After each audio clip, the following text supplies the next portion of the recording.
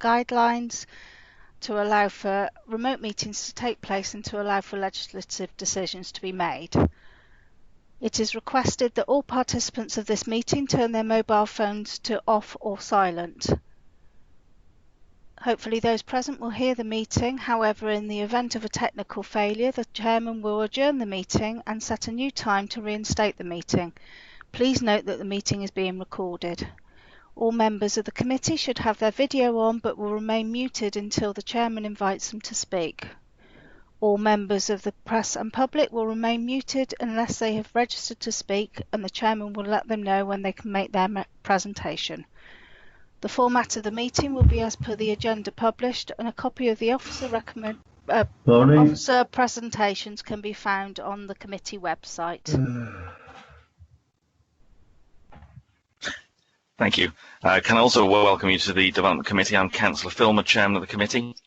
Just a couple of comments before we start the meeting proper, to take you through the process that will follow today. Each application will be taken in turn, with the officers outlining the details of the application. That will be followed by a public speaking time, and the members will then debate and decide on the application. To remind members of the committee, if you wish to speak on an application, please indicate via the online chat, and I'll call you in turn.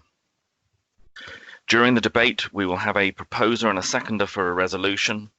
Members will then vote on this proposal in turn, confirming that they've been present throughout the application being considered, and will vote for, against, or abstain. The votes will then be counted and the result announced. I'll now ask the officers and councillors who will be taking part in the meeting this morning to confirm that they can see and hear me and to introduce themselves. So if we start with the planning officers, Mr. Houlet. Thank you, Chairman. My name is Stuart Houlet. I lead the planning team here at Sedgemoor. I can see and hear you, Chairman. Thank you. Thank you. And Mrs. De Vries. Thank you. I can confirm I can see and hear everyone. Thank you. Ms. Parsons. Thank you, Chairman. I'm a planning officer. I can see and hear you very well. Thank you. Thank you. Ms. Elvey. Thank you, Chairman. I can confirm that I can see and hear everyone. Thank you. And Mr. Evans. Thank you, Chairman. Yes, I can confirm I can see and hear everybody. Thank you very much. And then from our legal team, we have Mrs. Lehman. Thank you, Chairman. My name is Dawn Lehman. I'm legal advisor to the committee, and I can confirm that I can hear and see everybody. Thank you. Thank you. From our Democratic Services, Mrs. Nicholson. Good morning, Chairman. My name's Lena Nicholson. I'm the committee manager for this committee today. Thank you very much. That then brings us to the members of the committee, so we'll go round to members in turn. If we start with Councillor Granter. Yes, good morning, Chairman. My name is Councillor Graham Granter. I represent the Fairfax ward in Bridgewater, and I can hear and see loud and clear. Thank you. Thank you. Councillor Glassford. Chairman, I think he may have just dropped out. I think he's trying again, okay? Okay, we'll come back to Councillor Glassford. Councillor Pearce. Thank you, Chairman. Yeah, I'm Councillor Cathy Pearce. I represent Westover ward in Bridgewater, and I confirm I can see and hear everybody. Thank you. Thank you. Councillor Gibson. Hello. Good morning. I'm Councillor Lee Gibson from Eastover ward in Bridgewater, and I can confirm I can see and hear the proceedings. Thank you. Thank you. Councillor Hendry. Good morning, Chairman. Sedgemoor District Councillor Alistair Hendry, and yes, I can see and hear everything clearly. Thank you. Thank you. Councillor Murphy. Good morning, Chair. Councillor Mike Murphy, Burnham North. I can see and hear you clearly. Councillor Revens. Good morning, Mr. Chairman. Councillor Bill Revens from North Petherton Ward. I can confirm that I can see and hear proceedings clearly. Thank you very much. Thank you. Councillor Kingham. Yes, good morning. Yes, Councillor Stuart Kingham, and I represent the West Poldens, and I can hear and see all. Councillor Bradford. Good morning, Mr. Chairman. Good morning, committee. I'm Alan Bradford. I represent North Petherton Ward, and I can hear you loud and clear. Thank you. Councillor Bolt.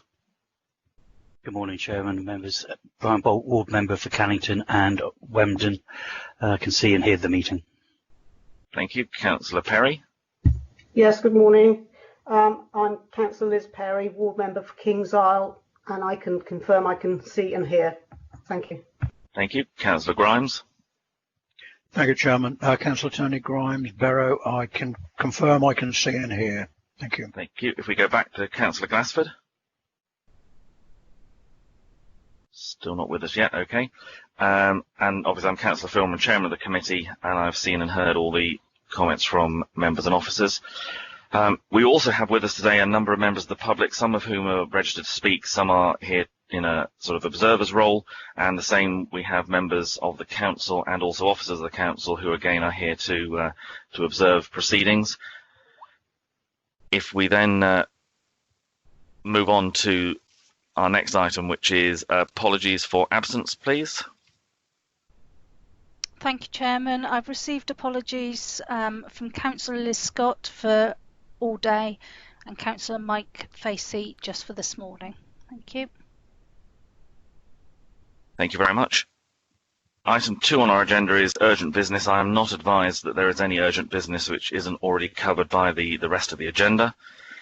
Public speaking time for members of the public, for those of you who've registered to speak today, we'll take the applications in turn. The officers will outline the background and detail of the application, and then we will ask you to come to address the meeting for 3 minutes.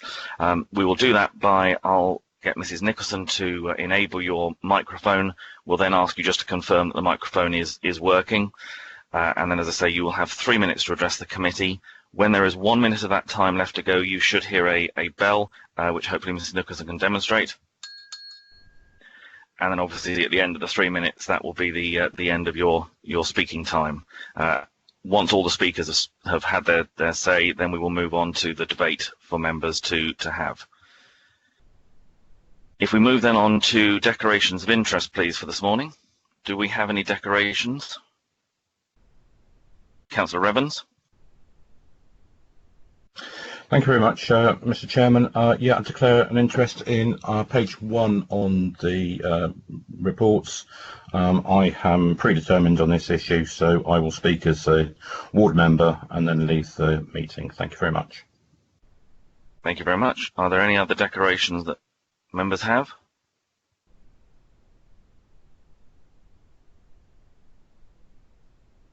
Thank you. Councillor Bradford.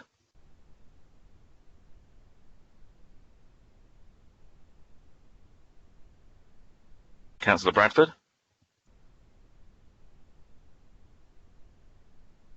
Thank you, Mr. Chairman. As Chairman of North Petherton Town Council, I took no active part in this application at all. Okay, thank you. No discussion at all. Right. So just to confirm, that's that you're not predetermined on that application. No, that's quite right. Thank you. If there are no other declarations, I need to make a declaration on the application on page 34. I'm predetermined on that one. I have made my views known and am registered to speak as the ward councillor on that application this morning. If there are no other declarations, for members of the public, it's important if that you're aware if any members have a sort of background on an application where you've heard members declare a predetermination declaration. It basically means that in effect we've made up our mind before coming to this committee and therefore wouldn't be able to address the matter with an open mind and be part of the committee. So if you're in that position, you have to declare that interest and leave the meeting when the debate takes place, and it will be left to the other members to make that decision. Where you've heard a councillor declare a non-predetermination, it means that they are a member of a town or parish council that have already considered this application, but in order to protect their position and make sure they come to this with an open mind, they've taken no part at the discussion at the town or parish level to enable them to take part at the district level. And I think there were no other declarations of any other type this morning. Can I just check whether Councillor Glassford has joined us yet? Yeah, good morning, Chairman. Yes, I have joined you. Excellent. And if you can just confirm that you can see and hear what's going on, Councillor Glassford? Yes, I can confirm that, yes. Excellent. Thank you. Thank you very much. Sorry about that. If we move on then to our first application where we have speakers present, that's on page 1. And Mrs. De Vries, I think you're going to take us through this application, please, which was subject to a member's site visit. Thank you very much, Chairman. The front screen should now be coming up for members. If you can let me know when you can see it, please. We have the screen now.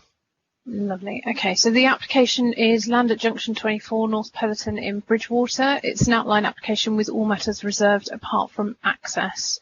And it's for the creation of employment uses, mix of B1, B2, B8, and the creation of a new motorway service area with ancillary uses and supporting infrastructure.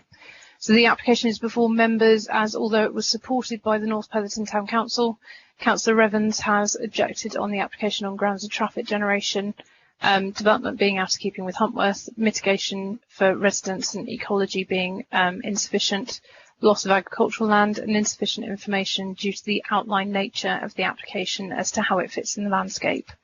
The application was considered at the last meeting and was deferred for a site visit, which was carried out last Friday.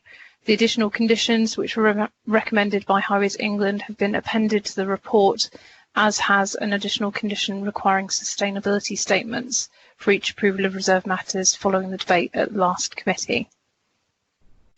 So this slide sets out the main considerations for the application, which I'll come to through the presentation. The application is also EIA development and was supported with an environmental statement.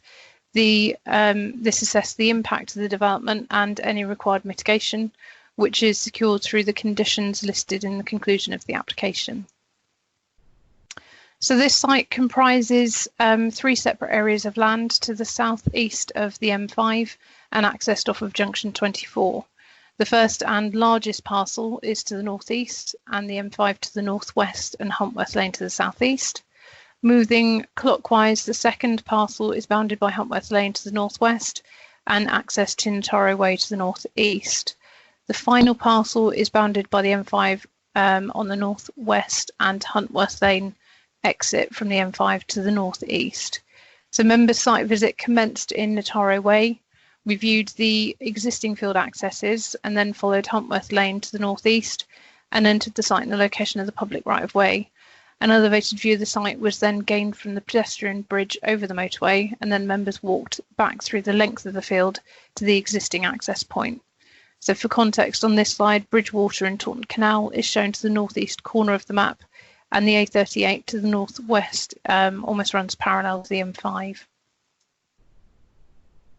So this site forms one of the allocated employment sites as identified within the local plan and supported under policy B8, which allocates 32 hectares of employment land with a mix of B1, B2 and B8 uses and potential for a motorway service area and ancillary uses such as hotel or commercial centre. This outline application and parameter plans reflect the allocation, with the addition of an area of land to the northeast, which is indicated with the red circle, to allow for the site to connect to the canal. Whilst this is included in the application, it is proposed to be retained as blue and green infrastructure and not and as a connection point, and is not proposed to be developed. So the dotted lines members can see close to the red circle form the public rights of way going through the site. The dotted line that crosses the site and the motorway was where members viewed the site from on Friday.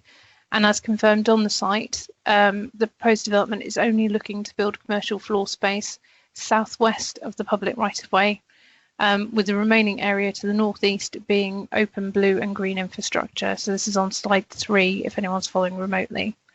Within the local plan, the yellow area indicates the potential commercial space, and the green edging details landscape buffers to the edge of the site. As highlighted on site and within the following slides, the proposed commercial development would only extend to the first public right-of-way.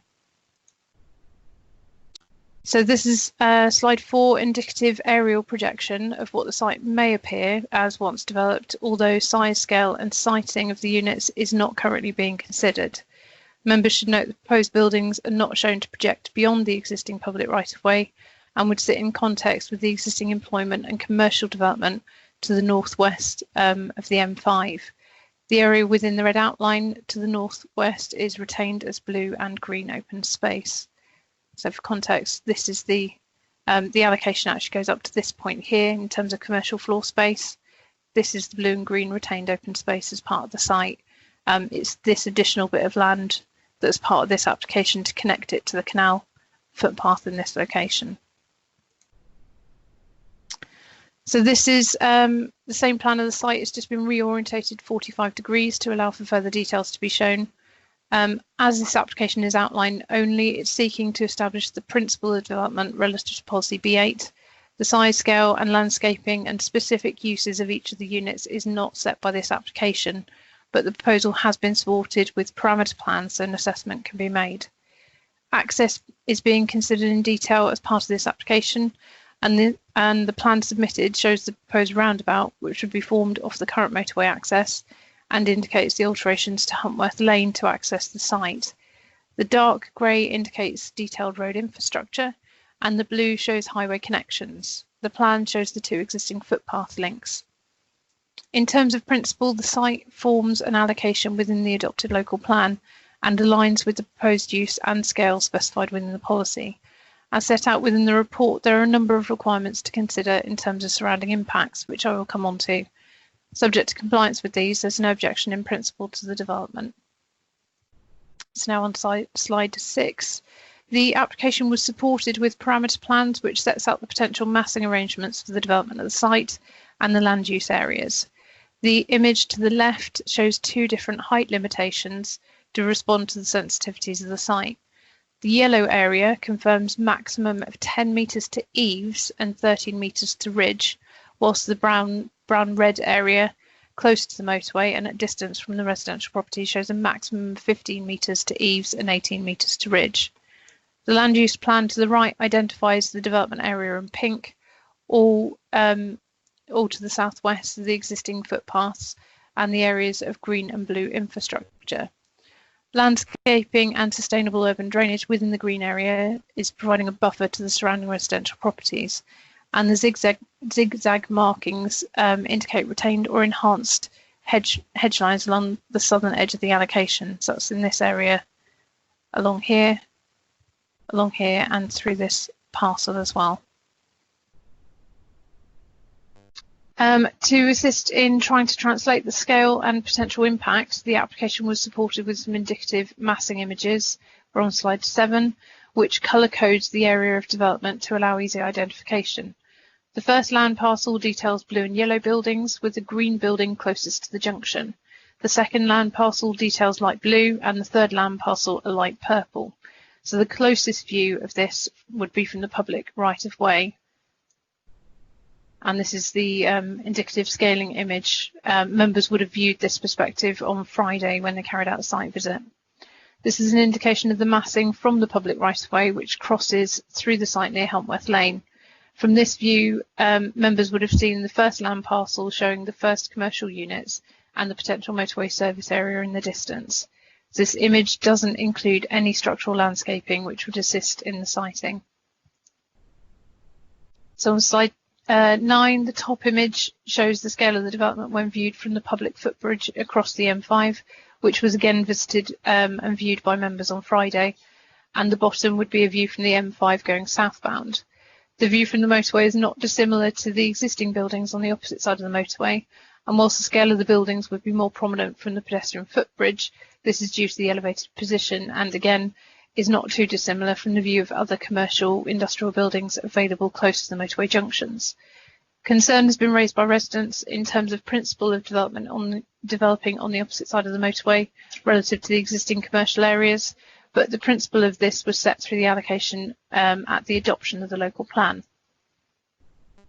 Wider ranging views show the top of Bridgewater and Taunton Canal near the Anchor Inn, and the bottom image from the footpath next to Dancing Hill Cottage, which shows the development may be visible over the hedge line, but would sit within the context of the surrounding industrial development on the opposite side of the M5.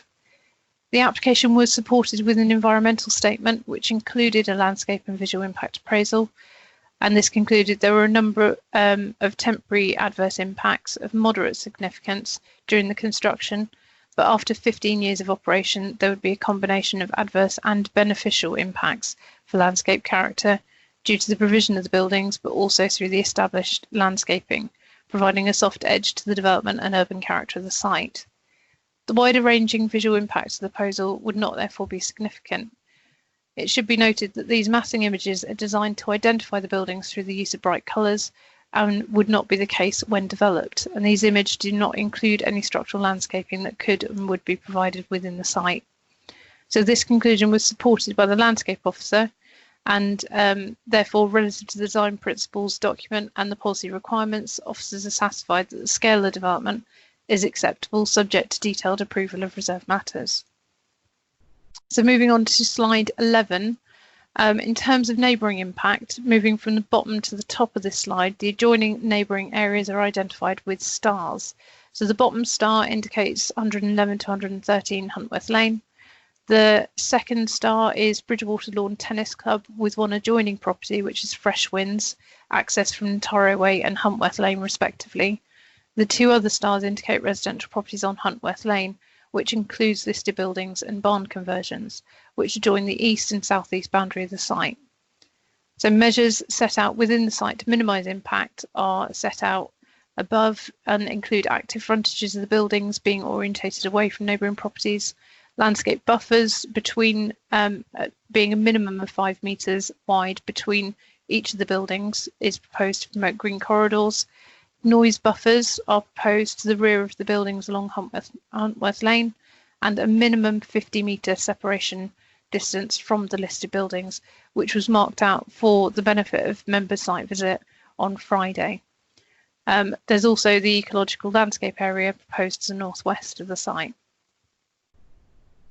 So looking specifically at the neighbours starting at the bottom star, the top image shows a view from the bottom parcel, which is number 3, towards 111 to 113 Huntworth Lane, which confirms they're close to the boundary and currently have first floor windows overlooking this site.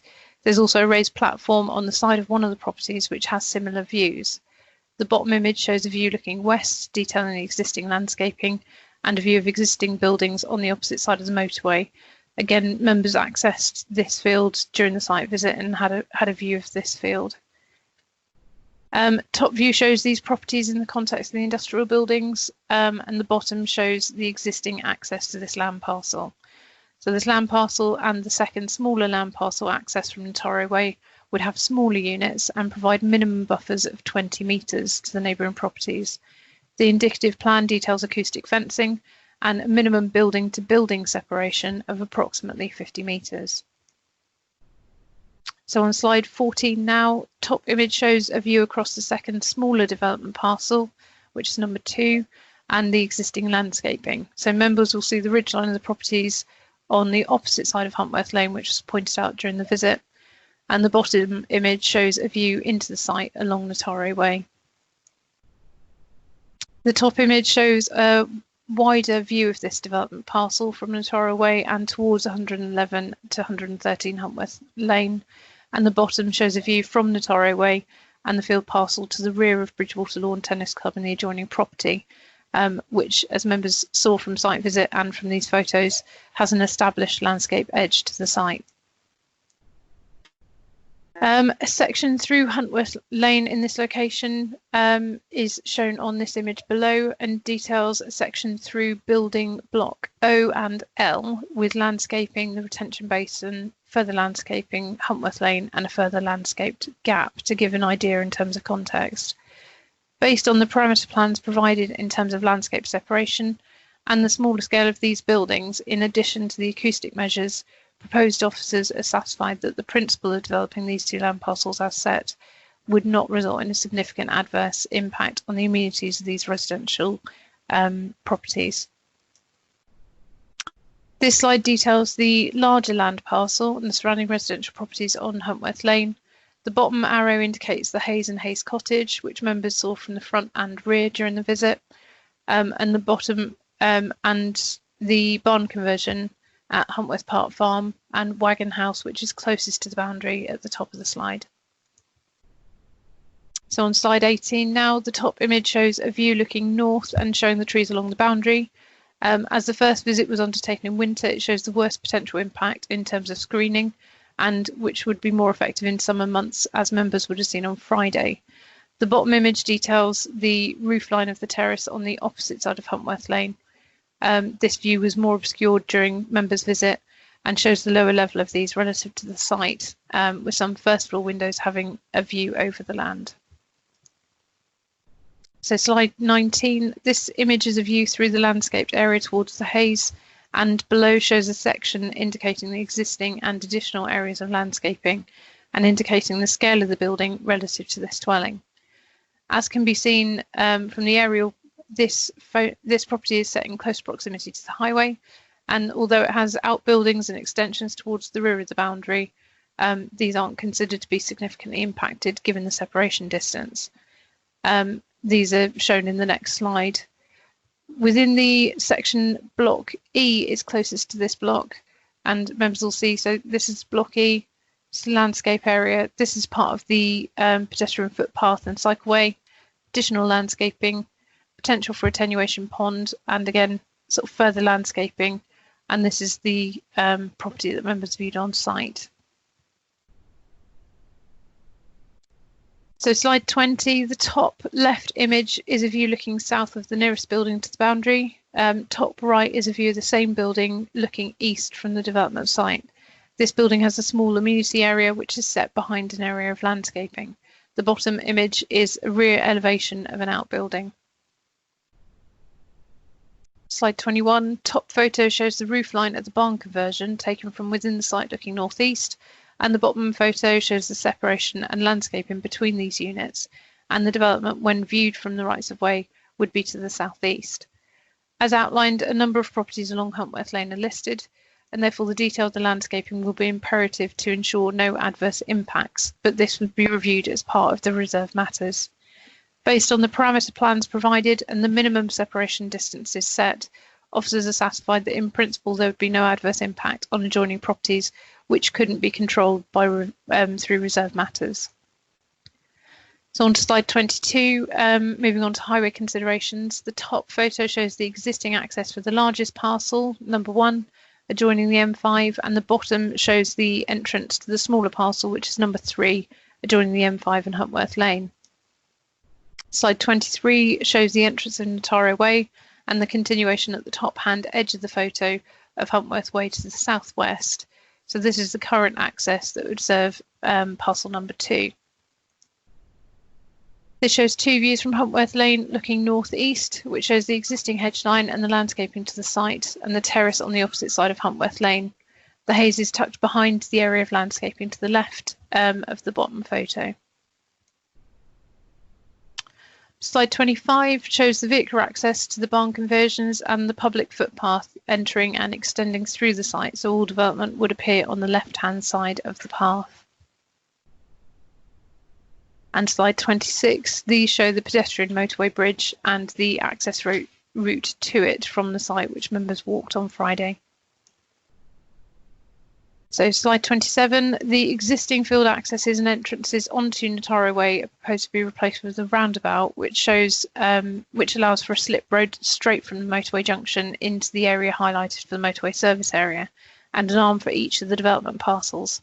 Huntworth Lane is proposed to feed into one of these arms, and the southwest continuation of Huntworth Lane would extend off the second arm, which feeds Notaro Way. The application was supported with transport assessment and modelling, which confirmed that the proposal would not impact on the strategic road network. A Stage 1 road safety audit was submitted with an abnormal loads assessment, which has been accepted by County Highways, and confirmation has been received from Highways England with their 5 recommended conditions imposed at the bottom of the report. As part of the development, there are proposed pedestrian improvements to Junction 24 roundabout to improve connectivity, increasing the width of the pavements to 2 metres and introducing uncontrolled crossing areas. A 3-metre wide footpath cycleway is also proposed to run through the site from the road network within the site to the northeast corner to link with the canal. Some improvement works were also undertaken along the existing public right-of-way to improve accessibility. So based on the information provided and subject to the above improvements to connectivity in the area, there's no objection on highway safety grounds, subject to the conditions recommended. In terms of impact on heritage assets, now on slide 30, there are 6 listed buildings within proximity to the site listed on the slide. Although Historic England has confirmed that development would not increase physical impacts to any designated heritage assets, although notes the location of 3 listed buildings adjoining the site. These are noted for their sensitivity and would need to be carefully considered as part of any reserve matters. Based on the buffers outlined earlier in the report and the separation distances shown, it's accepted that as a minimum, this impact can adequately be assessed at this point. There is an area of archaeological interest within the site which is proposed to be conditioned to ensure that any heritage asset is recorded in accordance with the National Planning Policy Framework. Ecological assessments were submitted in support of the application on slide 31 now, which confirmed wider enhancements proposed which go beyond just mitigation, and for the outline with the detail to be finalised at the detailed design stage, but it includes enhancement of the northern portion of the site for the benefit of biodiversity, details to be agreed at design stage, bat boxes to be installed on mature trees and away from light sources, bird boxes to be installed on buildings and sufficiently mature trees, a range of plant and shrub species known for wildlife value to be specified in the ornamental planting surrounding the buildings. Landscape and ecological management plan is also proposed to cover all retained and newly created habitats to ensure their long-term management. Natural England confirmed that the development was not considered to have any adverse impact on the designated sites and raised no objection. Officers are therefore satisfied that, subject to the conditions, the development would be acceptable in respect of ecology. In terms of site levels, slide 32, site levels range on site from 24 metres AOD to 9.5 metres AOD. The majority of the site is predominantly in flood zone 1, although there is an area of flood zone 2 and 3 to the north-east beyond the right-of-way. During the application, revised details were received to address a comment from the IDB regarding discharge rates, based on the site's intention to retain water on site within attenuation ponds. So prior to the discharge of water from these areas into the surrounding network, the discharge rate for the site has been reduced to litres per second per hectare, and therefore some of the attenuation ponds have increased in size. The amended plans address the comments raised and conditions are now recommended. So subject to this, officers are satisfied there's no objection on surface water drainage or flooding. The proposal relates to an allocation in the local plan and is therefore considered to be acceptable in principle. The illustrative site plan aligns with the adopted development and design principles document for the site, and appropriate minimum margins were specified. The proposal would be in accordance with policy B8 of the local plan and provides appropriate information within the parameter plans for officers to be satisfied that specific considerations can be taken into account through the approval of reserved matters applications. County Highways are satisfied with the development, and Highways England have recommended 5 additional conditions which are now imposed on the report before members. So subject to these being imposed, officers are satisfied that the proposal is considered to comply with policy. The application is therefore recommended for conditional approval, subject to a legal agreement to secure highway works and the provision of a footpath cycleway from the highway network within the site to the canal. So it's recommended for conditional approval, and I will pass back to the Chairman for public speaking. Thank you. Thank you very much. As you mentioned, there are a number of speakers that we have this morning. So the first one of those is Gavin Holgate. If Mrs. Nicholson, if you could enable the speaker's microphone, and if Mr. Holgate, you could just confirm it's working. I can hear you, Chairman. Thank you very much, and we can hear you. So you've got the 3 minutes to address the committee. You'll hear the bell when there's a minute to go, and start when you're ready, please. My name's Gavin Holgate. I live in Huntsworth, and I'm grateful for the opportunity to speak to you all again.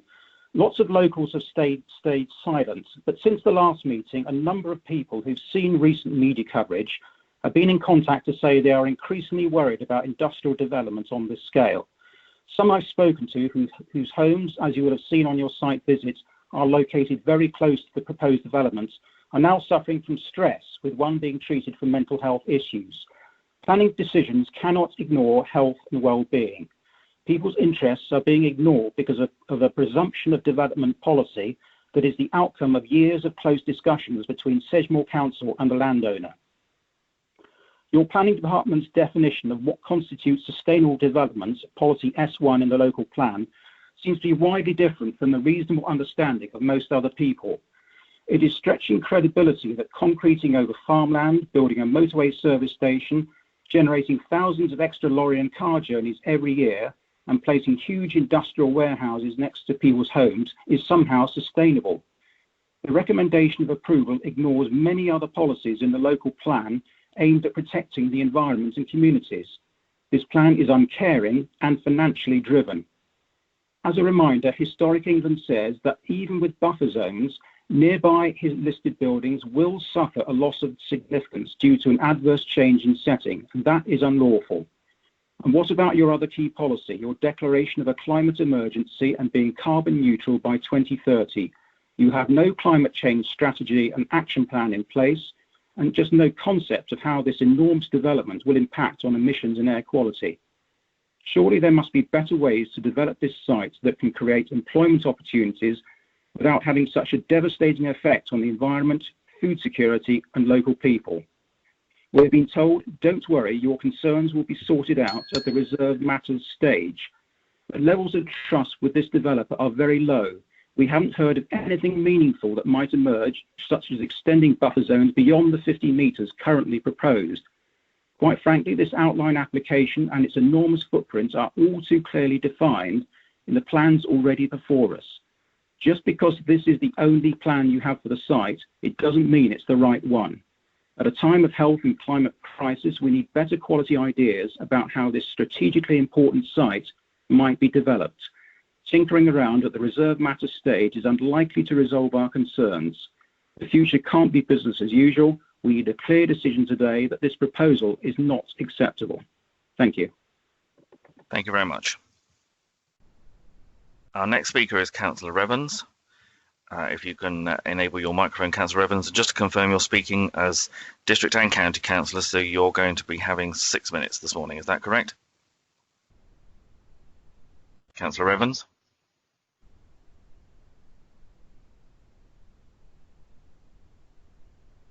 Is Councillor Evans present?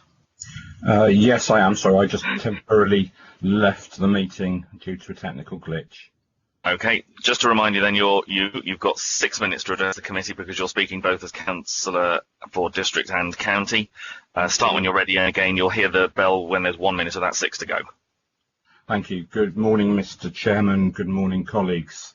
Thank you for agreeing to go on a site visit at the last meeting to look at the impact of this proposal on the community of Huntworth, and in particular, thank you to the officers for organising this in the current situation. I maintain my objection and would encourage you to vote against this proposal on the grounds that it is against local plan policies on the ecology and environment, highways, and the impact on neighbouring properties, including the heritage assets. My first ground for objection is the environmental and ecological impact. The proposal to industrialise 92 acres of high-grading agricultural land is against policy D19 on landscape, which states that development which has significant adverse effects, then mitigation should be provided. And that's not possible, and I don't think it is in this case. Opportunities to offset, remedy or compensate for unavoidable effects must be a requirement. These buildings will be massively tall and will be highly visible from the Somerset levels as well as from the Quantock Hills AONB. Further mitigation or compensation should be considered. Furthermore, strategic priority 1 of the local development plan is to address the challenges of climate change, and policy S5 speaks about reducing CO2 emissions. The economic model of this site is about using fossil fuels to distribute goods using the motorway network, precisely the economic model that is part of causing our climate crisis. Policy S4 supports developing built-on sites in preference to greenfields like this. And policy D16 says activities with an impact which is adverse on the environment should be moved, like the gravity site, which complies with this policy perfectly. Bridgewater Gateway, half a mile, has 4 units built out, all unoccupied, and construction seems to have stalled. Limited consideration has been given to policy D24, the pollution impacts of development, in particular light, noise, vibration and particulate. D24 is only referred to in passing as dealing with unexpected contamination. Clearly there'll be a substantial expected impact. The proposal turns Huntworth Lane into a cul-de-sac, easily accessible but not overlooked, a magnet for fly tippers the residents are concerned about. It's against policy D20, the habitat for wildlife, especially bats and badgers. Please note the continued objection of the Somerset Badger Group. Policy B8, the policy about this site, calls for a comprehensive green infrastructure. Have we really got that in this proposal? My second objection is on highways impact. Policy B8 calls for additional off-site highway works to mitigate the impact of this development. This is supported by Policy D14 on managing the transport impacts of developments. Where are these off-site works to take place? There's none proposed. There's been such massive development in the North Peloton area in the last 15 years. Yeah, we've seen some traffic lights in the Huntworth roundabout and a cycle path, but walking to this site from the south of Stockmore requires a substantial detour. At least put a pavement on the north side of the road linking the roundabout, so it would be a safe option to walk from the houses that have been given permission by Dawes Farm. As the Town Council say, even though they're supporting this application, this development makes the need for a relief road for North Peloton vital. Yet there's no proposal for any off-site contribution to the highways network. The proposal is to upgrade the footpath bridge over the motorway so that it is suitable for cyclists. Will this be compliant with the latest Department of Transport infrastructure guidance that was published last month? For example, that states the gradient should be less than 5% and there should be separation distance between pedestrian and cycle carriageways. The existing bridge, I think, is too narrow and too steep to comply. To comply, they'd have to replace the whole bridge, and that would make it unviable. My concern is this will never happen. The officer's initial report confirmed that the proposal for the motorway service area, the MSA, was not compliant with required Highways England criteria, though there are now conditions. DOT guidance for MSAs is that they should be within 28 miles of each other, not half a mile. They're getting around this by pretending that this is for southbound traffic only. Yet we will undoubtedly see northbound traffic queuing round the roundabout to avoid the current services, causing further issues to local traffic. Department of Transport policy guidance is to avoid MSAs at junctions to prevent queuing onto the carriageway and the dangers that this causes. My third grounds for objection is the impact on neighbouring properties, including heritage assets. Please note Freshwinds, which is virtually surrounded by these developments, and the impact on the listed houses Huntworth House and Hayes, and also the other houses in the area. Paragraph 5.38 of the local plan says sensitive consideration shall be given to the relationship between the industrial sites and the residential area of Huntworth. However, the property Freshwinds was not even mentioned in the officer's report. I hope you paid close attention on your site visit to see the impact. You'll have heard Mr. Holgate just speak so eloquently about the impact on him and his neighbours in Huntworth House and Hayes, the listed properties. Do you think they have been sensitively considered by this proposal? Colleagues, you'll be familiar with our policies of residential amenity, D2, D16, D25, massive warehouses, 13 metres in height in the eastern parcel, 15 metres in the western parcel. These will have a huge impact on the neighbouring properties. What's the difference between this case and similar cases where modest residential extensions are being judged not to comply? Historic England talk about a loss of significance from these, which is against policy D26 on the historic environment. There are so many strong policy reasons to vote against this proposal. It will have a huge impact on the local highways, the environment and the historic hamlet of Huntworth. Thank you. Thank you very much. If we come to our next speaker, who is Chris Dadds. Again, Mr. Nicholson, if you could enable the speaker's microphone. And Mr. Dadds, if you could confirm that it's working for you. Yes, I can hear you. Terrific. Thank you very much. Just to remind you, you've got the 3 minutes to address the committee, and you'll get to hear the bell when there's 1 minute to go. So please start when you're ready. Thank you very much. There are many points I would love to have time to reiterate or respond to in those comments that I've just heard, but my 3 minutes allow me only to focus on a few of the fundamentals. The site is allocated, as we know, in the local plan, which was only adopted last year, and the application was supported by the Town Council, and I've been to numerous Town Council meetings to debate this application. The evidence presented for the local plan by this council demonstrated that this did represent sustainable development. The loss of agricultural land was debated, and the council determined that the site should be allocated, and this view was supported by an inspector. The site was chosen when compared to all other sites in the district. This is not a speculative application, but delivers the council's own plan. The letter we sent yesterday confirms that there remains employment demand along the M5 corridor and the character of buildings on this site would be different to those at Gravity and Gateway. The proposals are for a mix of building sizes to meet the need from a range of employers, local and national, plus of course the motorway services will generate jobs. There will also be jobs created in the construction of the site, jobs that, in the current circumstances, will be more important than ever. Councillors have questioned the need for services themselves, and the M5 is and will continue to be a major route for the southwest for freight and for tourists. Motorway services are a key part of that infrastructure. They were not closed during lockdown, and indeed their role in enabling food distribution has been central. The existing services provide a poor facility for the travelling public and especially for HGVs and coaches, and that side is not big enough to be extended to meet the requirements. Councillors pointed quite rightly to the climate emergency. The details of the design of the buildings and the sustainability will be determined through the reserved matters, as you know, but the application provides for landscaping throughout the site along with ecological enhancements at the northern part. The site is accessible by walking and cycling for employees, though the M5 will continue to be a route for travelling tourists and for freight. There will be employment generated movements, and this will be a complex assessment. Some occupiers will be made by relocations of existing businesses to this better location. Overall, the application is in line with the local plan and the design principles document and is guided by parameters plans. These control the height of buildings and define the landscaping areas. You saw on the site visit what the 50-metre minimum buffer from the boundary in the list of buildings will mean in real terms, and we believe this will protect residential amenity as well as the setting of listed buildings.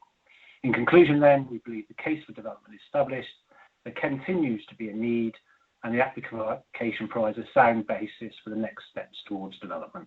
Thank you. Thank you very much. As I mentioned earlier, obviously this was subject to a member's site visit, so I will come round to the members who attended the site visit in turn just to get their comments on the site visit. So if we start with Councillor Grimes. Thank you, Chairman. Yes, I think this site visit in this case was useful. It answered a number of questions. Properties I found were very well screened at the moment, and the distance to units with landscaping added was acceptable to me. Big problem seemed to be the tallest units, but as it turned out, the ground sharply sloped away, and which set the units down a lot lower.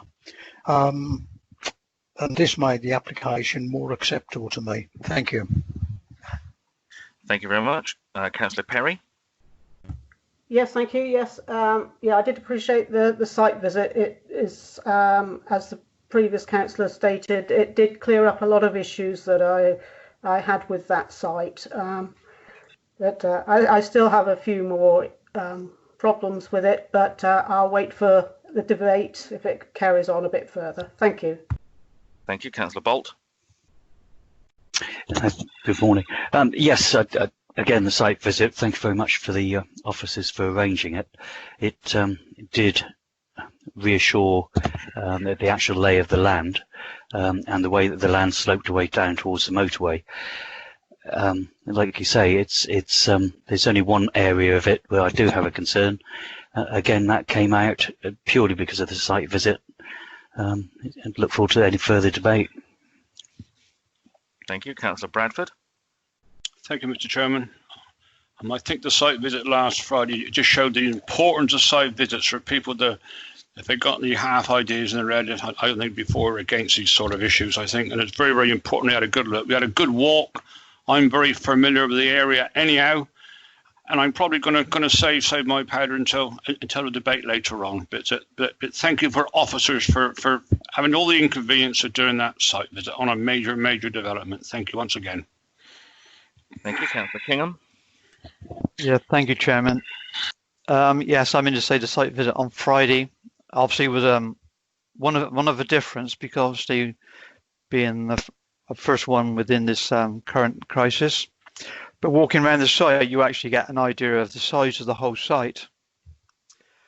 And it's good to see that measures are being put in place. You've got the 50-metre area. It would be nice if some of those trees could be planted before the site starts, so that they are, I know they did say that mature trees were being planted, but if some planting could be done beforehand, so at least they mature during the construction of the site, at least it will help save the problem with local residents. Just a new serviced area, I mean to say, I would have thought it would be welcome, because I was there on a Saturday morning during the first of the holiday weekends, and that area was gridlocked because people were coming off the motorway. They were going around to the traffic lights and it was gridlocked. I mean, say, surely if you've got a service station where you can come on and off the motorway without being affected by other roundabouts with traffic lights, it'd be better for local people. Local employment has got to be good because of the crisis at the moment. I mean, there's a lot of people are losing their jobs, so creating new industry for local people is, I believe, is good.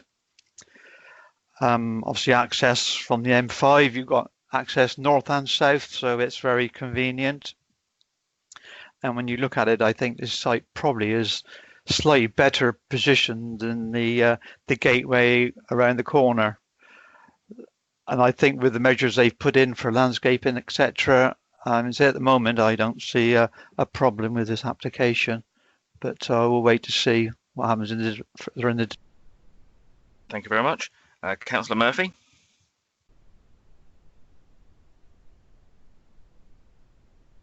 Councillor Murphy.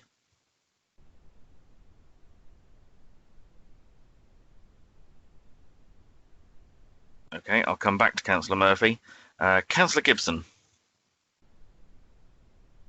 Hello, yes. The site visit showed to me really the massive development that it will be, and it's not going to be sustainable at all. We need to be thinking regenerative, not sustainability. That's really lost its meaning, I think, nowadays. I feel that the bridge access I think that bridge would have to be replaced because the bridge was actually wobbly with just a couple of us on there. I think the pond sites, the ecological, so say Lily ecological sites to the north of the development, I think they're just really drainage sites and called ecological sites. I've got other things to say about it really, but yeah, I was just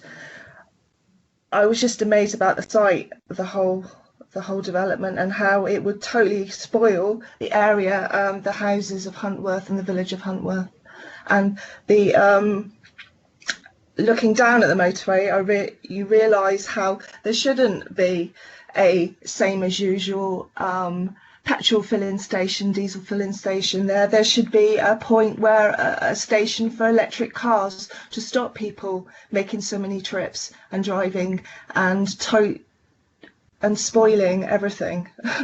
It was quite a shock how large the site was. Okay, thank you very much. Councillor Pearce. Thank you, Chairman. Yeah, I found the site visit really useful and interesting, and just bringing home to me the sheer scale of the site and the impact on the hamlet of Huntworth. So I can understand why there were 43 letters of objection from an area which, as I say, is a hamlet.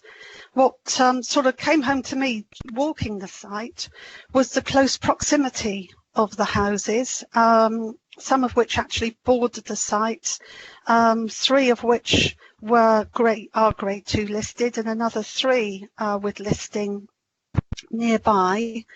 Currently, these houses look out over open fields, and to the elevated nature of the land on which the development will be built, I cannot understand how that can be perceived as anything other than overbearing and dominant in nature, which I thought we had policies to protect, especially for listed buildings. On the other parcel of land to the south, where the residents are bordering the fields, where they currently overlook fields, and that will be replaced by motorway services right on their doorstep, with the traffic fumes, noise and odours that will bring. In my view, that's completely unacceptable and contrary to our policies to protect against such development, especially when there's already a motorway services about half a mile away. It's said in the report how this is down to market forces to decide, but for such a large infrastructure project, I believe we need to take more of a strategic view. As I say, there's a raft of policies that should protect the local residents against developments of this scale. In terms of strategic policies, Policy S5 exists to minimise greenhouse gases. Sedgemoor has signed up to a climate emergency and developing and signed up to be carbon neutral by 2030. And I really don't understand how the proposals as before us will enable us to achieve that. As it's been said, the land is designated as employment land in the local plan, and we do need employment. But according to a 2020 Market Monitor report, there isn't a shortage of industrial units in Bridgewater. There's land sites at Bristol Road, Junction 24 and Gravity, and indeed, as has been said, other industrial buildings at Junction 24 Gateway site are still remain for let. So I just think that maybe we need to reimagine what type of employment this high grade, most versatile of agricultural land is designated for. And those are the words of the agricultural land classification system, not mine. We need to future-proof this land, because once it's gone forever. And so, yeah, thank you. Those are my observations from the site visit. Thank you. Thank you very much. If we can come back to Councillor Murphy. Thank you, Chair. Can you hear me now? Am I audible? Yes, you are. Oh, thank you very much. I thoroughly wish to thank, first of all, Mrs. Dawn de Vries for her excellent presentation of the site, walking around, controlling everybody, making sure we were all within audible distance of our speaking, and gave us a very good and detailed introduction to the site, which was completely massive. I think a number of other people have said the same thing, that they appreciated the visit, the first visit of the year, because it gave us a completely immediate impression of scale, which you cannot really get from the drawings unless you've got your scale ruler at hand and a set of drawings in front of you. I had mixed feelings. I am someone who believes in motorway services up and down the motorways. I've travelled up and down the motorways all over the country, and it's vitally important to have them at strategic places. And certainly the existing Huntworth motorway services is extremely poor. We all know that. In fact, I really can't see a future for it. But in this case, I am really inclined to think that when I'm looking at the whole site, I think this site I'm not disputing the need for the previous fact that we've allocated this for employment purposes and industrial development. I'm not saying that we should go beyond that, but I think that the developer has become too ambitious. One of the things I want to point out and talk about later is, if you look at they have positioned everything back from the motorway, completely opposite to the site on the other side, which is right next to the motorway facing inwards. They are suggesting that they should have a view. You'll notice on the plan here it says a very nice view for the people, and I don't think that is helpful at all, because what you're doing is you're almost doubling the size of the site, moving towards Huntworth Village. And I am not convinced that 50 metres, well, first certainly 50 metres only for part of the site. It's not the corners, and on the corner of the site it's very close to the village development, very close. Certainly not 50 metres, that's for sure. And I would suggest that we look very closely later in this discussion at the positioning of the buildings in the main section, with with this, and the little squares you have with pieces of information, which again tell you that there will be a good view for everybody there, as if it was necessary to have, employment and a good view next to the motorway, a good view of the motorway perhaps. But in that case, they have pushed the site further and further back. And in that case, I suggest that they are overbuilding and certainly over-dominating the area. That small, the line nearest to Huntworth Village shouldn't really be there. I'm also deeply concerned about the area down in the lower part, in the southern part of the section, where they again have overbuilt and created a corridor for the people of Huntworth to drive through, and that should not be happening. We should not be placing an industrial site corridor for people to access their village. I would say that was, in some ways, affecting their rights. It certainly seems to me that I know that from experience in Junction 22, for example, we had a situation in Junction 22 and still have, where at the time that Sanders were involved as the owners of their supermarket, of their garden centre, well, they had more than 50 buses every day coming in, parking there. Now, if you can imagine 50 buses perhaps deciding not to go to Sanders, we'll come to the brand new motorway service centre at Huntworth, and we'll come down there and park 50 buses in and out all day, more than 50, but 50 at one time in Sanders, maybe coming for lunch or whatever, and you would have a great deal of congestion, all being suffered by the people of Huntworth. So at the present moment, I've got a lot more to say, but I'm not going to bore you with all that. These are just some of the points that I'm deeply concerned about this overdevelopment of the site and the need to look again at the spacing. I would suggest that's one thing I will be talking about later. Thank you, Mr. Chairman. Thank you. As the last member of the site visit team, just to comment on the visit itself, as you've heard, we went around the entire site. We walked on the highways and then came back across the actual site itself to view both the site itself and the neighbouring dwellings and the impact that would be had.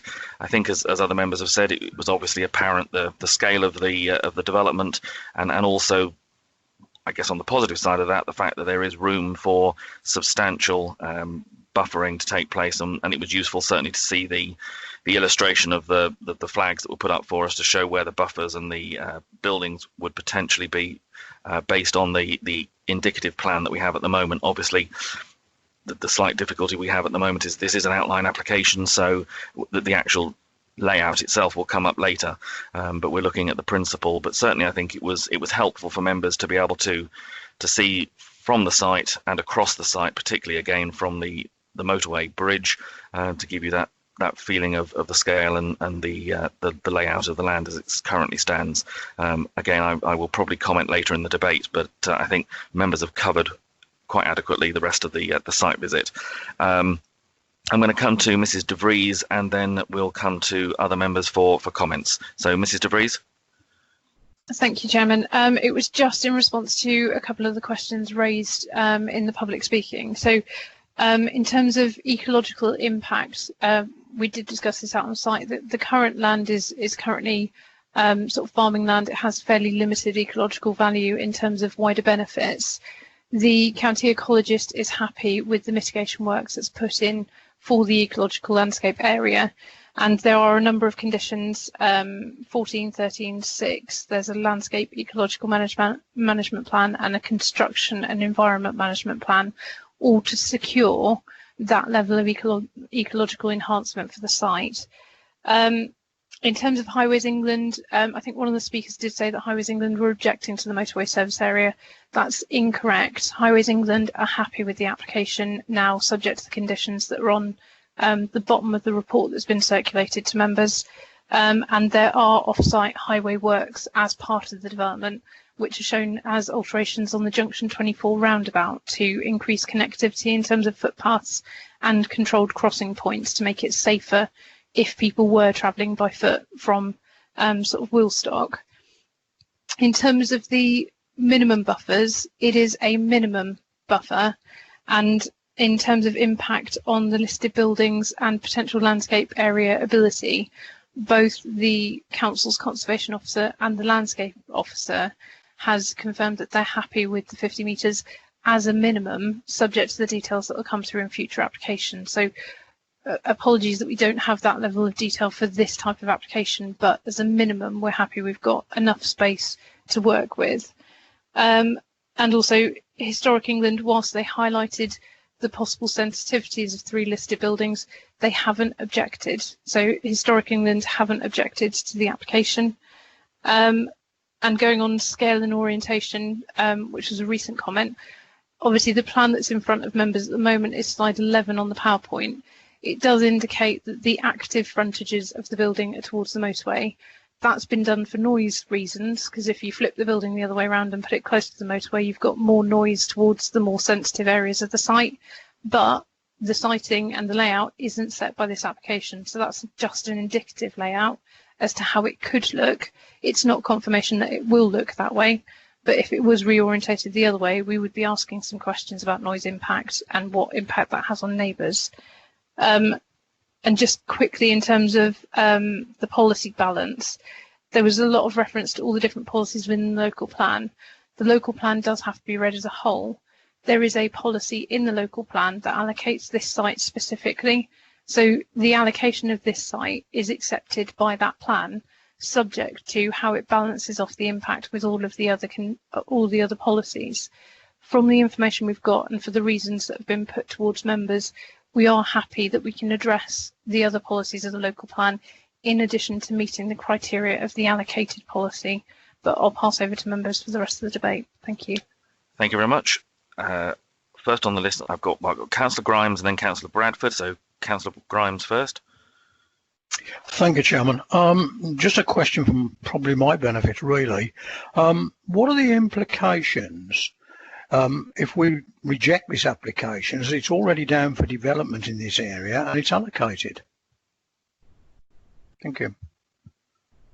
Thank you, Councillor Grimes. I think it would be to refer back to the comments just made by Mrs. De Vries in the sense that obviously this is an allocated site. Members, because this is an outline application, members would be having to explain why that they were coming to the conclusion that that allocated site was inappropriate. Based in the fact that obviously all we have in front of us at the moment is an outline application, so we can't be deciding on the detail of it, and the only detail that we have is the highways accesses, which are outlined as being supported by both Highways England and the Highways authorities. So I think, Mr. Houlet, did you want to comment on that as well?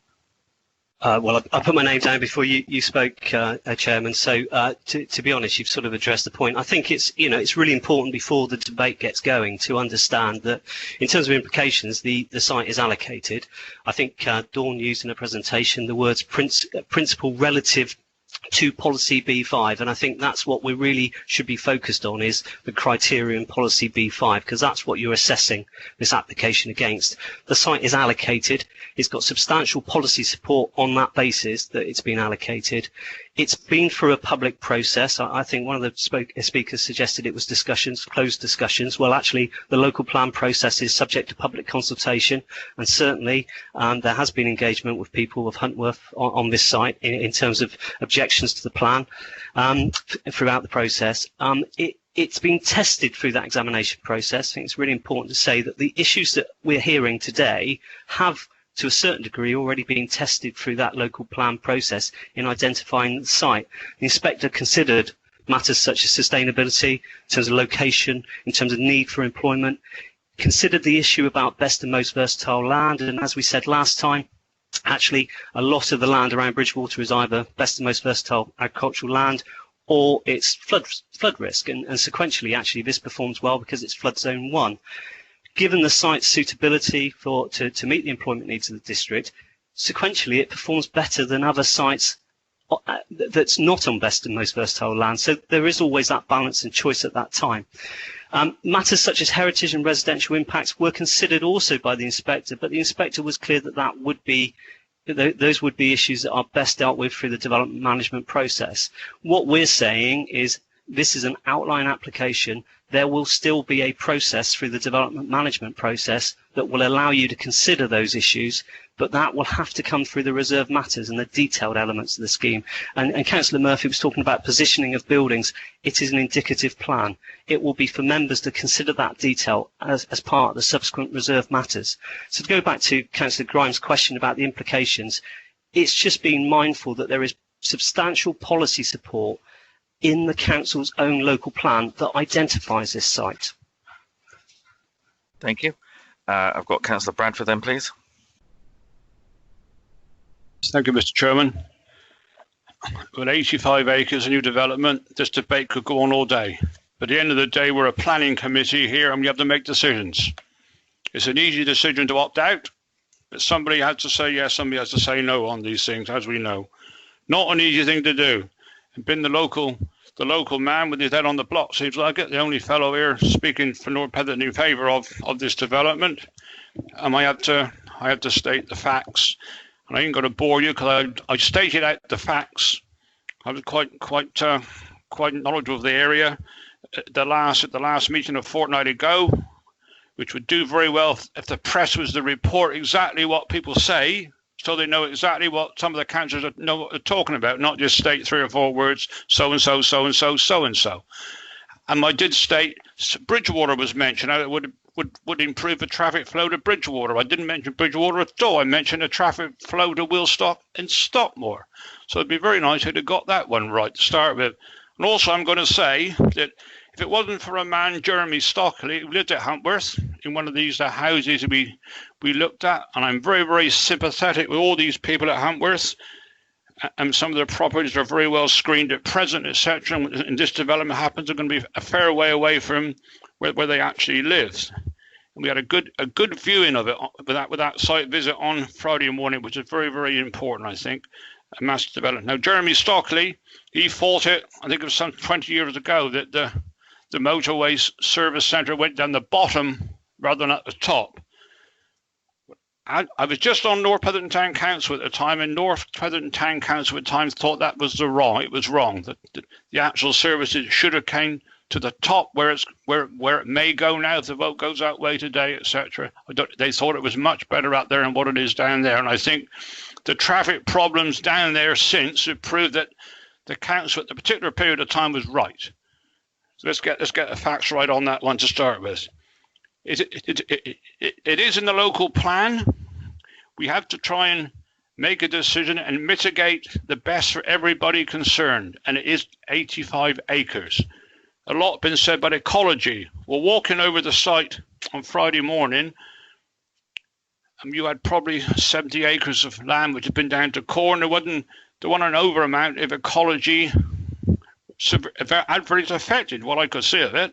And I think by planting a lot of trees and landscaping and bunging and the attenuation ponds will actually increase some of the ecology and some of the wildlife areas around there. It's not an easy decision to make, this one. I'm not 100% convinced we need all the buildings. And the gateway site's been mentioned the other side of the road already. It stood redundant for a little while, not been taken up, and in each present circumstances you can understand why. And perhaps we need not look too much into that, but I'm just wondering whether it could be scaled back a little bit. Some of the industrial buildings, so it's not such a big impact all at once, and probably in the next lot come in another 10 years, things like that. But we could probably grant planning permission today, but who's to know when it's going to be done? Will it be done in my lifetime? We just don't know, do we? And I reserve the right to come back again, Mr. Chairman, if I need to. Because a lot of things I could say on this, and I could go on for it. But we got to be concise to the points that the officers have laid out, and and they've done it very, very well. I think they have. But a major development like this will always have an impact on people because it's a change. It's a massive change to the area. Thank you, Mr. Chairman. Thank you, Councillor Bradford. Just to follow up on your point about whether or not all the buildings will come forward now or later. Of course, this is an outline application, so it's setting the principle here. It'll be then up for subsequent applications to come forward in phases, potentially of those developments through reserve matters. So that would be dealt with through that process. Right. Could be a good idea, that one. Thank you, Mr. Chairman. Councillor Kingham. Yeah, thank you, Chairman. Obviously, there's a lot of feeling regarding this site. It's a site that we've got in our local plan. We have to remember this is just an outline planning application. The detail would be in the next stage. And I think what they're proposing to do at the moment is, so they've gone a long way, but maybe they could go a bit further with their final detail planning.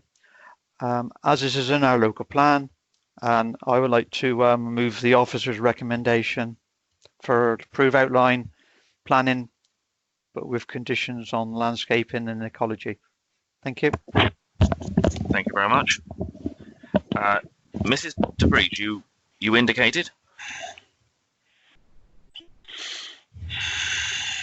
It was just as a brief update. I forgot at the beginning. Apologies. Condition 24, 25, and 27, which is 3 out of the 5 additional highway conditions. They just need an additional trigger added onto them. So if we do get to a point of resolution, it would be subject to the additional trigger just going on to those conditions. Thank you. Just to confirm, Councillor Kingham, you're happy with that as part of your proposition? Yes, Chairman. Okay. I've then got Councillors Bolt, Murphy.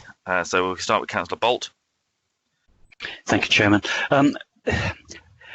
Quite possibly, we can't have it always. We're looking at an outline plan, as has been said by the officers. My initial concerns have been the fact that they had put on maximum heights of the buildings, the highest ones being closer to the motorway and the lower ones being closer to the settlement.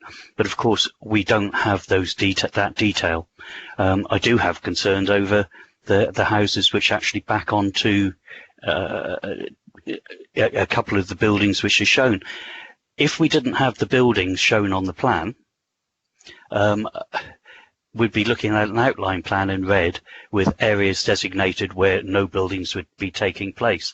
It's probably focusing us too much on the fact that might be their plan, but again, we've still got to approve that at a later date. I'd like to second Councillor Kingham's a bit to move this.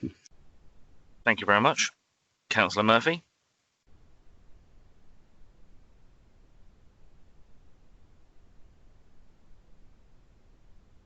Councillor Murphy. My apologies, Chair. Can you hear me now? We can. Thank you. I have no objection to the use of the land as it's been designated. I think it's in the right space and it's in the right place.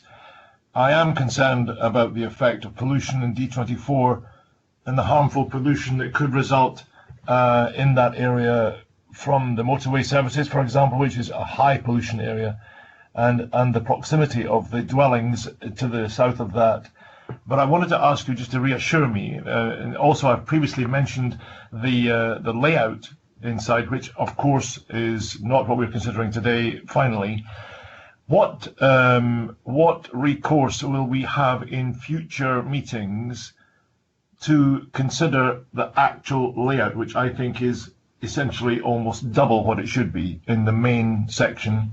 If we have approved this particular officer's recommendation, what will we have as say over the reserved matters and the actual finalised design? What happens then? What is the next stage? Does it come to us finally? It comes to this committee?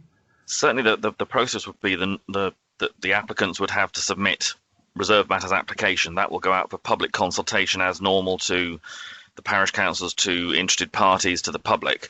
And that would go through the same process in effect that this outline has gone through, so that in the event that there is concern raised and objections, so if it were recommended for granting and objections came forward, it would come to this committee. Equally, it could be that if it was recommended for refusal and members of the public and the parish and the local members supported it, that would bring it to committee. So it would come through our normal delegation scheme, but it would need subsequent reserve matters applications. I've got Mrs. DeVries indicating that she wanted to comment as well. Thank you. So just on slide 6, that's before members, these are 2 of the parameter plans. So it shows sort of the height areas. So the brown red area is the larger height. The yellow is the smaller of the 2 heights that were listed. They are maximum heights. That is the absolute highest you could possibly get that building in that location. As part of the consent that's being put forward, there is a requirement for them to comply with the parameter plans. So it cannot be any bigger than the maximum heights they've specified.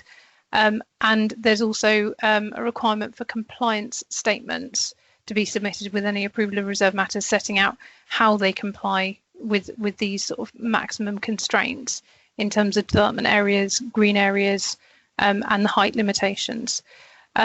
In terms of the call-in process, whether it be before members or not, that does come under the scheme of delegation. So assuming there may be a local elected member that might not be happy with the details, it may be before members again for the detailed element, but it doesn't get called in automatically. It would be subject to the scheme of delegation.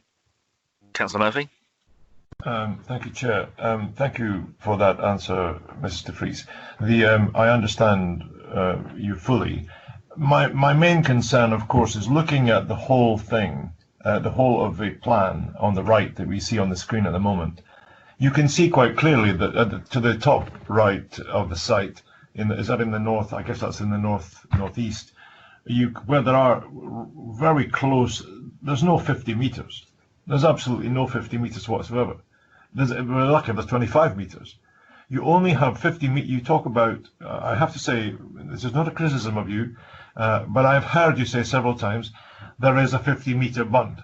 There's only a 50-meter bund along a certain part of the site. That's all, and really there's only one house at that point. The rest of the houses are set back. But in the top right, there are several dwellings. There's several parts of the village, which is actually visible. You can visibly see where the buildings would be, and you'd also be only 25 meters away. So I would think this business of the bund should be re-examined. I certainly would be very concerned about not having, personally, a 75-meter bund. But I'm thinking that the site is overdeveloped, overbearing, and also from a pollution point of view, in terms of pollution, in terms of visible pollution, passive pollution, if you like, that will be something that would disturb those people who are already there 25 meters away rather than 50. So that is my. Okay, I appreciate this is not maybe something that you think or you say, and I take your guidance, that we should be even considering this today. But sometimes when you don't mention these things, because you do mention quite carefully, you say there are substantial noise buffers around the village. And so far, I've seen no evidence of that. I would be asking that question in subsequent meetings. And I get the feeling that, this business of walking the site was excellent, seeing the buffers was excellent in terms of the flags, and I thank the people for that. But I am not convinced that this is protecting the whole of the village. I think it's affecting, as well as the entrance, which will be, if you can imagine, looking at the Junction 23, for example, the amount of traffic that's jammed in that place in the mornings is quite substantial. It has a huge impact. And if you then have a motorway area which is right at the beginning of Bridgewater, in that area, creating a new entrance to Bridgewater, it will have a huge impact on that area. And so therefore the traffic flows will be so substantial as to affect the people of Huntworth getting in and getting out. And these are some of my deep concerns about this area, not about the creating employment, not about the land being allocated for this purpose, but the surrounding areas need to be less of an impact inside it, so we have less traffic. And I think and more buffers to fully protect this. It's not protected as far as I'm concerned. I'd ask you to comment on that, Mrs. de Vries. Thank you. Thank you. Mrs. de Vries. Thank you. In terms of the minimum set out, the reason for the focus on the 50 metres is in that location there are listed buildings. So whilst we look at amenities of all properties and we try and preserve all properties in terms of noise and impact, listed buildings are particularly sensitive and have their own legislation that covers protection of them as a heritage asset. So that's the reason why the 50 metres is specified for this particular area. As set out previously, we're not looking at siting of the buildings, we're not looking at the scale of the buildings, we're not looking at where they're going, what the separation distance is. That's not part of this application. I cannot give you reassurance today what the separation distances are because they're not set. The only things that's set are the parameters in terms of the absolute minimum separation for certain aspects. So for the listed buildings, there is a 50-metre buffer. For the other residential properties, there may be less, there may be more, but until we have the details, I cannot give you assurance on that. In terms of the impact, we will look at it as part of approval of reserve matters when it comes in. But we cannot control it at this point until they set the location of the building. Then we will assess the location of the building And if it's acceptable, we will approve it. And if it's not acceptable, then we won't. But we don't have those details to make that assessment at this point. We do have minimum buffers for certain areas which are set and are controlled by the conditions on this application. In terms of pollution, it is pointed out actually with motorway service stations, this one potentially is going to be incorporating electric charging points. So it won't be solely for diesel and petrol vehicles, it will be for electric vehicles as well. But again, the detail of how many and where they're going comes with the subsequent application. And in terms of traffic generation, motorway service stations aren't usually a destination in their own right. Some can be, but they aren't usually a destination in their own right. So they tend to take existing traffic off of the network for a brief pause and then put it back on the network again. So it's not in itself a significant traffic generation use because the vehicle movements are already on the network. In terms of what the traffic generation would be for the proposed units, until we know what the proposed uses are, we don't know what that impact would be, and the details will be assessed when we've got them for each subsequent application. Thank you. Thank you very much. Councillor Gibson, please. I think the development is too large, and I think the outline permission maybe for the south area of the Notaro Way, with regenerative businesses go into that area. But I think if this gets passed, it's a bad day for the people of Huntworth, the village of Huntworth, the people of Huntworth, the environment. It will go against our policy, Sedgemoor's policy, if we actually get round to getting one together. Even though we said that we were aiming for a neutrality by 2030, which this won't provide. It's not regenerative. You can say anything sustainable if it's got like comings of goings, but it's not. It needs to be regenerative. And this parcel of land, it keeps getting called parcel of land. It's like a gift we're giving out to.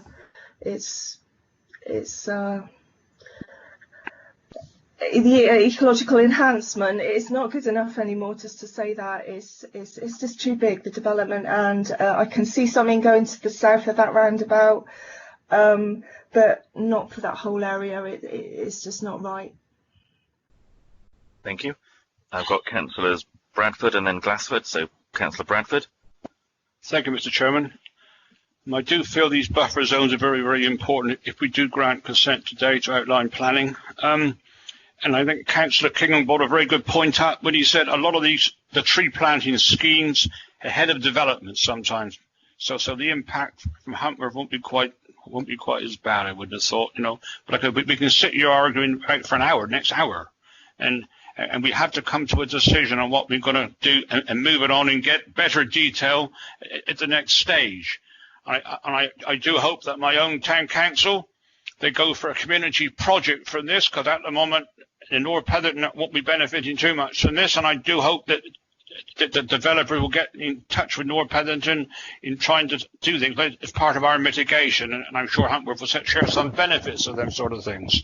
So really, what I'm going to do, Mr. Chairman, to move things on, I'm going to second Councillor King's recommendation. Thank you, Councillor Bradford. It has actually been seconded by Councillor Bolt already, but we'll note your. And was that done silently or noisily? No, it was noisily. Was it? So, yes. I must have been asleep. Don't worry. We'll move on. Thank you, Chairman. That's all right, Councillor Glassford. Well done, Brian. Thank you, Chairman. Just for my own peace of mind, when the local plan was voted on at the full council meeting, was it unanimous? I believe it was.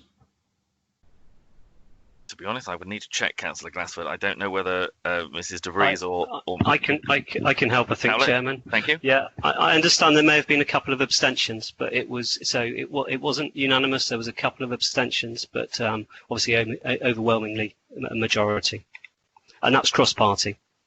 Thank you, Councillor Glassford. Thank you. That's okay. As it is part of what we agreed, and I voted for the local plan. But I am in favour of this development. Thank you very much. Thank you. Are there any other comments from members before I come to a vote? I'm not seeing anything in the chat, so I will come round to members in turn. Again, just reminding members that you need to vote for, against, or abstain, and also confirm that you've been present throughout the debate and the presentations. So if we start with, let's start with Councillor Granter. Yes, thank you, Chairman. I can confirm that I have been present for the whole of the debates. I am going to vote for the officer's recommendation. I mean, a lot of these arguments could have been brought out before on the local plan. That was the time to bring all these problems up. It's outline development. The principle of development is already written into the local plan. So I'm voting today for outline development, and I vote for the officer's recommendation. Thank you. Thank you very much. Councillor Glassford. Thank you, Chairman. As it was a part of the local plan, I am in favour of the officer's recommendation. Thank you. Councillor Pearce.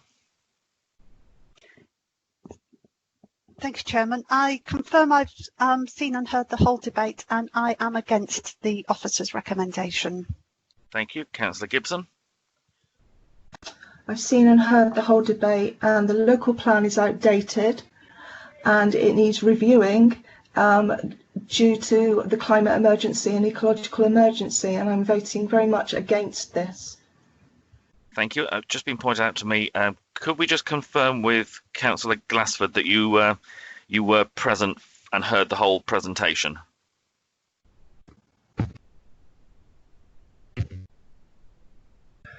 Councillor Glassford? Sorry, I think we've lost your sound at the moment. We can see you, but we can't hear you. Is that better? That's spot on. So just to confirm, you were present throughout the presentation and heard the debate? Yes, I was present through the whole presentation.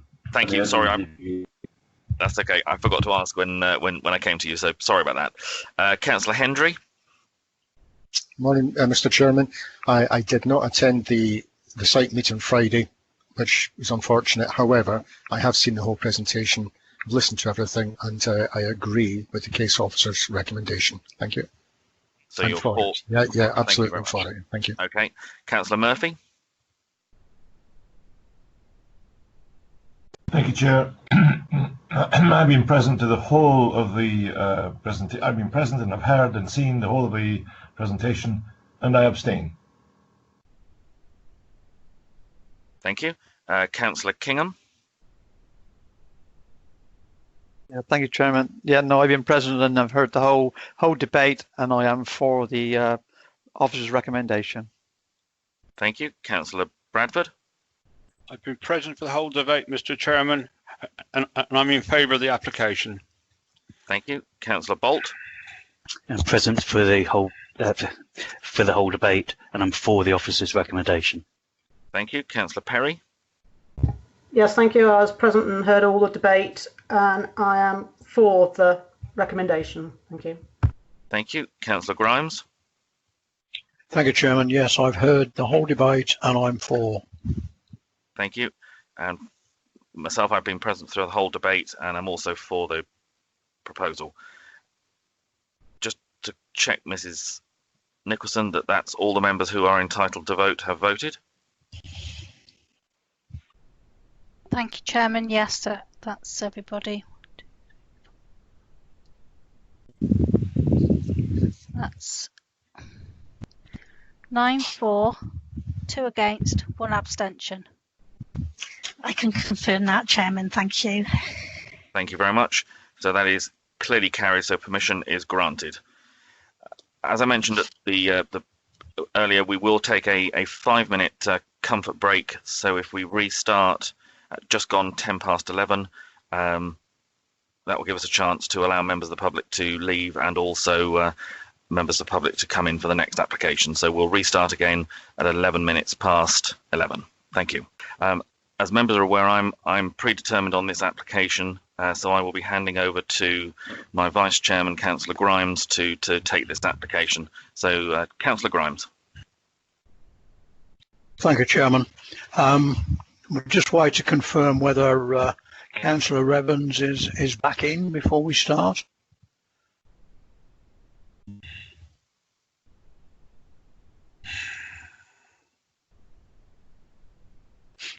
Chairman, can we suggest we go around the room, just check that everybody is back in, and then hopefully by that point Councillor Evans will be back in.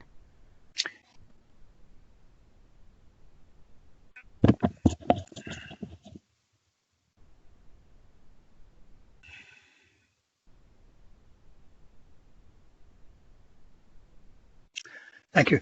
Councillor Bolt, are you in the room? Thank you. Yes, I'm here. Present, can hear and see everything. Thank you. Councillor Bradford?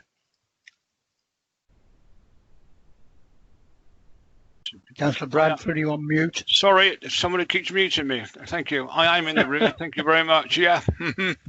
Thank you. Councillor Gibson? Yeah, hi. Thank you, Councillor Gibson. Councillor Glassford? Present. Thank you. Councillor Granter? Yes, Chairman, present. Thank you. Thank you. Councillor Hendry? I'm here, Mr. Chairman. I can see and hear you. Thank you. Thank you. Councillor Kingham? President, Vice Chairman. Thank you. Councillor Murphy? I'm present, Mr. Chairman. Thank you. Councillor Pearce? Yep, present. Thank you. Councillor Perry? Yes, I'm present. Thank you. Myself is present. Councillor Evans, is he back in the room yet? Councillor Evans is just joining the meeting, so hopefully he can now confirm. Councillor Grimes. Thank you. If you could confirm as soon as he's back in. I am back here, ready and willing. Thank you, Councillor Evans.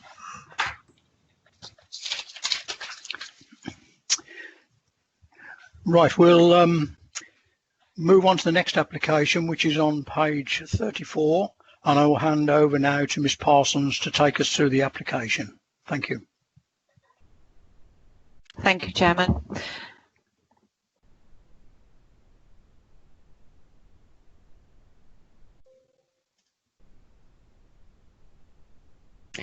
Just one moment while I present my screen. No problem. Could you confirm that you can see the opening descriptive page for the planning application? Not at the moment.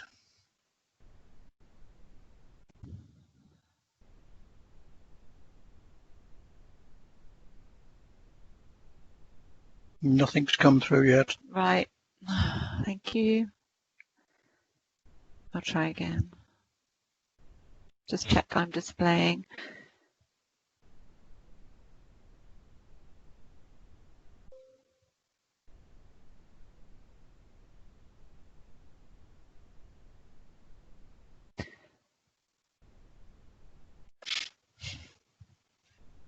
Can you now see that?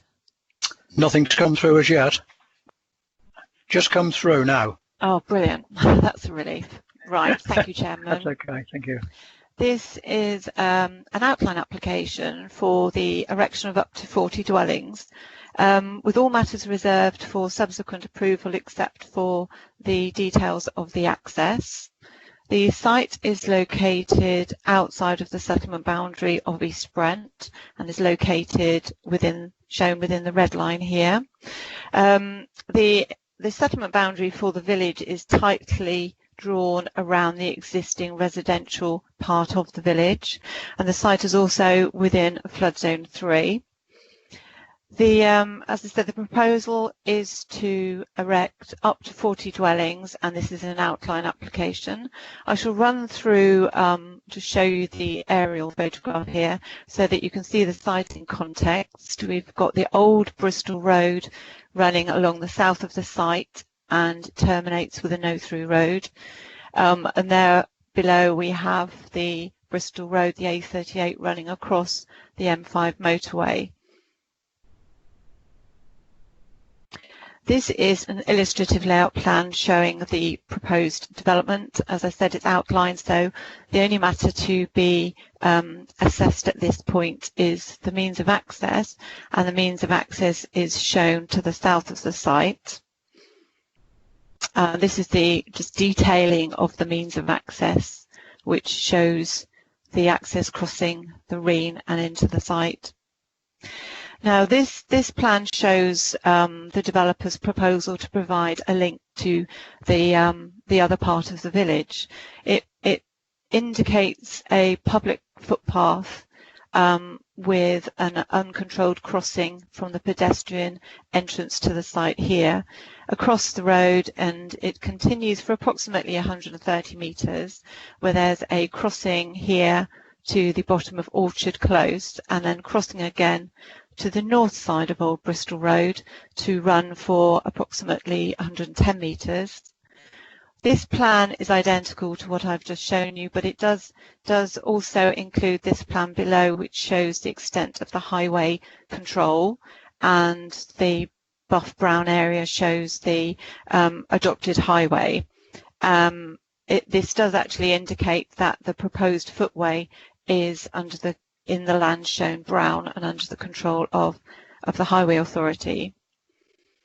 This is an aerial showing the site edged red here, and the proposal would be to provide a new access approximately here, footway crossing here to run along the south of Old Bristol Road, and then Orchard Close is here, and it's to cross over and run along the north side of Old Bristol Road. I shall run through some photographs looking up and down the highway with the plan that you can see with the direction arrow. This is the site. This is the existing vehicular access. This is looking eastwards. This is down at the end where the no-through road terminates, looking westwards, and this land here is the subject of the site, and as you can see, the Reen running alongside the south of the site. This is the existing entrance into the site with the boundary along here. This is looking eastwards, the site being within this field. Then this is the boundary that you can see looking head on with the site being here. Again, looking down where the road terminates and the Reen and the site beyond the Reen. Now this is looking down at the eastern end of Old Bristol Road, looking backwards. The new vehicular access into the site is proposed to be approximately opposite Croscombe, which is indicated by the arrows here. And then this is continuing along the road westwards, and this shows that continuing along the road westwards, but it shows the location of the footway crossing would be around here, and then the provision of the footway would run along this boundary or these boundaries. Again, the footway would run along these boundaries. This is looking back, as you can see from that arrow, we've got Orchard Close here. This is looking back eastwards in an easterly direction. Footway is proposed to cross here and then here and continue along this boundary. And this is looking westwards, where the footway is proposed to link up to the existing footway there present to the west of the site. Again, this is the outline of the application site. Now, there are a number of updates to the application since the agenda was printed, which I will run through, and there are also a number of additional conditions and amendments to conditions that I will cover later. In terms of the update to the application, we've had further correspondence from the East Brent Residents Association. We've had 42 additional objections from 30 addresses submitted. They raise similar points that have been previously raised. They also make the point that points have not been adequately addressed. They specifically refer to the noise report. They're concerned that the baseline background within the noise report is too high.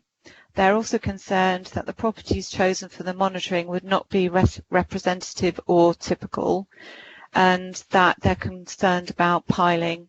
Now, the Environmental Health Officer has come back and recommended 3 conditions. They've also addressed a couple of the points raised by the residents, in that, in terms of the residents' query about the baseline background being too high, the Environmental Health Officer states that there is an acceptance that due to COVID-19, the background levels could not be measured and so were predicted using well-established modelling software using UK calculations for road traffic noise. This was considered by the officer to be an acceptable approach. There was also concern that the properties chosen for monitoring would not be representative or typical. The Environmental Health Officer's condition includes representative properties, the wording, which representative properties to be chosen, and therefore this condition should ensure representative properties are used. The Environmental Health Officer's additional conditions to be attached to the report or to the recommendation would be, one would be to control construction noise and vibration. The second, to address noise to protect future residents, and the third, to control imported soil conditions. Another update, we have had clarification from the County Highway Authority that the area indicated as shown on the slide in brown, that is the highway extent, and they've confirmed that the proposed location of the suggested footway, I mean, this is not, this is still to be subject of a reserved matter and condition, and the detail though shown by the agent, the Highway Authority have confirmed that the location of that footway is within highway control and can be provided.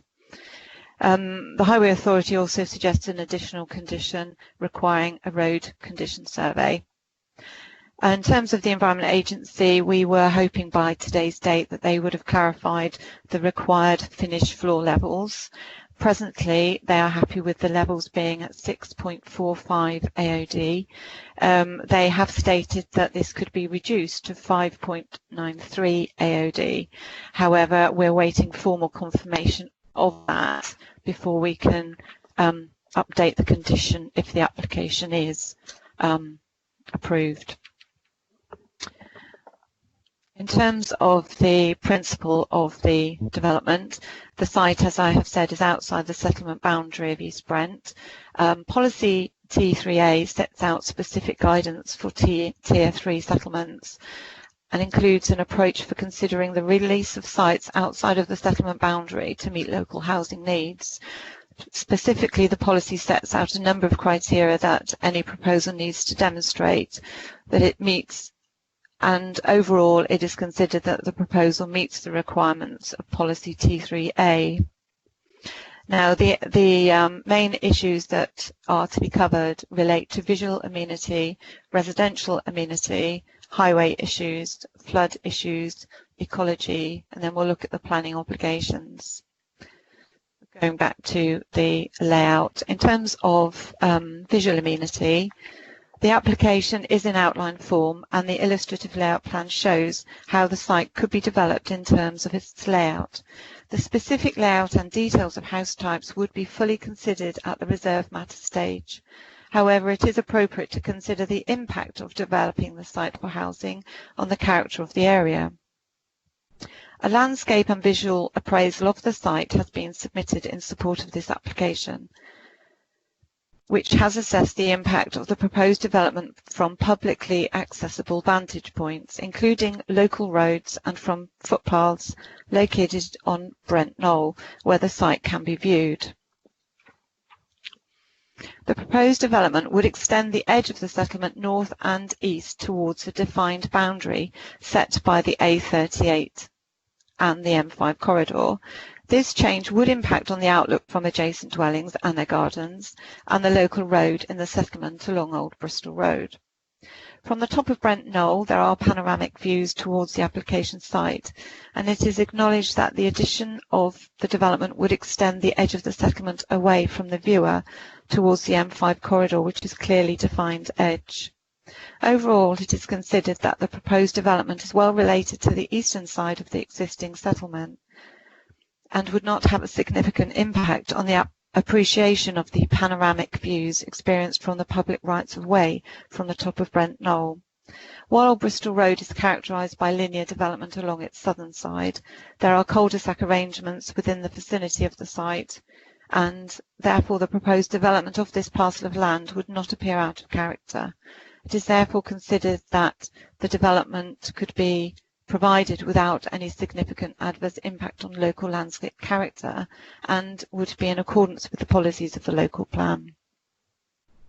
With regard to residential amenity and in terms of the impact that the proposed dwellings would have on existing neighbouring residents, as this is an outline application, there are no specific details, only illustrative details of the potential layout and possible sightings of the dwellings. This matter is reserved for later consideration.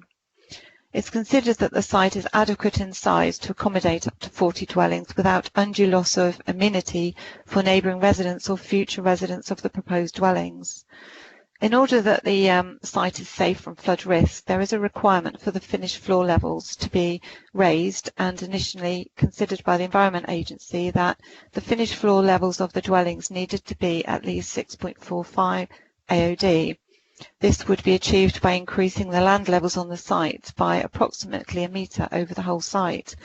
However, subsequently, the Environment Agency have stated that they would have no objection in principle to finished floor levels of 5.93 AOD for all the dwellings. This, as I've said previously, we're awaiting formal confirmation.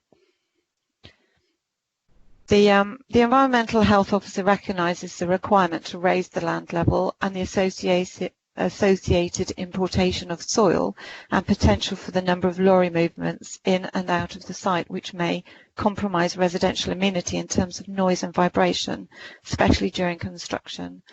They state that they should be able to mitigate this sufficiently through compliance with conditions and local engagement. And in light of the above and potential impact on neighbours, together with the addition of the environmental health recommended conditions, it's considered that the conditions would be adequate to control in this aspect. In terms of highway safety, the site is outlined, as previously stated, but the access is to be approved at this stage. All other matters are illustrative, but need to demonstrate that the scheme can be achieved satisfactorily. The proposal also seeks to provide a 1.8 metres wide footway onto the south side of the carriageway for approximately 130 metres, and then on the north side for approximately 110 metres to provide a link to the rest of the village.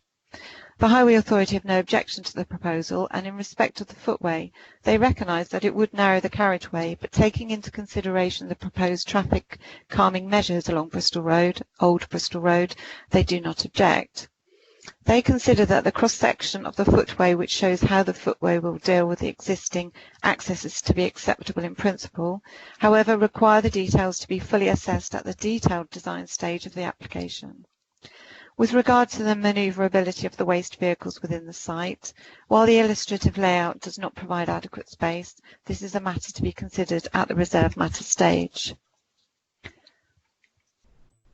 Provided appropriate conditions are attached to the consent in accordance with the County Highways Officer's recommendation, it is not considered that the proposal would have an adverse impact on highway safety. In terms of flooding issues, the site is within flood zone 3A, and as such, sequential tests and exceptions tests need to be undertaken. Policy D1 confirms that the area of search will be East Brent as the housing need is local. The supporting evidence sets out the approach and assessment of potential alternative sites, and it's accepted that there are no suitable or alternative sites at a lower flood risk that would accommodate the development proposal. it is accepted that the wider sustainability development benefits through the delivery of local affordable housing is consistent with the Council's overall spatial strategy, and that development can be made safe. It therefore passes the exceptions test. In terms of impact on ecology, the county ecologist is aware of the ecological impacts assessment submitted with the application and has assessed the impact that the proposal would have and has no objections provided the recommended conditions are attached to ensure that a construction environmental management plan is produced to detail measures to prevent harm to ecological features during the construction period, and that a landscape and ecological management plan is provided to detail how retained and proposed new habitats will be managed in the long term. The officer also recommends a lighting condition and biodiversity enhancement scheme.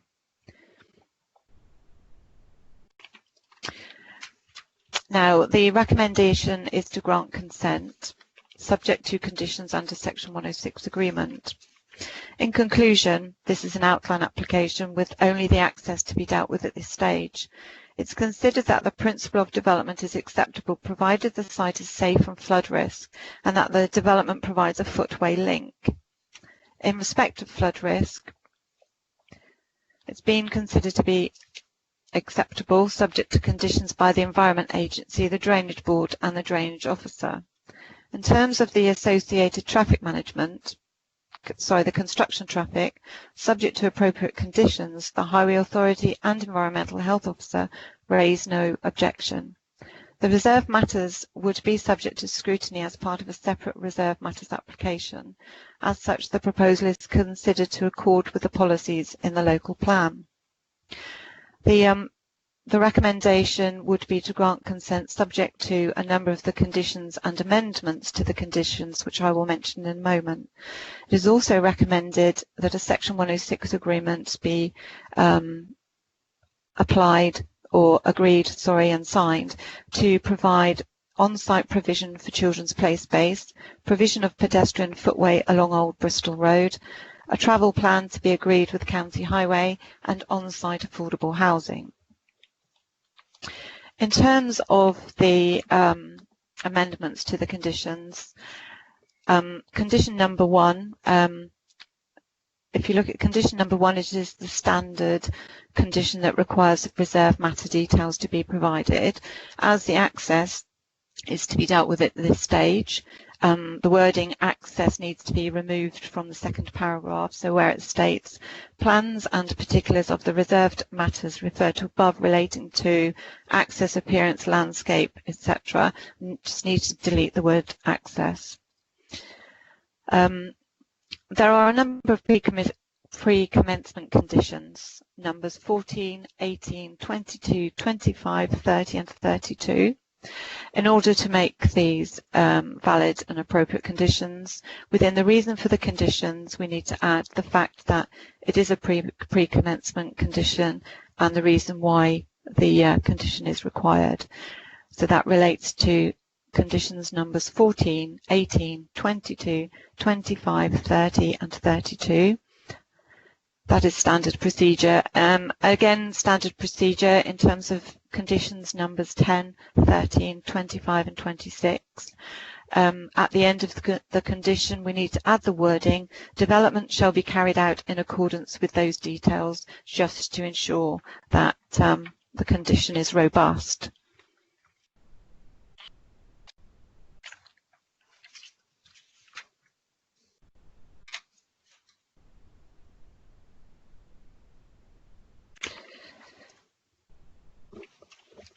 Condition number 21 asks or states that a traffic regulation order is provided. This, in order to make it more clear, we need to add the wording that it is in respect of a traffic calming measures that is to be provided.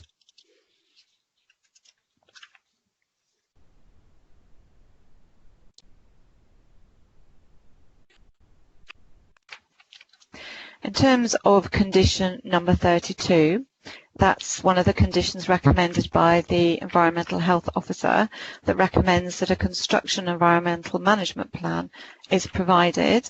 It lists from A to L of specific points that need to be covered. The recommendation is to add an additional point, which would be M, that in the event of any piling required, that this shall be limited to screw piling or an appropriate form of low impact construction method. Condition 33, in order to make that more firm and not so vague, we need to add that the phase 1 and 2 site survey actually relates to the submitted desk study and preliminary ground investigation report dated September 2018. As I previously stated, we need to add a condition that the County Highway Authority recommend to control the road or ask for a road condition survey. In terms of the Environmental Health Officer's conditions, I did cover that briefly. There are 3 conditions recommended. One to cover the construction noise and vibration, the second to cover provide noise mitigation measures to protect future residents, and to cover the importation of the condition of soil.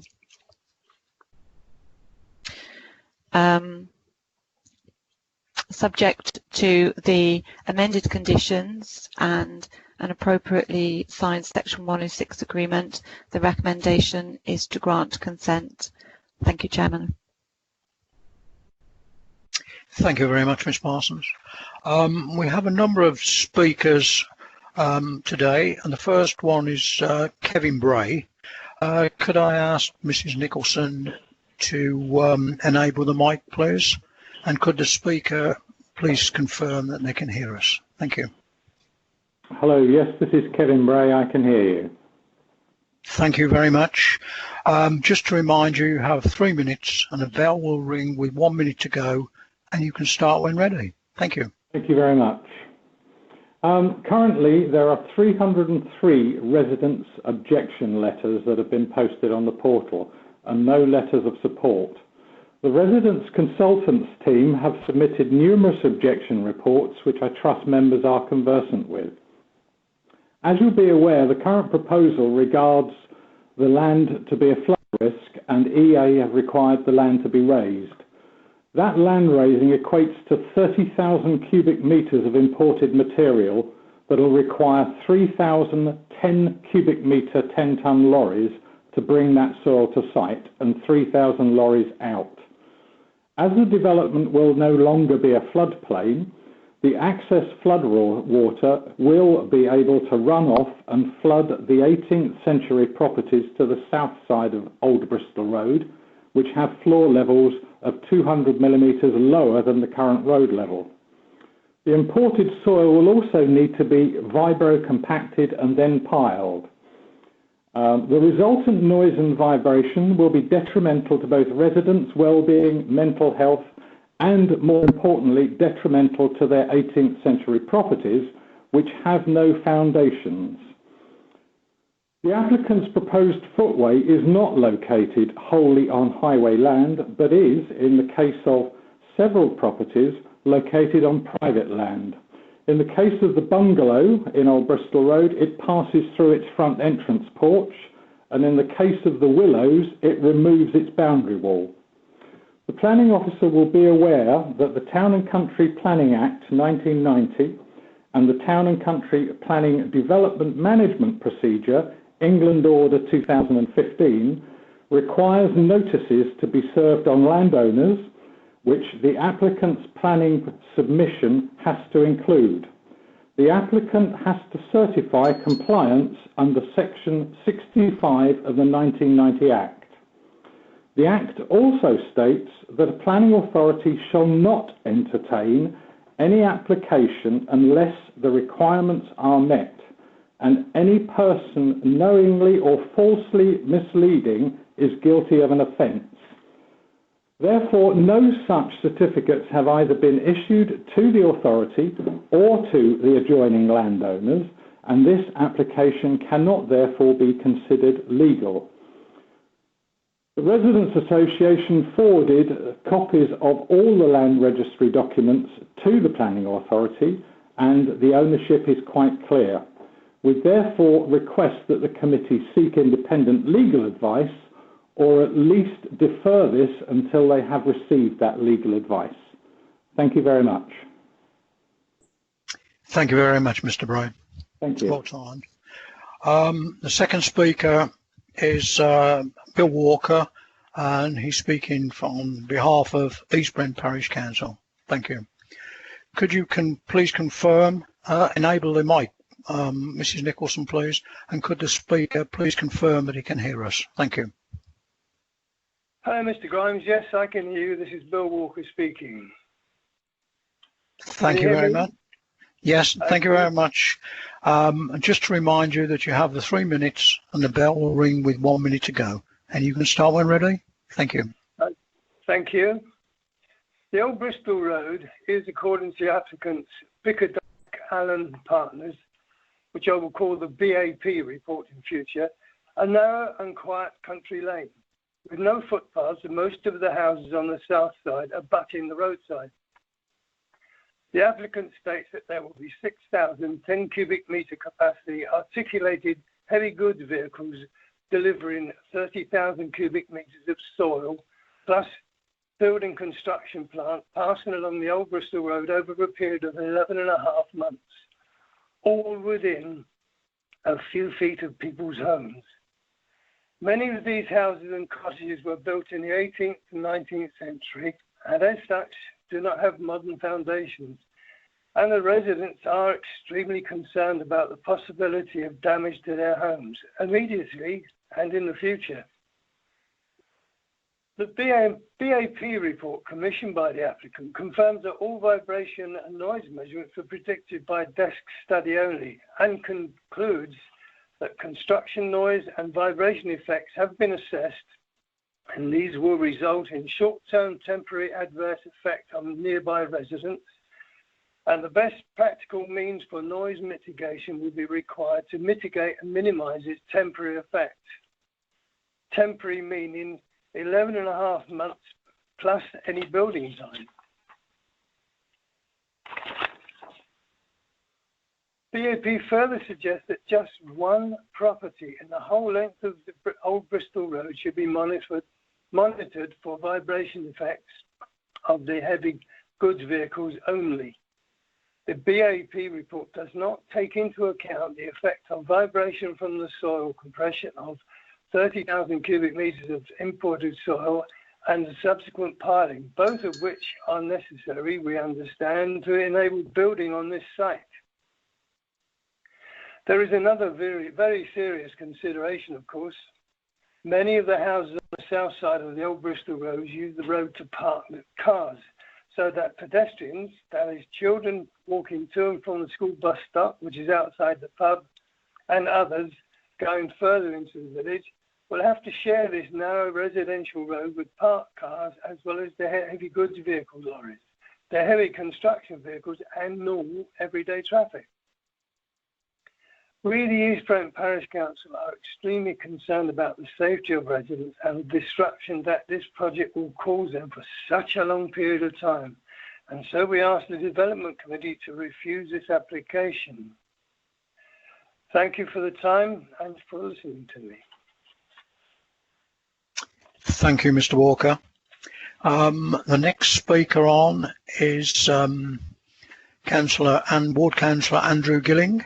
Mrs. Nicholson, could you please enable the mic, and could the speaker please confirm that you can hear us? Thank you. Thank you, Mr. Chairman. Yes, I can confirm that I can see and hear the debate that's going on. Thank you, Councillor Gilling. Just to remind you, you have the 3 minutes and the bell will ring with 1 minute to go. And please start when ready. Thank you. Thank you, Mr. Chairman and members, for allowing me the chance to speak to this application. For the benefit of those of you who are on this committee who have not been on it for long, will no doubt recall that I have spent many years on this committee and have lost count of the number of planning applications that I have assisted in the determination of. You may well also be surprised that as my role of the portfolio holder for housing within Sedgemoor, within this authority, I would instinctively support applications for housing provision across the district, which is desperately needed. But on this occasion, I believe the whole application to be totally wrong for the following reasons, and these are set out in the reports provided by the case officer. The proposed reduction in the width of the western end of the old Bristol Road would, in my opinion, render this site almost inaccessible to both construction traffic and indeed to future waste collection vehicles and indeed emergency vehicles. By the same token, the HGV traffic could possibly harm the integrity, as has been mentioned, of the adjacent properties.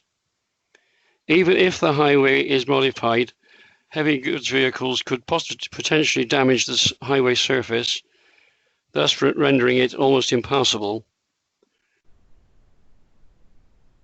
The above damage could be exacerbated by the excessive HGV movements and the importation of several thousand tons of material of unknown origin. And to make this up, and I believe that it would be an acceptable flood zone level on top. Nevertheless, if you're burying utility, you have to build the houses on top of this made-up land, and then subsequently bury utilities and/or water supply services. Nevertheless, I believe this to be wrong. I believe the proposal pays little or scant regard of the local vernacular, and as such, the visual impact will be of a negative nature. In essence, Mr. Chairman, my objections are as follows. Highway harm to adjacent properties that are at risk caused by excessive HGV movements, drainage from and to the critical water courses surrounding the area, and access to both important underground level raising material, to construction materials, future access and emergency vehicles. The visual impact with either scant or little regard to the local vernacular. And as previously referred to in my contribution to this committee's work, I have seen some pretty horrendous applications. This one is almost one of the worst that I have ever had the misfortune to come across. Both driven in principle by ignorance of the local community and the local requirements, and also avarice. Regardless of my role within the Sedgemoor District Council housing provision is of vital importance, and I can see few, if any, advantages to this wholly inappropriate site. Thank you, Mr. Chairman. I commend this objection to the committee and urge it to reject the application. Thank you, Councillor Gilling. I understand that Councillor Glassford seems to have dropped out. Could I ask Mr. Nicholson? Excuse me, Vice Chairman. Yes, I had to drop out because the screen froze on me, and I've missed most of the debates. So I obviously can't take part in the decision. Okay, thank you for that, Councillor Glassford. Chairman, can I just confirm I think Councillor Murphy was in the same boat? Looks like his has dropped out. Right, we'll move on to the next speaker. It's Ward Councillor Bob Filmer. Mrs. Nicholson, could you please enable the mic, and could the speaker please confirm that you can hear us? Thank you, Councillor Grimes. Yes, I can certainly hear you. Thank you, Councillor Filmer. I'm sure I don't have to remind you that you have the 3 minutes and the bell will ring after 1 minute. So start when ready, please. Thank you. Thank you. Members are aware I have supported affordable housing developments in my ward, which has not always been popular. There are serious issues, though, with this proposal. This is an exception site outside of the development boundary, and unusually it is for outline only except for access. Page 51 of your policy report says outline applications must be supported by a detailed master plan, and I'd ask, where is that detail? Policy T3 requires robust and meaningful consultation with the community Despite this application being in the system for well over a year, where has that consultation been? The only detail is the access, which is over a main green, but no adequate detail to show how it is bridged to allow pedestrians, lorries and waste trucks to enter and leave the site safely onto the narrow Old Bristol Road. The site is at the extreme end of East Brent, remote from the school, church and main settlement and separated by the A370. A footway is proposed along part of this route, but we lack the detail as this is outline only. The path is partly on highway, further narrowing the road, but some is on private land, not in the applicant's control, and the raised path would cause flooding issues for the existing properties that abut the highway, as many are at or below the highway level. The applicant makes much of this path, but can it actually be delivered? The site is flood zone 3A. To try and address this, they plan to raise the site level, requiring about 3,000 lorry loads of soil to be delivered along this narrow road, impacting roadside properties with noise and vibration. Many of these very old properties have little or no foundations. The soil will be dumped on site and compacted, compromising residential amenity. It will also cause drainage issues for existing properties, maintenance issues for the ditches and reens around the site, and severely impacting the existing trees, hedges and other flora and fauna, contrary to policy D20. The site is, as I say, on the extreme edge of East Brent, where density of development reduces as the village transitions into the countryside. An estate of this size and density would be out of character in this location and would significantly increase traffic on this narrow road, which was closed to through traffic by highways because of its inadequate capacity, restricted width and poor junction with the A370. Policy T3 calls for scale of development to be right size and character. It is not. It should be close to accessible facilities. It is not. It should maintain and enhance the local environment. It does not. Robust and meaningful engagement with the community? There has not been. This development is not appropriate for this location, and I would ask the committee to refuse permission. Thank you. Thank you, Councillor Filmer. The next speaker we have up is Jonathan Chick, who's the agent. Mrs. Nicholson, could you please enable the mic, and could the speaker please confirm that he can hear us? Thank you. Good morning. Yes, I can hear you. Thank you very much. Just to remind you that you have 3 minutes and the bell will ring with 1 minute to go, and start when you're ready. Thank you. Thank you. Good morning, Mr. Chairman and members of the committee. My name is Jonathan Chick from Walsingham Planning, and I'm the agent representing Land Value Alliances in respect to this application. We welcome that the application in front of you today is recommended for approval. The Case Officer's Committee report provides a detailed overview, therefore I'll try and keep this short. Some of you may be familiar with the applicant, Land Value Alliances, who previously brought forward a site for new homes at Helliers Lane in Cheddar. In that instance, LVA were commended by the Parish Council for their diligence and positive approach to engagement. LVA are seeking to invest in Sedgemoor again through this proposal in East Brent, which will help deliver new homes for local people, as well as a safer pedestrian route along Old Bristol Road. The proposals have been carefully thought through and, most importantly, are deliverable. To demonstrate their commitment to bringing this site forward, our client has accepted a planning condition which requires the submission of reserved matters applications within 18 months of the outlined decision, rather than the normal 3 years, which will speed up the delivery of the homes. The proposed scheme has been confirmed as policy compliant and is presented to you today with no technical objections and a recommendation of approval.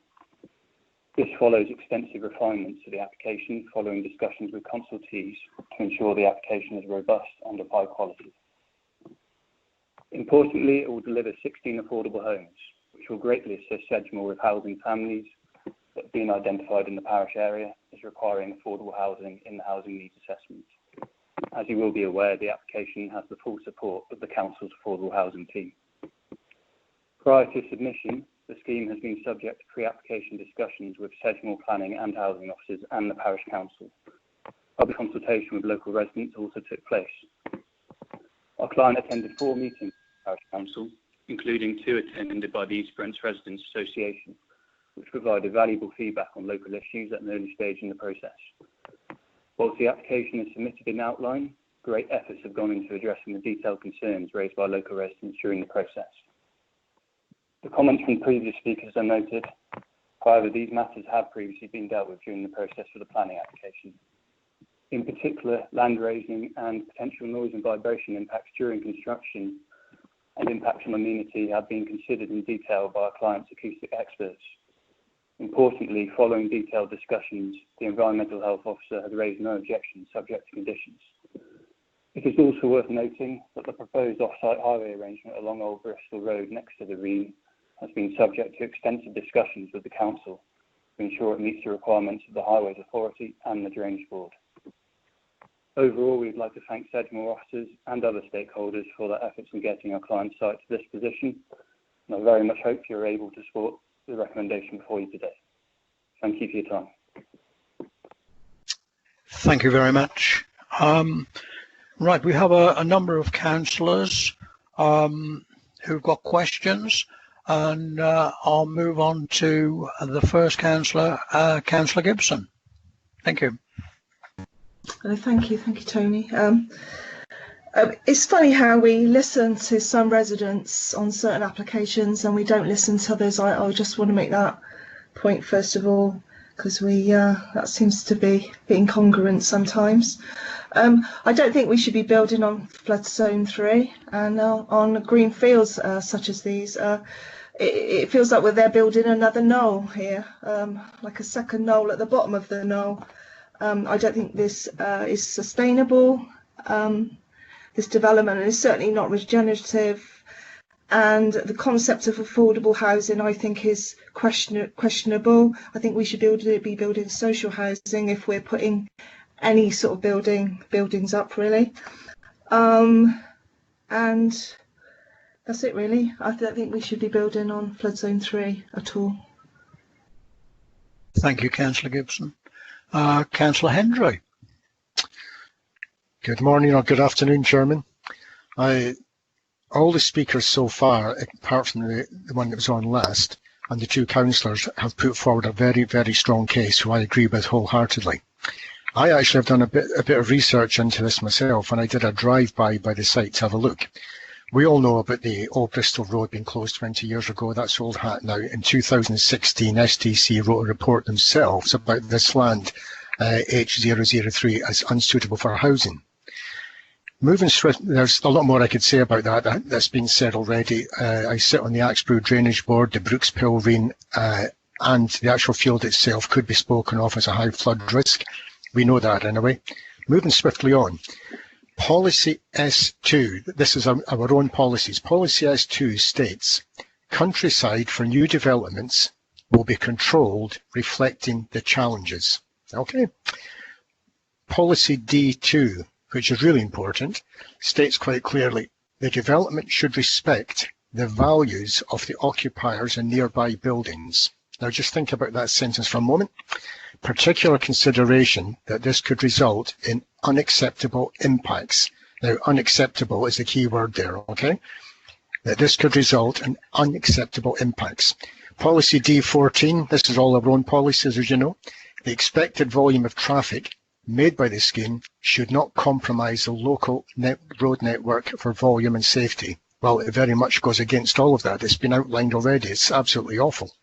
Policy D19, any developments should enhance the landscape so there is no adverse impact on either landscape, character or scenic quality. Well, you could work that one out yourself. It's absolutely awful. Policy D2 is obviously the main voice there, and we all know what all these policies are about. To sum up, Mr. Chairman, this new scheme is not a good one, not in keeping with the surrounding area. It does not comply with our own policies at all. There are too many people upset by this, very few for it. And last but not least, we sometimes, as councillors, have to listen to those who vote for us in the first place. I am very, very much against this. I think the whole thing is appalling. Thank you, Mr. Chairman. Thank you, Councillor Hendry. Councillor Kingham. Yeah, thank you, Vice Chairman. this application, I'm not quite sure why. Why it's come to committee. It's flood zone 3A. We're building outside of the village envelope. The thing is, all the consultees, highways, drainage board, environment agency, all have no objection. Yet locals who live in the area and are well aware of this area object. So if you've got such a strong local objection, it seems strange that we are in a position where we're recommending granting permission to build on this site, which, as it's already been stated, is really unsuitable. And at the moment, I can't really approve this application, and I am against supporting it at the moment, unless I can be persuaded otherwise. Thank you, Councillor Kingham. Councillor Bradford. Thank you very much, Mr. Chairman. But it hasn't really got a lot in its favour, really, when you think about it, has it? It's on a flood zone. Got to raise the site 1 metre. Lorry movements, 40 houses, piling, 33 conditions, 303 objectors, and 3,000 lorries. The only thing in favour of it is 16 affordable housing. Now, what more can I say about this? I'm amazed actually a site like this has come forward. I have to be honest. There must be so many other places that are far more suitable than this, without destroying things quite as much. But local people are saying, "Oh, I think," but who's to know with the new planning applications, new guidance coming out, etc., in a year's time, this might be granted development without involving anybody. That's some of the things we've got to look at. But I'm really not in favour of this. I really am not. You know, and they could put probably 16 social housing there somewhere. Perhaps that would help a lot of local people who are concerned about some of these things. But as for 40, just not right. But I'm amazed the drainage board is thrown their weight behind it as well. You know, all these authorities, they seem to say yes, when perhaps, you know, now and again they need to say no. Thank you, Mr. Chairman. Thank you, Councillor Bradford. Councillor Perry. Oh yes, thank you, Chair. Yeah, I don't like this application either. I do live out on the levels, and if they're accepting a reduction in the AOD height, that raises a concern about what the properties are going to be like when they've been built, and I don't think that there'll be stability there. It looks very low lying, and with all that traffic, construction traffic piling, I think it's going to have a nasty impact on the neighbouring properties. We've got an issue out at Bower Lane where they've done exactly that, and existing properties that are opposite it, they've been built 20 years ago, and they are experiencing really structural problems now with all of that going on. So I just don't like this proposal. I'm sorry. Thank you. Thank you very much, Councillor Perry. Councillor Bolt. I'll give my opinion in a moment, but just one question. Looking at the slide that's actually on the screen now, we've got the outlined red. Normally when there's an outlined blue, there's some reason for it. Could the officer let us know if that's just how it's just been represented by her, or whether there's ownership issues on the blue area? Thank you, Councillor Bolt. Mrs. Parsons.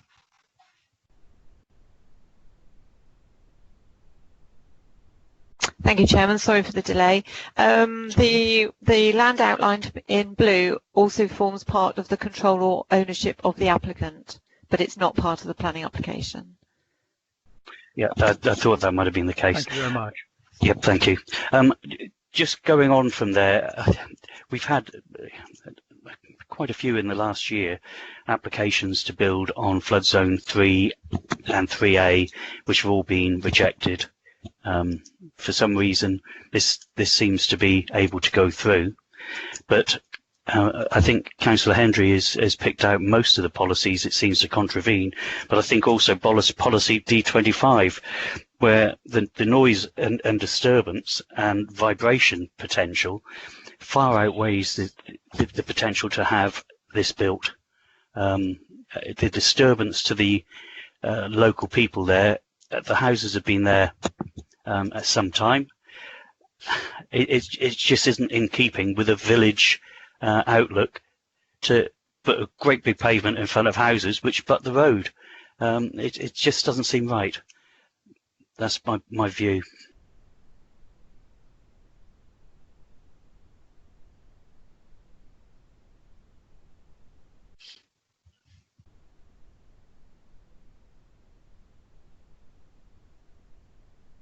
Councillor Hendry, are you there?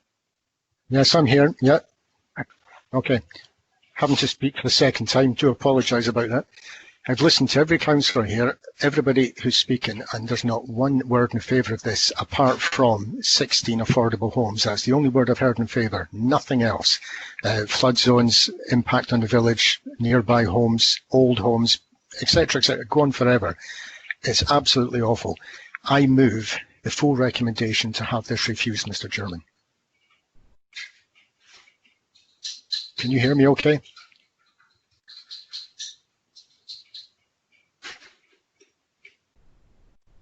Can you hear me, Mr. Chairman? Mr. Yes, Chairman, I can hear you. It keeps dropping out a bit. I think Yes, you I were can on hear mute. you fine. I'd like to move the recommendation to have this refused, Mr. Chairman. Thank you very much. We'll move on to Councillor Gibson. Yeah, I've been sat here listening to everybody, as we're supposed to, and I'm quite angry. I'm quite angry because suddenly everyone is environmentalists and listening to the residents, and sometimes all of a sudden everyone knows the concept of the word conservation in the word conservative, small c of course. I quote just now, the houses have been here for some time. I can't believe that you can apply and not understand what went on in the previous application, and then you're applying it to this one. I just don't get what is going on. I really don't. It's really quite sad. Thank you, Councillor Gibson. We've got Mr. Houlet.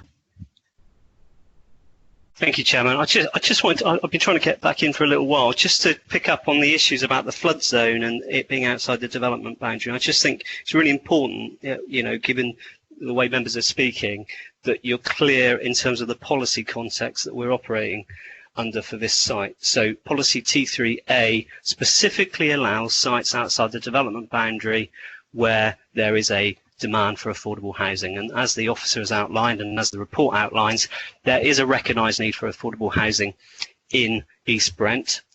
Because affordable housing is clearly something that needs to be delivered locally, sequentially, because East Brent is pretty much all flood zone 3, sequentially this site is no worse than any other site in East Brent, and therefore that's why development is acceptable in flood zone 3 as a principle. Okay, so it's slightly different to talking about where there's been the odd agricultural building refused on flood zone grounds, etc., or the odd property here and there. This is more of a strategic decision that East Brent, because pretty much it's all flood zone 3, given there is a need for affordable housing, sequentially it needs to go in flood zone 3. It's pointless putting it in flood zone 1, miles away from the settlement, given it's meant to be meeting the local need. So I just want to make sure members are really clear that there is policy support for the site being in flood zone 3 and outside the development boundaries, okay? Because I think we were moving that was some of the problems that members were having with this scheme. So I think we just need to be very clear on that. Thank you, Chairman. Thank you, Mr. Howlett. Sorry, I should have got you in sooner. Councillor Kingham. Yeah, thank you, Chairman. I agree with Mr. Howlett, but when you've got a piece of land and you've got to raise it by over a metre to make it suitable to build houses on to get it out of the flood zone, and I'm not sure whether that's quite the right thing. But I would be down for a refusal on grounds that this is not a suitable area for development. And I hope that would be a suitable. This has already been seconded. Proposed, Councillor King, are you seconding this? Yeah, I'm definitely seconding it, yes, Chairman. Thank you. I would need to come back to Councillor Hendry for planning reasons on this, please. Absolutely no problem, Mr. Chairman. I've already outlined everything, but I'll just whip through it again for you. This contravenes Policy S2, Policy D2, Policy D1414, Policy D19, contravenes them all. Everything else, I don't have to troll over it because everybody stated it about the having to raise the ground, all this kind of stuff, flooding, etc. Policy D2, I'll just refer you back to that one again. The development should respect values of the occupiers in nearby buildings. Particular consideration could result result in unacceptable impact. There is so many things you could go on about here, policy being contravened, all this kind of stuff. So I stand by what I said, and yeah, I move the motion, no problem at all, without any doubt, for refusal. Thank you. Thank you, Councillor Hendry. I've got Councillor Gibson. Did you want to come back, Councillor Gibson? No, thank you, Tony.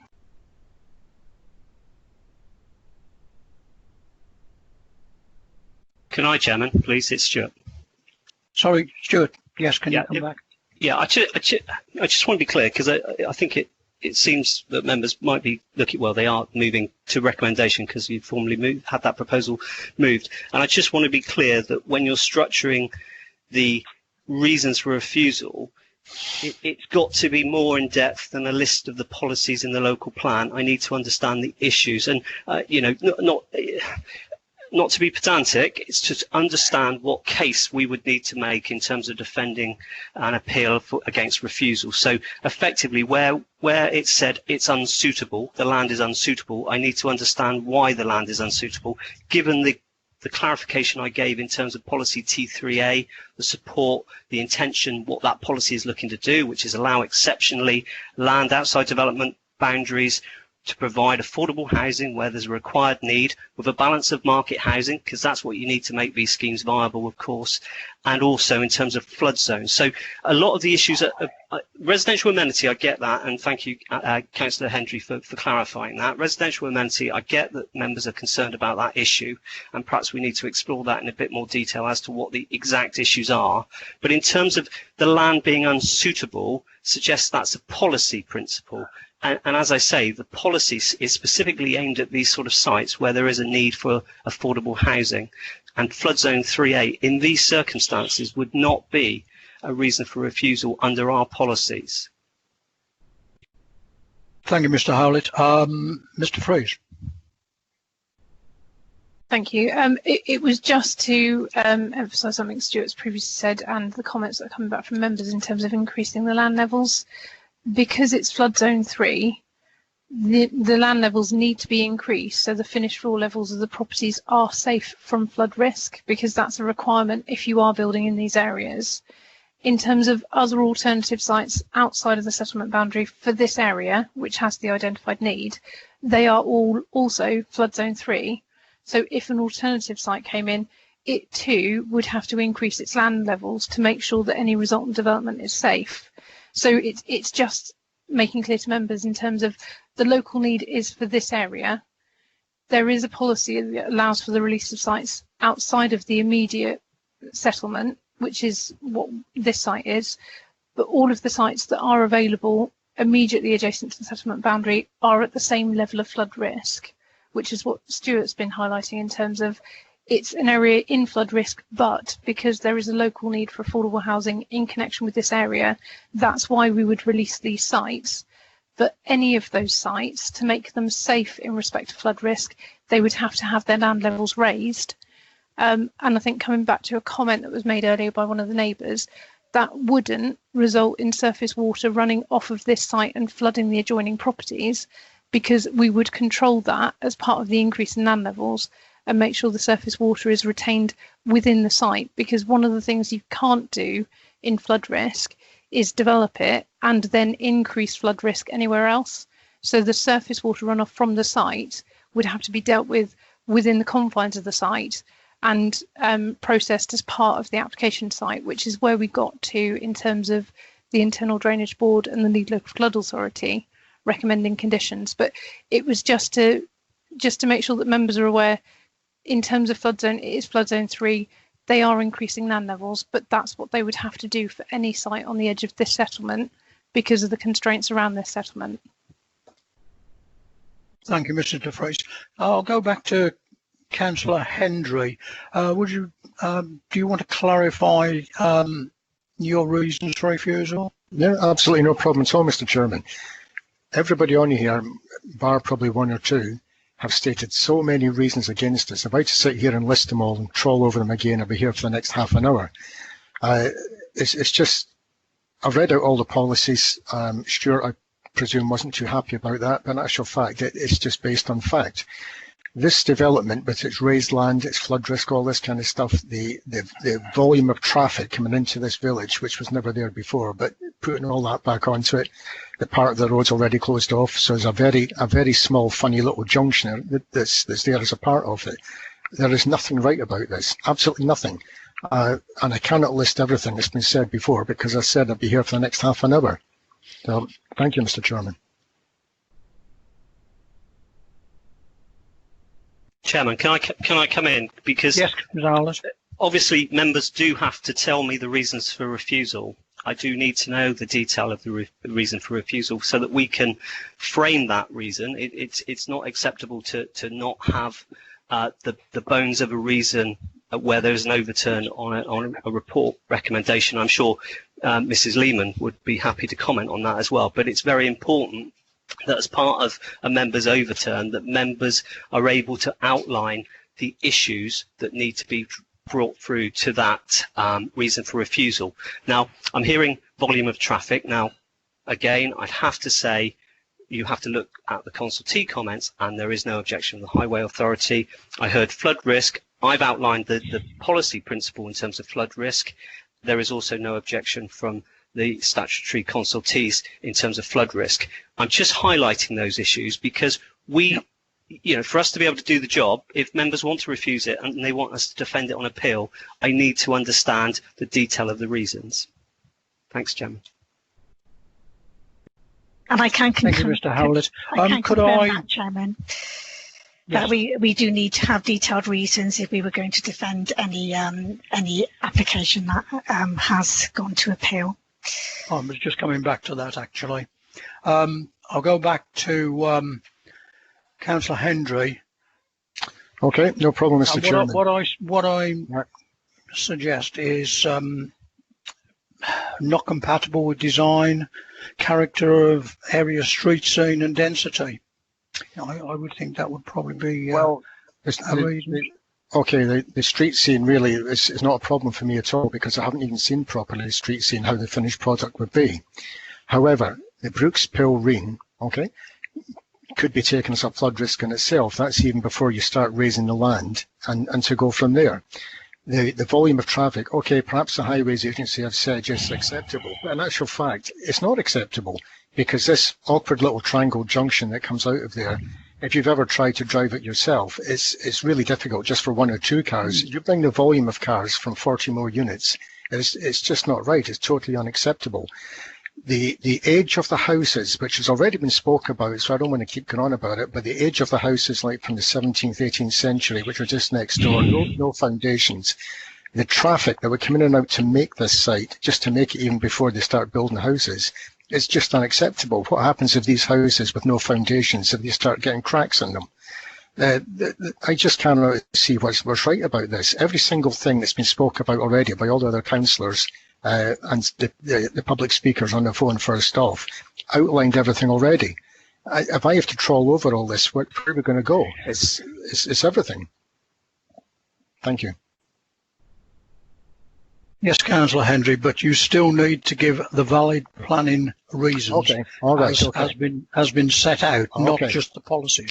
To be fair, Chairman, I think Councillor Hendry has outlined in terms of the residential amenity issues. I think and again, I'll check with Mr. Threes and Miss Parsons, but I think in terms of the residential amenity areas, we understand that concern.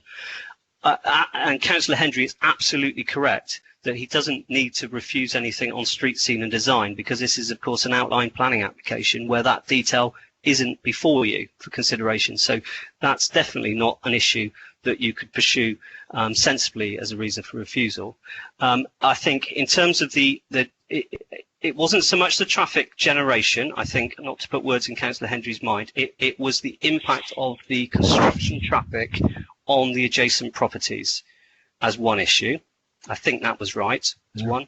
Yes. I could check that. Yeah. What else was there? Councillor Hendry.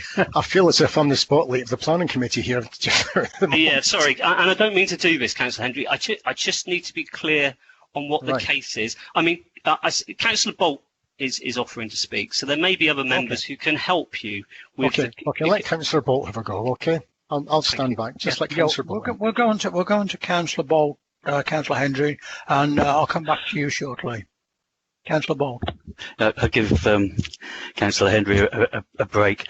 I'm hoping, and this is what I personally believe, policy D25, that's an unacceptable impact on the residential amenity of the occupants and nearby dwellings and future occupants, regarding the noise and disturbance, and also the potential on the vibration during the construction of this, and I think that's where it's unacceptable.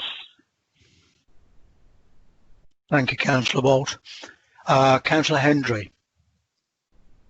Well, I can't say much more than that. Yes, I would. Yes, yeah, I would. There's not much more I can say that hasn't been said already. Everything's been combed and covered. There's no more I can say, really. Thank you. Thank you very much. Mr. Houlet, would you like to come back on that, or? Yeah, thank you. I mean, that's nice and clear for the residential amenity point. I had got that point from Councillor Hendry. It was just making sure that if members are minded to refuse this scheme, the only reason that you're looking to refuse it on is residential amenity. Just want to make that clear, that that is the only issue you want to refuse this on. And also to point out, of course, that the statutory consultee comments are contrary to that view in terms of the residential amenity. It doesn't mean you can't refuse it on that ground, though, of course. But just to make it clear, because we've had policy reasons spoken about previously, and the flood risk issue.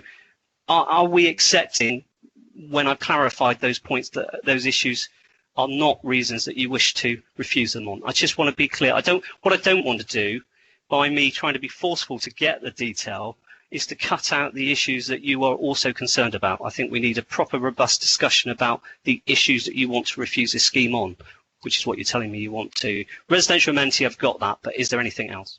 Can I speak, Mr. Chairman? Yes, carry on. Okay, everything's been covered, so anything I say here has all been spoken about already. But the funny little junction, the triangle thing, is going to take a volume of traffic that's never been known in that village before. There's a danger to the highway as you come out onto it. It's ridiculous, the whole thing, because that village, even if you go into that village yourself and you drive out of it, that junction accepts 1 or 2 or 3 cars. If you get 4 cars, then it's almost jammed up. It's just ridiculous. The Reen, as we've already said, is a flood risk on its own without the building on the field. And further to that, the volume of heavy traffic coming in and all those old little properties all up and down the road with no foundations. Where do you go with that? How are you supposed to explain to people, because you've accepted a building project across the road, how do you explain to people they suddenly get having cracks in their properties because they don't have the proper foundations? And it's just, I don't understand how you do this. It's totally unacceptable. Thank you. Thank you very much, Councillor Hendry. Councillor Murphy. Thank you, Chair. I would like to support Councillor Hendry in this, because I can see that we could say the development may cause traffic problems such as traffic generation, access or safety. And I'd just like to remind you all that that road is actually the back access to the motorway services. if you go up past the site and up to the top, you'll see it just straight across to the motorway. That is the back access for staff coming down that very narrow road. And I've come down that road many times myself. Extremely narrow, I would say very difficult, and the prospect of 6,000 movements, not 3,000, 6,000 movements there and back of trucks. I believe that is a very significant point to make in this voting against it, if you like. Councillor Hendry has given, I think, more than adequate comment on the difficulty of traffic. This is not just a village. At that part, it's a hamlet. And to have the 6,000 movements, I believe, is unacceptable, as well as the other issues that they've raised, and certainly from the point of view of 18th century houses and the possibility of piling. I would say this is an absolute no-brainer. It should not have come up. And I think this should be voted against. Thank you. Thank you, Councillor Murphy. We'll go on to Councillor Kingham. Thank you, Chairman. You forgot me. With this development, am I right in thinking that the traffic lights, there's no left turn, you can only go straight across or right turn, which means that the only way out is you've got to go to the triangle and go off by the memorial. The thing is, at the moment, everybody is looking against it, so you haven't got anybody recommending granting, so where do we go from here?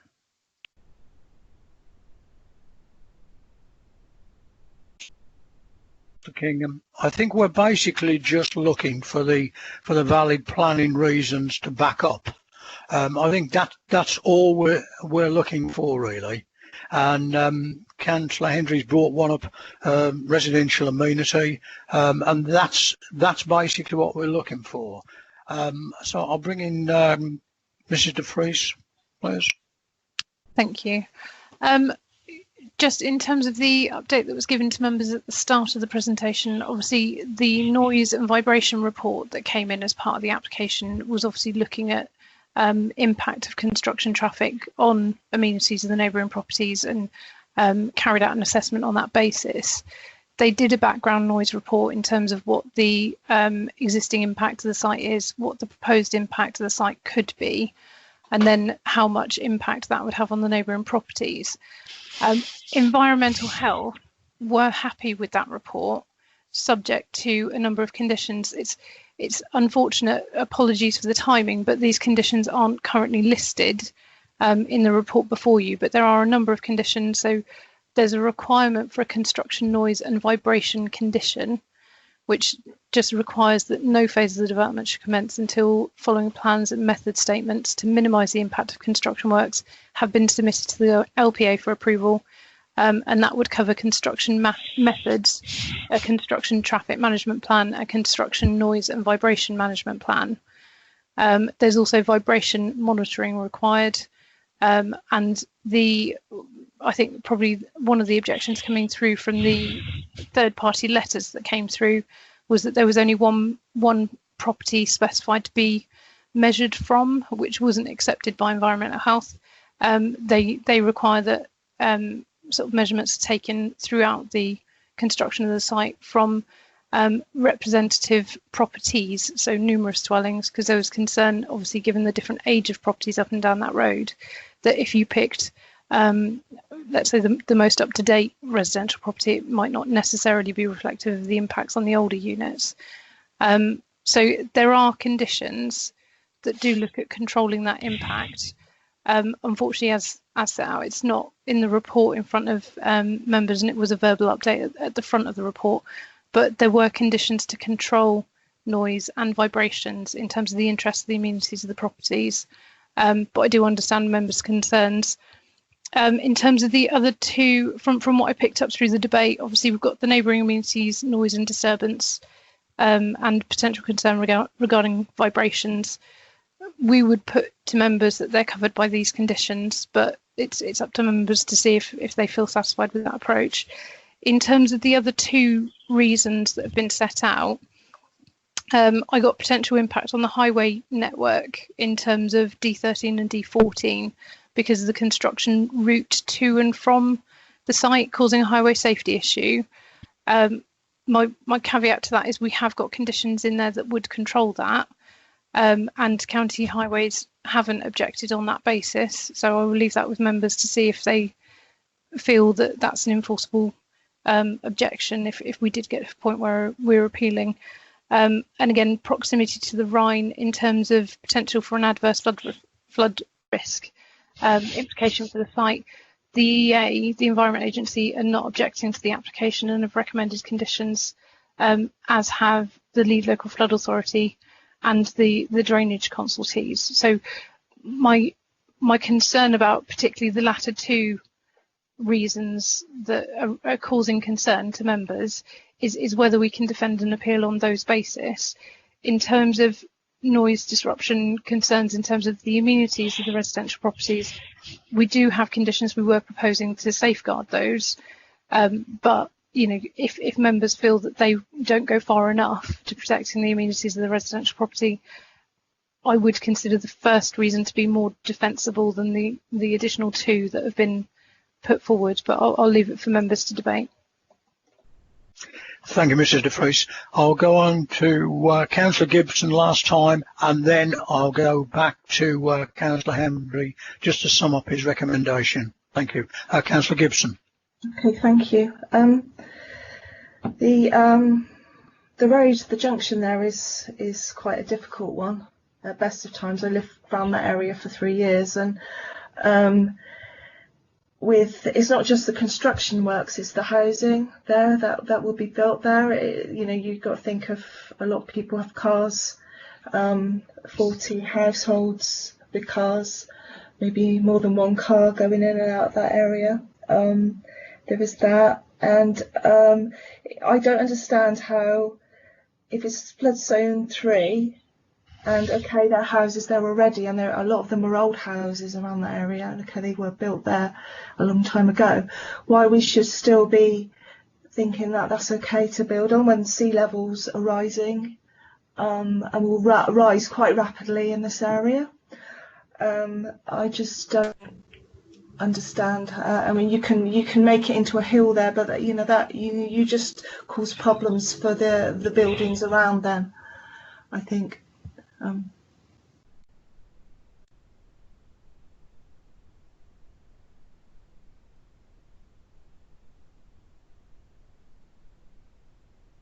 Councillor Hendry. I will speak one more time, Mr. Chairman, and then I'm going to sign off, okay? Policy D14 that's been spoke about just in the last conversation, and I state it again, the expected volume of traffic made by the scheme should not compromise the local road network for volume and safety. Now, we've all spoke about this, it does compromise that, very much so. Last but not least, I come back to again is policy D2.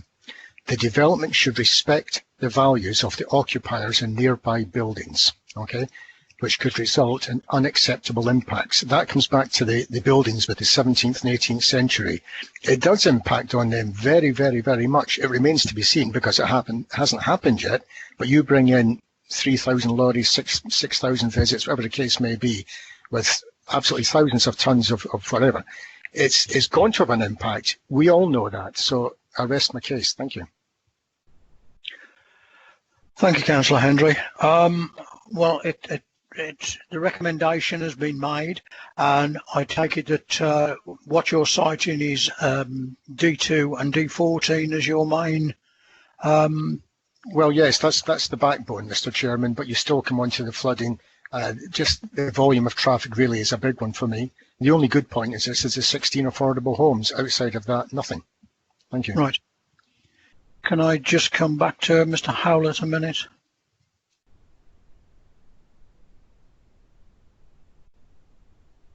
Thank you, Chairman. So, in terms, I think Dawn set out the issues pretty well in terms of, was it 3 reasons for refusal? So we've got the residential amenity issue, impact on highway network, and that was construction and suggestion of the existing, the proposed development as well in terms of the housing side of it, and also the potential about proximity to the Rhine and the flood risk.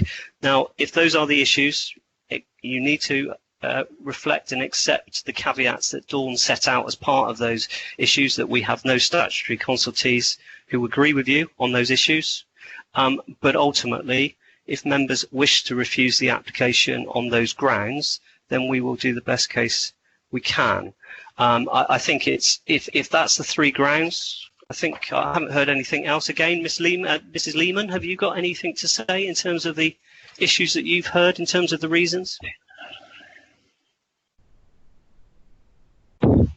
Thank you, Chairman. I could only emphasise the advice of Stuart Houlet in the fact that we got no statutory consultees that agree with the issues raised by members.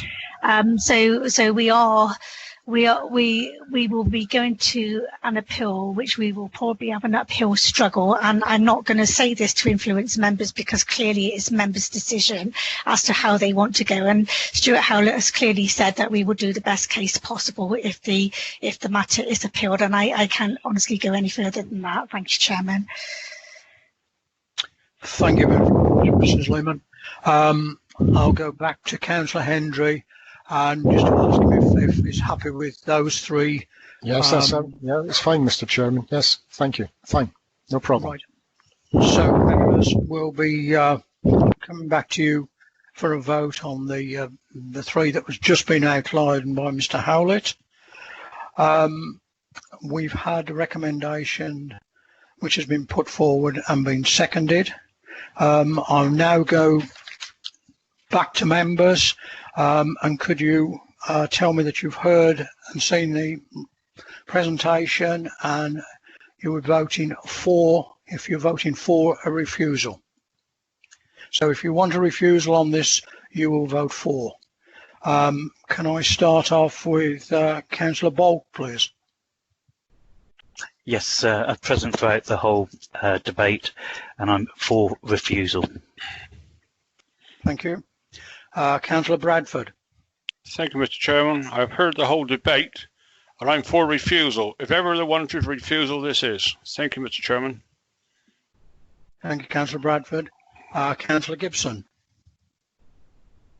Hello, yeah, thank you. I've been here throughout the entire debate and I'm for refusal. Thank you, Councillor Gibson. Councillor Glassford. I wasn't present throughout the whole debate, but my computer froze on me, so I cannot. No, so I accept that you can't vote in this. I am absent then. Thank you, Councillor Glassford. Councillor Granter. Yes, thank you, Chairman. Yes, I've heard and seen the whole debate, and it's a very difficult decision to make. We're turning away 16 affordable houses. But on this occasion, I don't quite think it's in the right place. But I am going to abstain on this one. Thank you. Thank you, Councillor Granter. I'll go on to Councillor Hendry. Yes, absolutely against this 100%, Mr. Chairman. Thank you. Thank you, Councillor Hendry. Councillor Kingham. Thank you, Chairman. Yeah, I've listened to the whole debate and I'm for the recommendation. Thank you, Councillor Kingham. Councillor Murphy. Thank you, Chair. I have been present for the whole debate. I've heard and seen everything, and I'm for the recommendation of Councillor Hendry. Thank you, Councillor Murphy. Councillor Pearce. Thank you, Chairman. I've seen and heard the whole debate and I abstain. Thank you, Councillor Pearce. Councillor Perry. Yes, thank you, Chair. Yeah, I was present through the whole debate and I'm for recommendation of refusal. Thank you. Thank you, Councillor Perry. Councillor Evans. Thank you very much, Mr. Vice Chairman. I've been present and attentive throughout the whole presentation and debate, and my vote is in favour of the proposal to reject. Thank you, Councillor Evans. And myself, I've been present through the whole debate, and I am for the proposal to refuse. So could I go to Mrs. Nicholson then, just to confirm the fors, against and abstentions, please? Thank you, Chairman. I have got 9 in support of the recommendation for refusal, 2 abstentions and 1 lost connection. And I That's can correct. confirm that, Chairman. Thank you. And that's, that is clearly carried. It is application is refused. Thank you.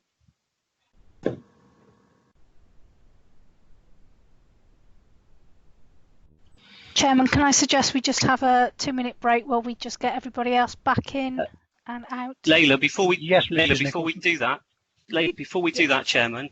Sorry, Stuart. Yes, can I just clarify that in terms of the detailed wording of the reason for refusal, normally we do that through Chairman and Vice Chairman.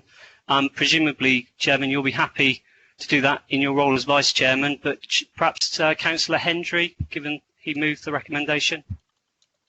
Yes, quite happy with that. I feel as if I'm in a goldfish bowl. It's okay. It's okay. It's just making sure, Councillor Hendry, that you agree with the detailed wording of the reason for refusal. Absolutely. Sure. I'll be in contact with you later, Councillor Henry. Yeah. Okay. Thank you. Yes, and we'll have a short break now to allow the next speakers to come in. So if we take 5-minute break. There's no Bridgewater Fair, Alistair, this year, so you won't be hooked. You'll be okay. Access areas located between them. So in effect, what will happen is that people will come into the facility and the activities will take place within the building itself. These are some images of the front of the building as viewed from within the site. There is not considered to be any visual impact as a result of the development, given its location immediately adjacent to the existing single-storey and 2-storey buildings of the property. The escape room, as you can see, it's quite difficult to get a shot of the escape rooms from any sort of public vantage point. This is from within the hotel site. The tennis court is located here, and the escape rooms are located adjacent to the north boundary of those tennis courts.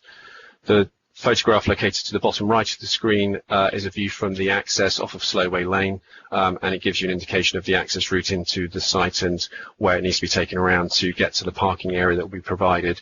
So in effect, what will happen is you'll come in off of Slowway Lane, you'll take a right here beyond the hedgerow, which is here on this slide, and you'll carry on past the tennis court into the parking area that will be provided for customers visiting the site.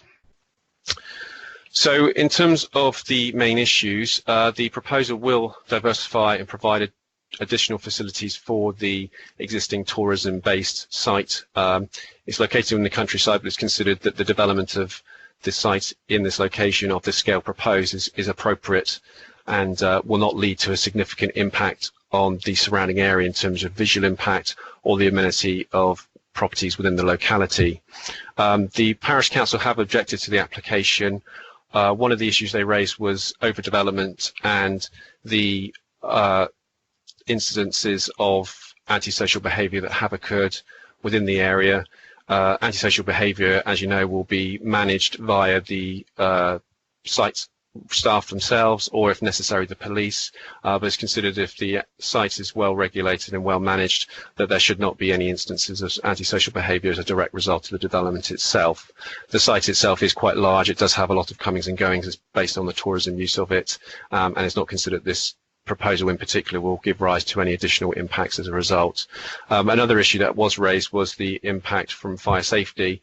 After having discussions with the building regulations team, this would be carried under a building regulations application which would be required for this type of use, which they, if in the event of planning permission being granted, they can obviously move on to, and the fire regulations would be checked by the Building Control Partnership in that respect. So the recommendation is to grant consent subject to the conditions set out within the report. Thank you, Chairman. Thank you very much, and I think we now have the speaker with us. Mrs. Nicholson, is that correct? Yes, Chairman. Excellent. If you could, Mr. if you Willows, could enable. yeah. Thank you, Mr. Willows. Glad you've joined us. Just to remind you, you've got 3 minutes to address the committee. When you've had 2 minutes of that time, you'll hear a bell, which is basically letting you know you've got the 1 minute left to go. So if you'd like to start your comments, that would be great. Thank you. Okay, thank you. Escape Rooms Middlemore has already a trading history.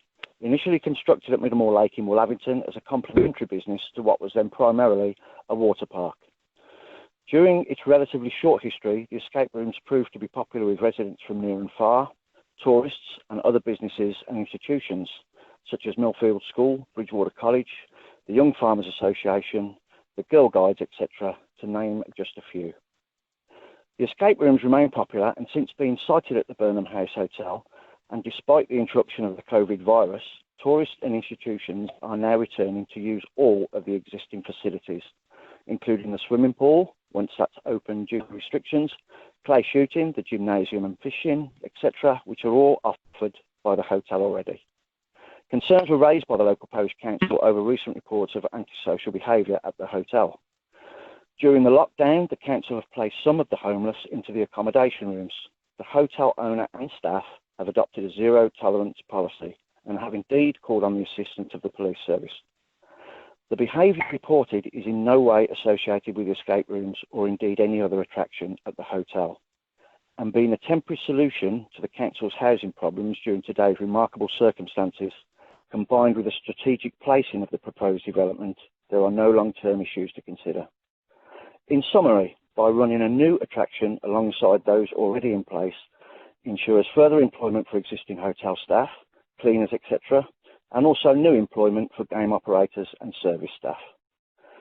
Escape Rooms in its short history has been accepted and included by the official tourist board and has been twice nominated for Innovation Awards. Our hope is to continue to provide a high quality, safe environment and premium service to all that use the rooms within the ever increasing escape room industry and in the currently suffering tourist industry. Thank you. Thank you very much.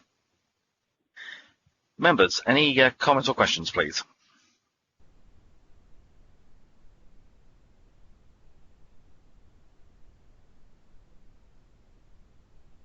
I'm not seeing anything from...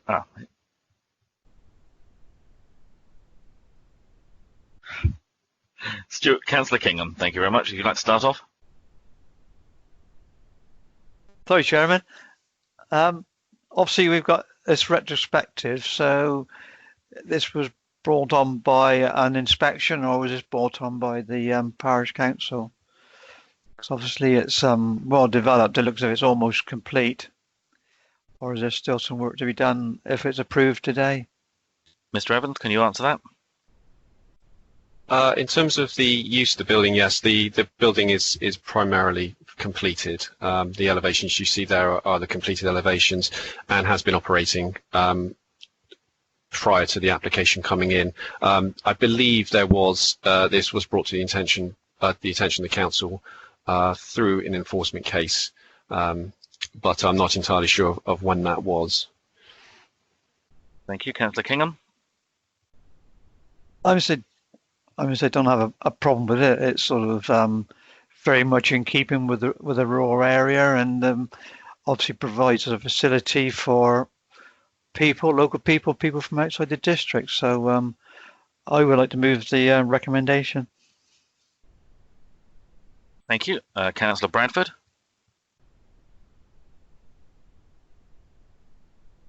Thank you, Mr. Chairman. I think we all need an escape room sometimes in these present circumstances. I think people that live in the countryside, they aren't too bad. But a lot of people don't, and they need these areas. And I'm going to second Councillor Kingham's proposal. Thank you. Councillor Hendry, I wasn't sure whether you wanted to comment. No, absolutely fine. Pass on that. Thank you. Okay, thank you very much. Councillor Perry. Good sense of humour. Good. Yes, I was going to second this. I think this is an excellent idea. Yeah, thank you. Okay, thank you. And I see Councillor Bolt has decided not to comment. So, if there are there any further comments that members wish to make at this stage?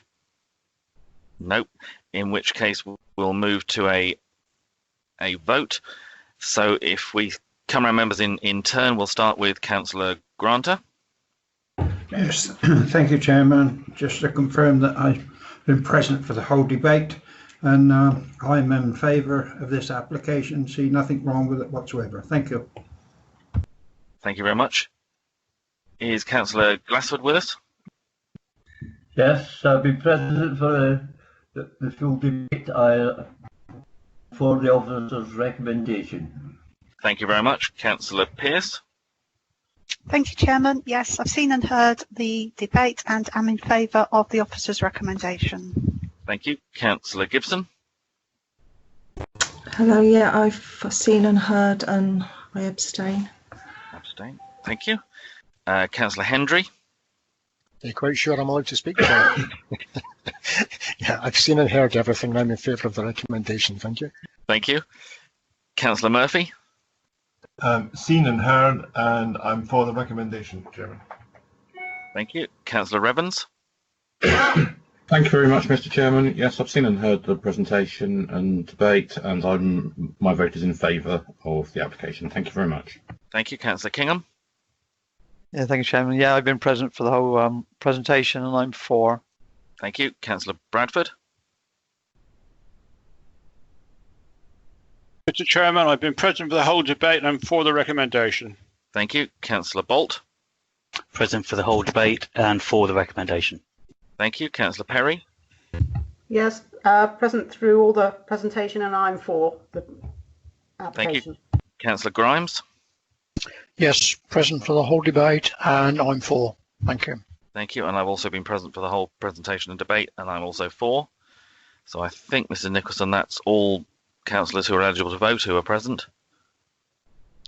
Thank you, Chairman. That's 12 in support of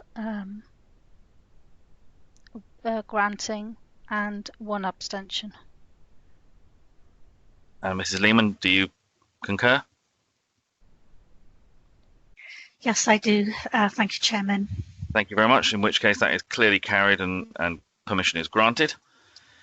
As that went rather swiftly, are members happy that we deal with our final application that's before us this morning, as we're due to come back at 2:30? I'm not hearing any dissent. Yep. In which case, let's carry on, Chairman. Yep. We'll crack on and move to page 80. And Ms. Elvey, would you like to introduce this application, please, in Stockland, Bristol? Hello, yes, thank you, Chairman. I'm just loading it up.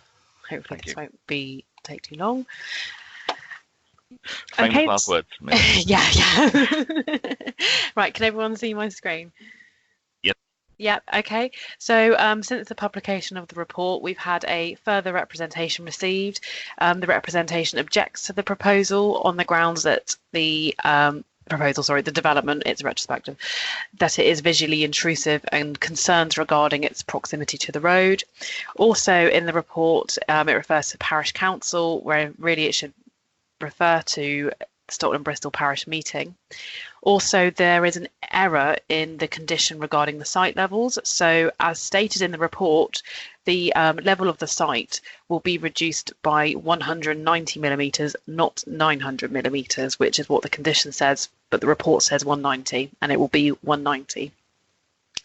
Okay, so this is a retrospective application for the erection of a greenhouse on the site of a previous greenhouse which has been demolished. So the relevant policies are listed there. Main considerations in particular for this one would be the visual amenity and the residential amenity. So the application site is sited within the main residential development area of Stockland, Bristol. The application seeks retrospective consent for the erection of a greenhouse on the site of a previous greenhouse as marked in yellow. The previous greenhouse can be seen on Google Street View in 2011, but it's not there in the image taken in 2009. So here are the drawings of the greenhouse. The greenhouse structure is finished with a dark grey frame and a dual pitch roof. We move on to photographs of the site. So this is the view as you approach from the east. Views of the site from the south, so as you're facing on. And views of the site from the west. So the visual amenity is considered to be acceptable. The dark frame of the greenhouse and the screening by the existing wall and trellis help with blending in the greenhouse into the street scene. The use of a dual pitch roof complements the surrounding properties with their decorative gables, and the glazed nature of the structure also helps this. Doesn't make the scale and massing of the building to be as prominent within the street scene. Furthermore, there will be a condition attached to any consent issued to ensure that site levels are reduced by 190 millimetres within 6 months of decision, and that will reduce the impact of the placement of the greenhouse, resulting in only 75 millimetres visible above the existing fence. The greenhouse is approximately 7.5 metres from the nearest neighbour and therefore does not result in overshadowing or any other detrimental impact on the residential amenity of neighbours or occupants of Barnesmead, and no harm is caused to any other factors such as highway safety, flood risk or historic assets. And that's it. Thank you. Thank you very much. Members, any comments or questions, please? Yeah, we've got Councillor Kingham. Yeah, thank you, Chairman. This replacement greenhouse, I mean, is it the same as the previous greenhouse, or is it larger or different construction? It's very similar. All I can see of the previous greenhouse is what's visible on Google Street View, and it's a similar style greenhouse, but I don't know exact dimensions or anything like that. So as far as it's just a one for like then, really. Mm-hmm. Yeah. So why is it being made to be reduced in? It was just to help. It seems rather small. Yeah, sorry. It was just to help mitigate any potential impact on the street scene. I should say that the previous greenhouse didn't have planning permission, so this is sort of replaced something that didn't have planning permission, and following an enforcement investigation has triggered this application. So because it's on the front of the property, it's requiring planning permission. Mm-hmm. Yeah. Yeah. Thank you. Thank you. Councillor Bolt. I think Councillor Kingham's got my answer. I was just going to ask if it was on exactly the same footprint, but obviously if the previous footprint didn't have planning, then it's a superfluous question. Councillor Gibson. Yeah, hi, thank you. Looking at the street scene, I think this greenhouse probably would have been better if it had been built with a sloping roof rather than a pointing gable type roof, just to go in with a, okay. That's all I can say. I would have done it differently to make it blend in a bit better, but yeah, okay, it's what it is. Thank you. Thank you. Any other comments from members? If not, I will be looking for a recommendation. Councillor Kingham. Okay, Chairman. Now you're looking for a recommendation. Well, I'd like to recommend that we grant permission.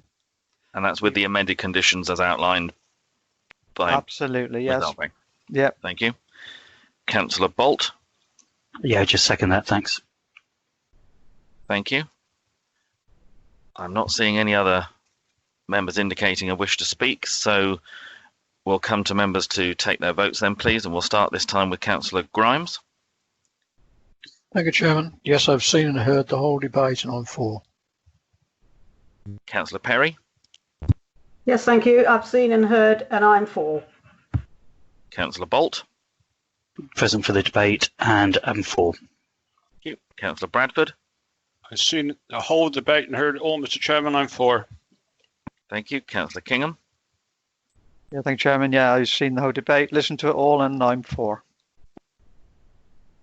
Councillor Evans. Thank you, Mr. Chairman. I've seen and heard the presentation and debate, and my vote is in favour. Thank you. Thank you very much. Councillor Murphy. Yes, Mr. Chairman, I've seen and heard, and I'm for. Thank you. Councillor Hendry. Thank you, Mr. Chairman. I've seen and heard everything, and yes, I'm for too. No problem. Councillor Gibson. Thank you. Present and for. Thank you. Councillor Pearce. Seen and heard the debate, and I am for. Thank you. Councillor Glassford. Seen and heard the debate, Chairman, and I'm for. Thank you. And Councillor Granter. Yes, Chairman, seen and heard the whole debate, and certainly for. Hope they get plenty of tomatoes. Thank you. And I've also seen and heard the debate, and I'm also for. I think, Mrs. Nicholson, that's all members who are present voting. Yes, Chairman, that's unanimously in support. Thank you very much. That's clearly carried and permission granted. Thank you, members. That brings us to the end of this morning's business. Good afternoon, ladies and gentlemen. Welcome to Sedgemoor District Council's Development Committee. This meeting is being held under the recent government regulations brought in to allow for remote meetings to take place and to allow for legislative decisions to be made. It is requested that all participants of this meeting turn their mobile phones to off or silent. Hopefully those present will hear the meeting. However, in the event of a technical failure, the chairman will adjourn the meeting and set a new time to reinstate the meeting. Please note that the meeting is being recorded. All members of the committee should have their video on but will remain muted until the chairman invites them to speak. All members of the press and the public will remain muted unless they have registered to speak, and the chairman will let them know when they can make their representation. The format of the meeting will be as per the agenda published, and a copy of the officer presentations can be found on the committee webpage. Thank you. Thank you very much. And can I also welcome you to the Development Committee this afternoon. I'm Councillor Filmer, Chairman of the committee. Just a couple of notes before we get on to the agenda itself as to how we're going to operate this afternoon. Each application will be taken in turn, with the officers outlining the details of the application, followed by the public speaking time. Members will then debate and decide upon the application. For members of the committee, just to remind you, if you wish to speak, please indicate in the chat and I'll call you in turn. During the debate, there will be a proposer and a seconder for a resolution.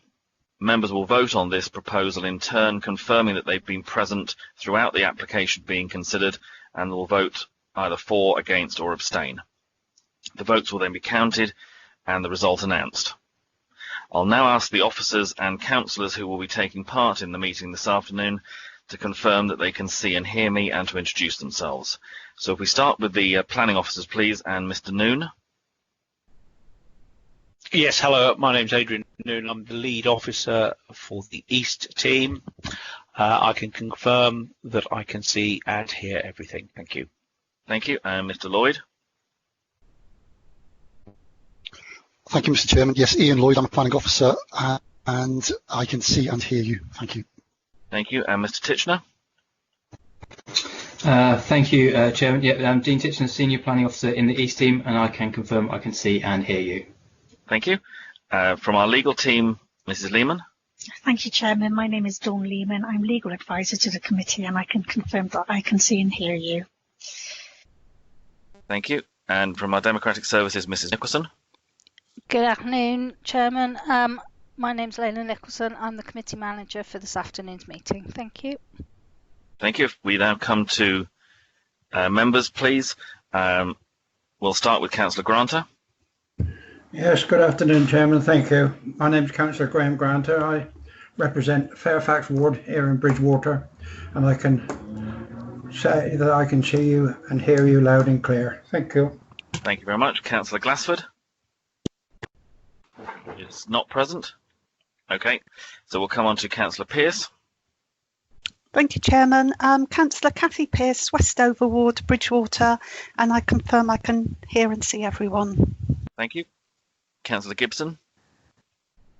Yeah, hello. Good afternoon.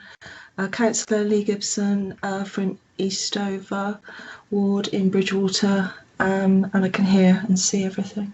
Thank you. Thank you. Councillor Hendry. Good afternoon, Mr. Chairman. Sedgemoor District Councillor Alistair Hendry for Burnham-on-Sea Central. I can see and hear everything. Thank you. Thank you. Councillor Facey. Good afternoon, Chairman. Councillor Mike Facey, Burnham-on-Sea North, I can confirm I can see and hear everything. Present and correct, sir. Thank you. Councillor Murphy. Good afternoon, Chair and everyone. I can see and hear you. Burnham-on-Sea North, Mike Murphy. And Councillor Revens. Good afternoon, Mr. Chairman. Councillor Bill Revens, North Petherton Ward. I'm confirming I can see and hear everything. Thank you very much. Thank you. Councillor Kingham. Good afternoon, Chairman. Yes, Councillor Stuart Kingham, West Podens Ward, and I can confirm I can hear and see you. Councillor Bradford. Good afternoon, Mr. Chairman. I represent North Petherton Ward and I can hear and see everything. Thank you. Councillor Bolt. Good morning. Good morning. Good afternoon, Chairman. Brian Bolt, ward member for Cannington and Wemden, can see and hear everything. Thank you. Councillor Perry. Yes, thank you. Good afternoon. Councillor Liz Perry, representing Kings Isle Ward, and I can confirm I can see and hear everything. Thank you. Thank you very much. Councillor Grimes. Yes, Chairman. Confirm I can see and hear everything. Councillor Tony Grimes, Barrow. Thank you. Thank you. And as I said before, I'm Councillor Filmer, Chairman of the committee, and I've seen and heard all the replies from officers and members. Just to mention, there are obviously members of the public present, some of whom have registered to speak. We also have council members and officers present, some who've registered to speak, some are just here to observe the meeting. So if we move on to the agenda itself, do we have any apologies, please, for this afternoon? Thank you, Chairman. I've received apologies from Councillor Scott, and Councillor Glassford will be late coming in, but hopeful to join us. Thank you. All other members are present. So urgent business is item 2. I have no urgent business that isn't covered by our agenda. Item 3 is public speaking time for members of the public. Those of you who've registered to speak, we take each application in turn. The officers will outline the background and the detail to the application, and we'll then ask you to come forward to address the committee. We'll do that by Mrs. Nicholson enabling your microphone. Once that is enabled, I'll ask you just to confirm that it is working, and then we will have the 3 minutes to address the committee, and you will hear a bell to notify you when you've got 1 minute left to go. Just like that. And after that, you finish your 3 minutes, it'll then be on to the next speaker or for the members to debate and decide the application. If we move on to declarations of interest, and I have Councillor Granter. Yes, thank you, Chairman. Yes, I'd like to declare a personal interest in 75 St John Street, page 94 in Bridgewater, but I've taken no part in any discussions regarding this application. Thank you. Thank you very much. And Councillor Pearce. Thank you, Chairman. Yes, the same for me. And Councillor Gibson. Yeah, same. Page 94, Eastover, St John Street, please. I've taken no part in any discussion before today. Thank you very much. Chairman, can I just clarify that is because they are members of Bridgewater Town Council? Councillor Pearce. Yep. Yes, that's correct. And Councillor Gibson. It is correct. Terrific. Thank you. And I need to declare an interest, same non-predetermination interest on page 125. It's within my county division. I attend the parish council meetings, but take no part in any planning discussions and leave the room when they come forward. For members of the public, it's important that if there's any involvement that members have had in an application that you're aware of it. We have a standing order within this committee which basically says to avoid predetermination, in effect, members making their mind up before they come to the meeting, that they should take no part at the parish or town level in discussions. If they do so, then they have to declare that at this meeting, and they would have to take no part in the discussion and the decision here. So where you've heard members declare that they've not taken part, that is so that they've enabled themselves to remain within the committee, debate the application and be involved in the decision making. So if we move on to the planning applications themselves, the first application we have is actually on page 100, but we need to deal with the HRA report first, which you had on your separate papers. So if I could ask Mr. Lloyd to introduce the Habitat Regulations paper, please.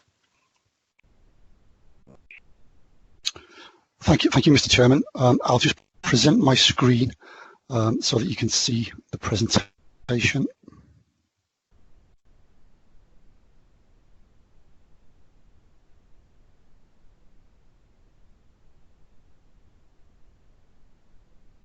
hopefully that should be coming up just about now.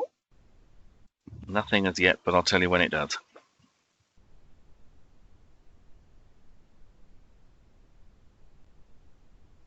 Yep, we now have the cover page. Thank you very much, Mr. Chairman. So this is an application at Chelmscombe Quarry on Tutters Hill at Cheddar for the erection of a dwelling and the demolition of the existing commercial units and structures on the site. I'll just briefly outline the main considerations, and then I'll go on to the HRA, and then we'll come back and deal with the planning application. So in terms of the main considerations, it's the principle of development, and that generally surrounds mineral safeguarding issues, which I'll explain in more detail later on. There's the ecological issues, the impact on ecology and biodiversity, as well as local character, including the natural beauty of the AONB. That's the area of outstanding natural beauty. We have surface and foul water drainage and flood risk issues because essentially we're dealing with a quarry and it's hard bedrock. There are some highways considerations relating to the standard of the highway at Tutters Hill and generally wider amenity considerations. So just before I start, I'll show you this aerial photograph, which shows the application site here, which is the former Chelmscombe Quarry. The larger quarry to the north, which is a current working quarry, is Batscombe Quarry. This is Tutters Hill, which leads down into Cheddar. I'll leave that slide on while I give the committee presentation for the habitats regulation assessment, which I shall refer to hereafter as the HRA. So prior to consideration of the application, we need to deal with the HRA. It relates to a European site, and the European site in question is the North Somerset and Mendip Bats Special Area of Conservation, whose qualifying features include the presence of greater and lesser horseshoe bats, a protected species. Greater and lesser horseshoe bat passes have been recorded between the buildings and the cliff face, and there are also 2 caves within the quarry walls. Now these caves function as a low status summer roost and hibernation roost used by a small number of lesser and greater horseshoe bats and possibly other species, and also the scrubby areas at the base of the walls and on ledges supports foraging bats, including the lesser horseshoe bat. The identified ways in which the qualifying features of the European site could be affected by the proposal include the loss or degradation of that foraging habitat, that is the scrubby areas at the base of the cliffs and on ledges. It's severance of flight lines by the positioning of the building. There's operational light disturbance through lights from the windows and any external lighting, and also potential noise disturbance during construction. In terms of likely significant effects, scrub could be removed or tidied up at the base of the quarry to facilitate the proposed landscaping and development, which could result in the loss of that habitat that supports prey species hunted by greater horseshoe bats. And it's possible a significant effect could occur due to the loss of those hunting patches within the quarry. The nearest known lesser horseshoe bat maternity roost from the application site is 1.3 kilometres to the southeast. However, up to 4 lesser horseshoe bats were recorded emerging from the caves within the quarry, with foraging activity occurring at least along the southeastern boundary, and development may of those 4 lesser horseshoe bats, which is likely to be in the order of 1% of the local maternity colony population. In terms of severance of flight lines, as I've said, that could occur by the new building in towards the centre of the site. Operational light disturbance from light spillage, as I said, and then the noise from construction. We have to also consider in combination effects which means this development in association with any other planned development. And what I will point to shortly is the presence of two other buildings nearby that were also part of that quarry and former structural test centre, which had prior approval for the conversion to 2 dwellings and then subsequently planning permission for the erection of 2 new dwellings, which are not yet implemented. So with those 2 planning applications and the ecologist's recommendations with this planning application, which includes measures such as smart glass, which doesn't emit so much light out from within a building into the external environment, and also anti-reflective glass, which acts against bird strike. Sometimes you get bird strike from large areas of glazing if this anti-reflective coating isn't applied. So in terms of those in combination effects, the ecologist considers that with similar measures, i.e. the conditions that we're proposing, in combination effects can be avoided. So in conclusion, there is a potential for significant effects on greater and lesser horseshoe bats and those populations within the special area of conservation for those reasons that I've outlined. However, the landscape planting proposals will have the potential to generate an abundance of moth and other invertebrate species, which could more than compensate for those hosted by the lost scrub. And we also have a landscape environment management plan to ensure those planting schemes are maintained to support Mr. Lloyd, could I bats. just ask you to pause for 1 minute? I believe we may have lost potentially one of our councillors. I was also going to suggest we are having some difficulty with your audio. It is audible, but it is breaking up a bit, and I wonder whether it might be worth seeing if we can get you just to do the audio from your end and ask Mrs. Nicholson if it's possible that she could present the illustrations. Certainly. So I'll stop presenting, and then I'll wait for the instruction to resume. Thank you. That would be helpful, and I think, as I say, if we can try and get Councillor Gibson, I believe, may have dropped out. Yep. Councillor Gibson, you're back in? Yeah. Could I just check whether you believe you've missed how long it was that you dropped out for, because then we can get Mr. Lloyd just to recoup, otherwise you wouldn't be able to take part in the vote. No, this system doesn't work very well, does it? I mean, as soon as you lose somebody, they've gone and they can't participate, and it's not really very fair, I don't think. So all I was asking was where were you up to? I haven't heard enough, so I'm going to have to drop out. Did you get up to the point where I talked about in combination of Councillor Gibson? I saw your first slide, Ian, just the top of the first one. You just introduced the quarry, and then the internet went on both my internet from Sedgemoor and from my home Wi-Fi. Okay, so Mr. Chairman, I can recap that in a briefer summary, if that helps. That would be helpful, I think. Gibson to, yeah, okay. So, Councillor Gibson, I was just explaining that there's a European site, the North Somerset and Mendip Special Area of Conservation, and the qualifying features there are lesser and greater horseshoe bats.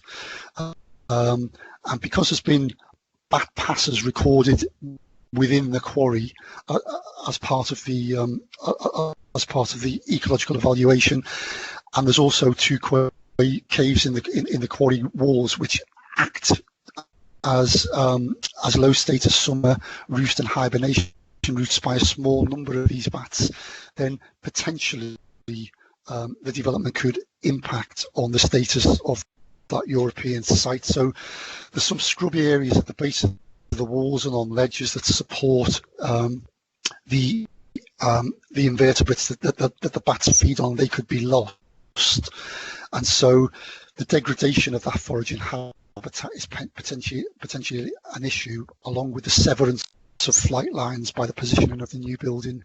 There could be operational light disturbance from lighting on the building, and also potentially noise during construction.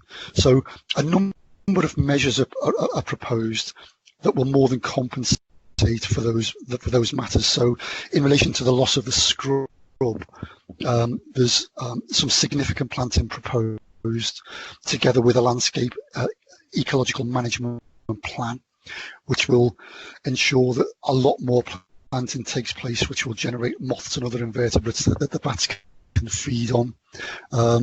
In terms of severance of the flight lines, there's a lot of buildings. There's more building coming down than there is going back up. In terms of operational light disturbance, there's the use of smart glass, which doesn't emit as much light from within the building outside the building as normal glass, and the glass would be anti-reflective to avoid Lloyd, bird strikes. Can I just ask you to pause for 1 minute again? We are having some difficulty still with the audio coming from you. Okay. I know you're.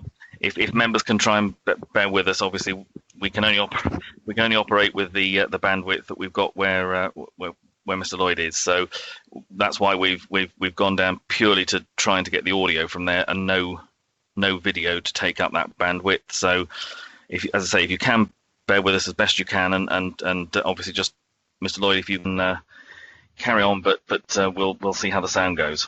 So. And just interrupt me at any time, Mr. Chairman, if that's not clear at all.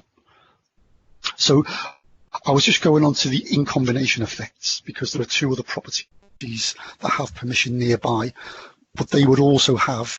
Sorry, Mr. Lloyd, I'm going to have to just pause you for 1 minute. I've got Mrs. Lehman wanted to make a comment. I don't know if it's relating to the audio issues. No, it's not relating to the audio issues, Chairman. I'm just going to point out to members that they've also got the written version of the HRA report that they can follow during this presentation. Thank you. Thank you very much. Thank you, Dawn. That's helpful. So I was just going on to explain the in combination effects. So when there's a development proposed that might affect a European site, we look at any other planned development in that area. So there's planning permission for two other houses, but because they've got similar measures, a requirement for smart glass and so on, the ecologist is satisfied that there won't be those in combination effects. So with all of the conditions that are outlined in the HRA and subsequently on the planning permission, then the conclusion is that the proposal won't affect the integrity of that special area of conservation, and it would be safe to grant the planning permission. Thank you very much. So members are being asked to endorse the conditions recommended in the HRA. Thank you, Mr. Chairman. Thank you. Any comments or questions from members relating to the HRA? Councillor Kingham. Yeah, thank you, Chairman. With the which is permission that's already been granted for the other two properties, presumably the HRA for this particular house is the same? It's the same conditions? If so, then I would like to move the HRA. Mr. Lloyd? So they might not be exactly the same, but it's the same ecologist that's conducted it, and you look at a bespoke HRA for each individual separate application, but certainly in relation to the smart glass and so on and so forth, yeah, those conditions achieve the same aims. Yes, thank you.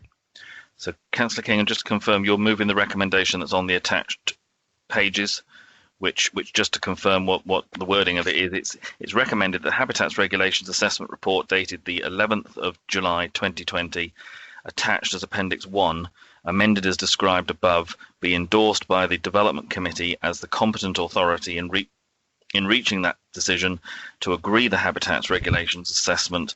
The Council considers that the proposed development would not have an adverse impact on the integrity of a European site. So, Councillor King, just to confirm, that's the recommendation that you're moving? Yeah, you couldn't have read it better, Chairman. Thank you. Thank you. Thank you so much. Is that seconded?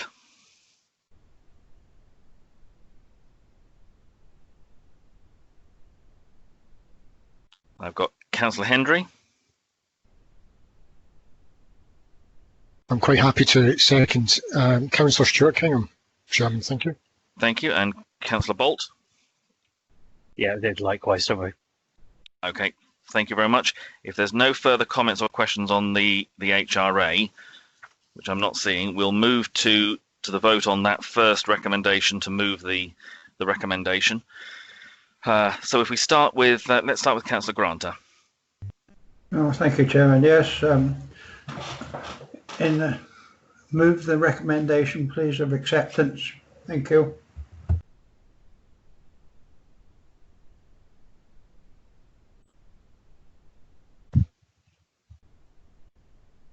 Just to confirm, Councillor Grant, that you were present throughout the whole of the presentation on the HRA?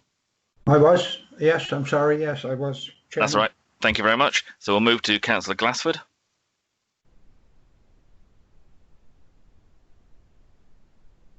Councillor Glassford. Okay, we'll come back. Oh, thank you very much. Later. That would explain why he's not answering me. Councillor Pearce. Thank you, Chairman. I confirm I have been present, but I will abstain on this occasion, please. No problem. Thank you very much. And Councillor Gibson? No, I didn't hear it. Okay, so we'll mark that as absent from the discussion. Councillor Hendry? I've seen and heard everything, Mr. Chairman, and yes, I'm for. No problem. Thank you. Thank you. Councillor Facey? Yes, thank you, Chairman. Yeah, noted all the paperwork, Chairman. I'm present throughout and heard the debate, Chairman. I am for the officer's recommendation. Thank you very much. Councillor Murphy? Yes, Chairman, thank you very much. I've seen and heard the whole presentation. I'm for the application. Thank you. Councillor Revens? Thank you very much, Mr. Chairman. Yes, I've been present and heard all the presentation, and I am in favour. Thank you. Thank you. Councillor Kingham? Thank you, Chairman. Yes, I've been present and heard the whole presentation, and I'm for. Thank you. Councillor Bradford? Thank you, Mr. Chairman. I've heard and seen everything, and I'm for the recommendation. Yeah. Councillor Bolt? Again, seen and heard it all, and for the recommendation. Councillor Perry? Yes, thank you. Yes, I've seen and heard all the recommendation, and I'm for it. Thank you. Councillor Grimes? Thank you. Seen and heard the presentation, and I'm for. Thank you. And also I've seen and heard the presentation, and I'm also for. So, Mrs. Nicholson, I think that's all the members who are present.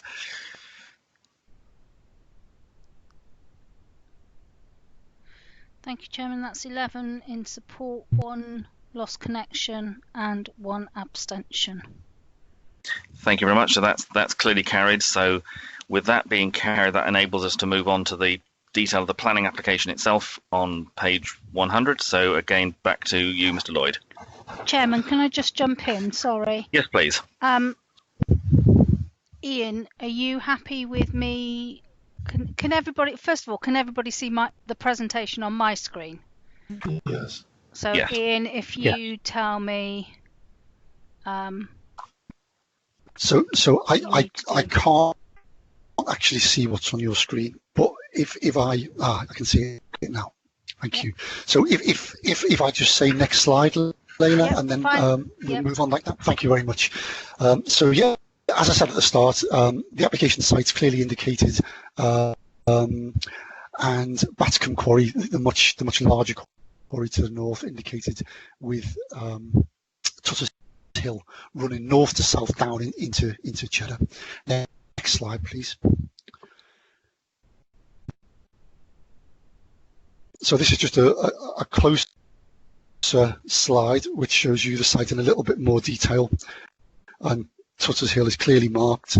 And then again, next slide, Layla, please, which should be a further close-up, which begins to show you the quarry buildings within the site.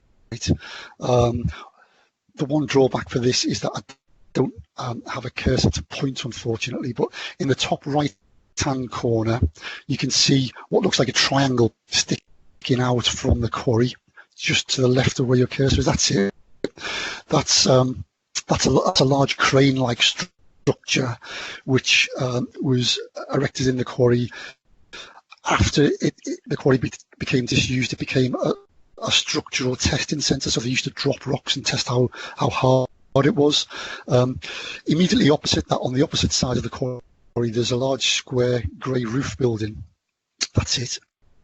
And that is a former office building in relation to the quarry, and that's been converted into a dwelling, and that sits atop the quarry. As you run down to the south of that, please, Layla, where Tutter's Hill enters and sort of bends around the site, that's right. That's the location of, you might just be able to pick out that there's two buildings in there that had the prior approval for dwellings, and that's where the two new houses are going to go. And then you'll see that the largest building with a pale roof, which is the biggest building on the site, just to the northwest of it is a grey building partially screened by woodland, and then to the right and to the northeast there are two further buildings and a large tower, and all of those buildings, those commercial buildings, would be removed as part of the proposal. Next slide, please, Layla. So this is the site location plan with the proposed dwelling in yellow, the other two new proposed dwellings in the darker colours, and then the pale grey building at the top of the site is the other. You can see that Tutter's Hill is outlined in red, and the red line boundary of the application site is unusually long because Tutter's Hill is not highway maintained at the public purse. It's partly a right of way. There's no pavements and no street lighting. Next slide, please, Layla. So this is a close-up of the proposed application site. So you can see the proposed dwelling located centrally within the quarry, and the two areas highlighted yellow, so bottom left, are the proposed two new dwellings, and then top left with the yellow corner is the other building which has been converted to a dwelling. Next slide. So this is just some views up Tutter's Hill to give members a feel for the character of the lane. This is at the point where the last dwelling is before the quarry, and that's some 120 metres south of the quarry site. So it's got no real near neighbours other than those that are planned or the former quarry building, which have all been in the same ownership as this current applicant. Next slide. Again, just another view further up Tutter's Hill. And next slide. Moving into the site, that is the largest building on the site. You can see from the foreground of the photograph that there's quite a rise up into the site. There's quite a long driveway. So this is taken at an advanced point in the site, and that, if members can recall, that the pale roofed building, the largest on the site, that's it on your right hand side. Next slide, please. So we're now panning across to show one of the other buildings and the tower structure within the site, and again the foreground of that photograph shows that the actual base level of the quarry is elevated above the highway at Tutter's Hill. Thank you. Next slide. That's one of the other buildings adjacent to the access. Thank you. Next slide. And again, looking back at that large building and the point of access, which is just beyond those vehicles and caravans, sort of between the vehicles and the caravan and the buildings, is the point of access into the site. Next slide. So just more views of buildings within the site. Thank you. That's fine. You can pan around to that next one. Thank you, Layla. And again. And you can you just go back. Thank you. So that building at the top of the quarry is the former office building, which has been converted into a dwelling. Thank you. Next slide. And again, that's a view from within that building. It has one window which serves a sort of kitchen area, so you can get a view from that elevated dwelling back down into the quarry. But the principal elevation and outlook from that building is not into the quarry; it's away from quarry. So there's no real amenity issues. Thank you. Next slide.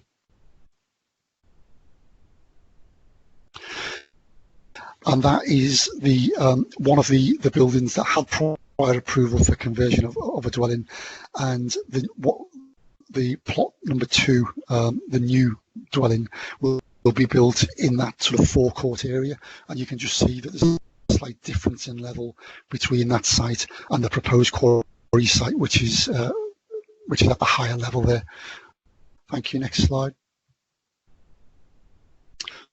So turning now to the plans of the development, it's really quite a substantial and unusual modern building, essentially 2 stories with quite a few terraces and some terrace on the upper deck.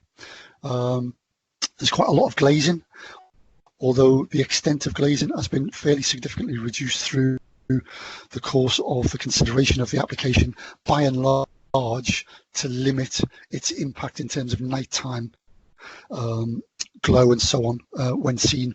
You can only really see it from distance back down on the valley floor, so substantial distance, but it could appear bright of a night, hence the smart and non-reflective glazing.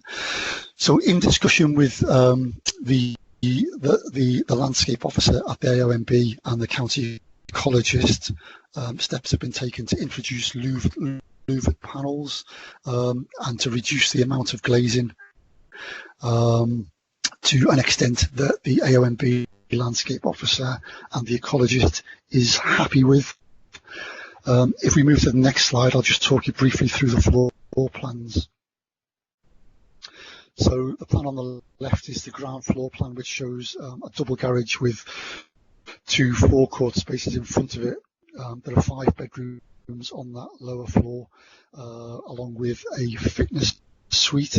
It was originally intended to have a swimming pool, but because of drainage concerns there, we weren't sure that there was enough capacity in terms of the water that might fill that pool. So that's been taken out and replaced with a gym. We're intending to remove permitted development rights for a pool. There's no problem in principle with a pool, provided there's enough capacity within the tanks that the water can be changed on a regular basis. What we would say about that is that when the former quarry was fully operational, there were up to 80 men or 80 people employed on the site at any one time. So there are large storage tanks which will serve the 3 dwellings for their foul and grey water. So very likely capacity, more than adequate capacity to serve 3 large dwellings on a site that could previously serve 80 employees. Going up to the second floor, that's where the principal living accommodation is. So we've got the sort of semicircular areas like lounge, kitchen, diner. Got 2 further reception rooms. We've got a guest bedroom, and then you'll see sort of 3 small terraced areas.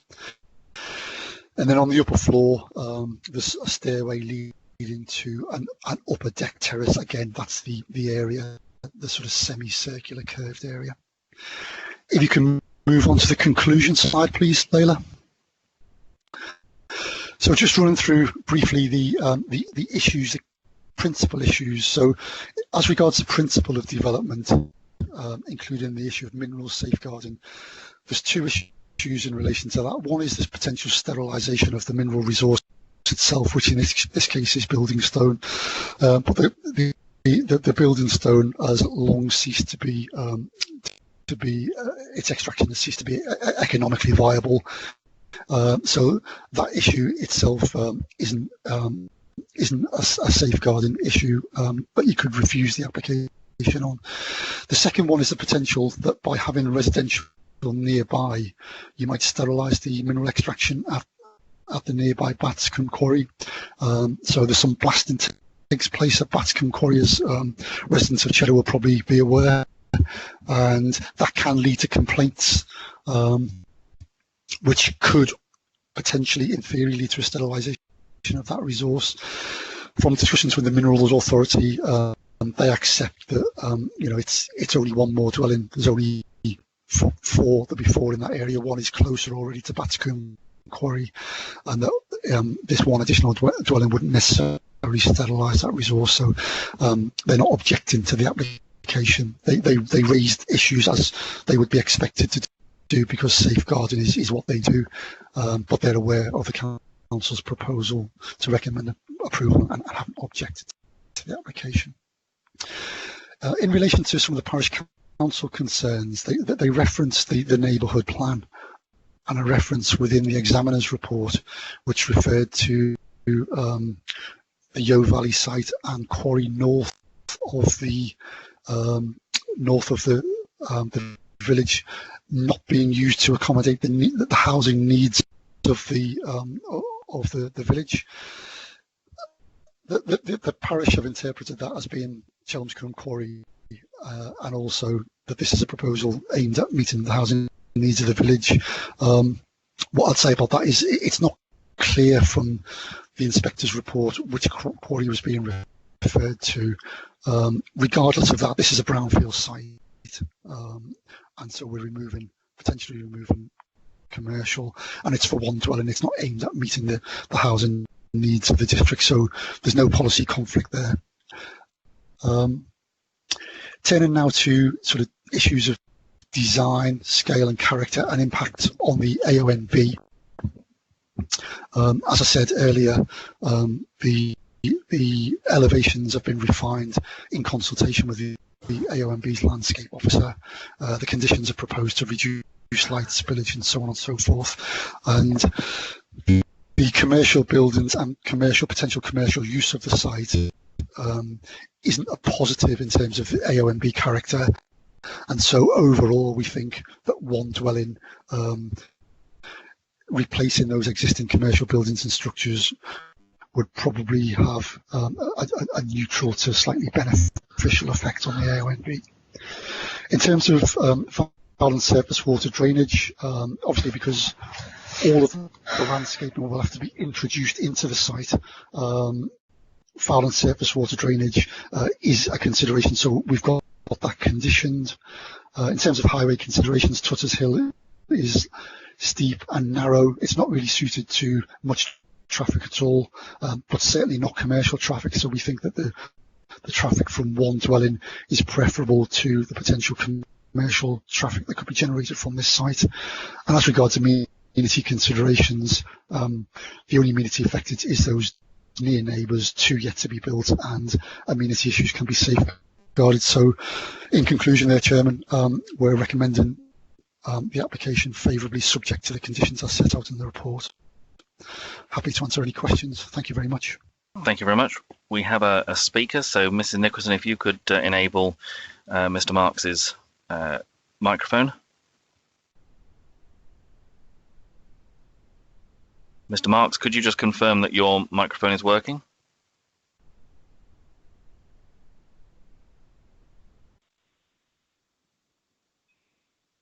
Hello. Hello. Yes. Patrick Marks. Yes. Excellent. Just to remind you, you've got 3 minutes to address the committee. When you've got 1 minute of the time left, you'll hear the bell go, and start whenever you're ready, please. Okay. Thank you very much. Dear councillors, thank you for letting me speak in support of the application at Chelmscombe Quarry. My name is Patrick Marks, and I am a senior planner at AGM Limited. AGM Limited are the planning agents acting on behalf of the applicant IQL for the application before you. The proposals are for the demolition of the existing commercial units on this brownfield site at Chelmscombe Quarry. They will be replaced with a single residential dwelling. The proposals include a complete tidy-up of the site with the large industrial structures currently in situ being removed from the site. The application has been through a lengthy determination process with several amendments being implemented into the scheme based on the feedback received from the county ecologist, the Mendip Hills AONB officer and the case officer Ian Lloyd. The application is before you today because the Parish Council's views are contrary to the case officer's approval recommendation. You will have seen from the committee report that the case officer has addressed their concerns, and I would like to clarify their comments also. They state that the scheme is intensification of development in the AONB. However, by demolishing the existing units on site and seizing the commercial uses, the proposal actually results in a large reduction of floor space in the AONB. The proposal will also help to reduce the levels of traffic on Shooters Hill, as one residential dwelling will have less traffic movements than the current commercial uses. They also state that this is contrary to the NPPF. The proposals are not contrary to the NPPF or the adopted neighbourhood plan. There is nowhere in either the neighbourhood plan or the inspector's report that states that residential development should be restricted on the applicant site. The proposal is not set out to meet the housing needs for Cheddar, but simply a new dwelling in place of much larger commercial units on site. As Mr. Lloyd has stated in his committee report, the proposals are considered to be a sustainable form of development on brownfield land. Therefore, the principle of development that has been challenged by the Parish Council should be dismissed. All other technical officers responded with no objection, subject to conditions which have been agreed. The proposal is in line with both national and local planning policy, and we would very much appreciate your support for this development. Thank you very much for listening. Thank you very much. Members, any comments or questions, please?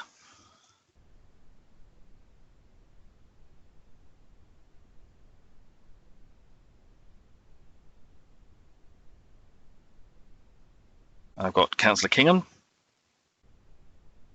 Yeah, thank you, Chairman. I think this is because, an old commercial site which is being cleared of commercial buildings. Obviously, the setting is obviously very unique, and the design is very unique for this area. But again, they've already got planning permission for 2 dwellings there, which obviously they haven't started yet. But I think changing the whole area from commercial, removing all the old buildings, etc., tidying all up, I think this will become quite a desirable area. And I would like to move the recommendation. Thank you very much. Councillor Pearce. Thank you, Chairman. Yeah, I mean, this does tidy up a brownfield site, which is really unattractive at the moment. But my concern is over the scale of the proposed building. It does look really large, so it would be useful if there was a bit more information to put it into context with the sites, bearing in mind it is within an AONB. And also the issue of minimising vehicular traffic was mentioned, but there will be a substantial amount of construction traffic and refuse lorries. So I'd be grateful for some more information on the road quality and ability to withstand that amount of traffic, please. Thank you very much. Mr. Lloyd. Thank you, Mr. Chairman. Yeah, so Tutter's Hill is narrow, and as you can see from those photographs, there are some narrow points where 2 vehicles can't pass. So construction traffic is an issue. One of the conditions is that they have to provide a construction management plan, which will detail how they will get the materials to the site. So obviously you've got some large buildings and materials to be demolished and removed from the site, so that will generate traffic. And again, during the build, the build materials will have to be imported. One of the benefits of this site is that there's a lot of land that all of the construction traffic and porta cabins and storage of materials can all take place entirely within the site and off the highway. So that is a benefit. So I think it's with any development, it's accepted that there's some short-term pain in terms of construction, but in terms of the amount of traffic that will be generated from a dwelling compared to the commercial, there's absolutely no comparison. It's significantly less for a dwelling than it is for potential, and obviously most of that will just be car traffic, as opposed to potentially lorries, vans, and so on with with the commercial use, there is a significant reduction in the amount of overall floor space, even though it is a large dwelling. So I'd say in terms of the traffic, it's a net gain. But there were some previous proposals to redevelop this site for sort of holiday letting lodges and so on and so forth, and there was a wealth of objection to those proposals from local residents based on the daily traffic that would be generated. But those objections have gone away with this because the daily traffic with one dwelling is entirely manageable on that road. In relation to the site itself and sort of where it is, I mean, obviously you can see from that block plan there that the building has a larger footprint than the two outlined in yellow, the two proposed. It's probably a similar footprint to the other building which has been converted, and they are large buildings. But that said, you know, it's a 5-bedroom dwelling with ample living accommodation and integral garage with some external terracing. So, you know, although it is, you know, it's a different design, it's unusual, it's modern. It is very well screened within the quarry. You can't really see it from Tutter's Hill itself because it's so well wooded and elevated and set back within the quarry. But what you will get from the height there and from those terraces is the advantage of the views out and over the valley. So it can afford those views without having, you know, a significant detrimental impact looking back in. Thank you, Mr. Chair. Councillor Pearce. Thank you for that. I'm not sure if anyone's coming after me to ask questions, but I do have one other question that occurred to me whilst Mr. Lloyd was speaking. That's fine. Is there any other information on the environmental sustainability of the build itself in terms of carbon footprint and use of local materials? Mr. Lloyd? Actually, I do cover that in the report. Now let me just find where within the report I have that.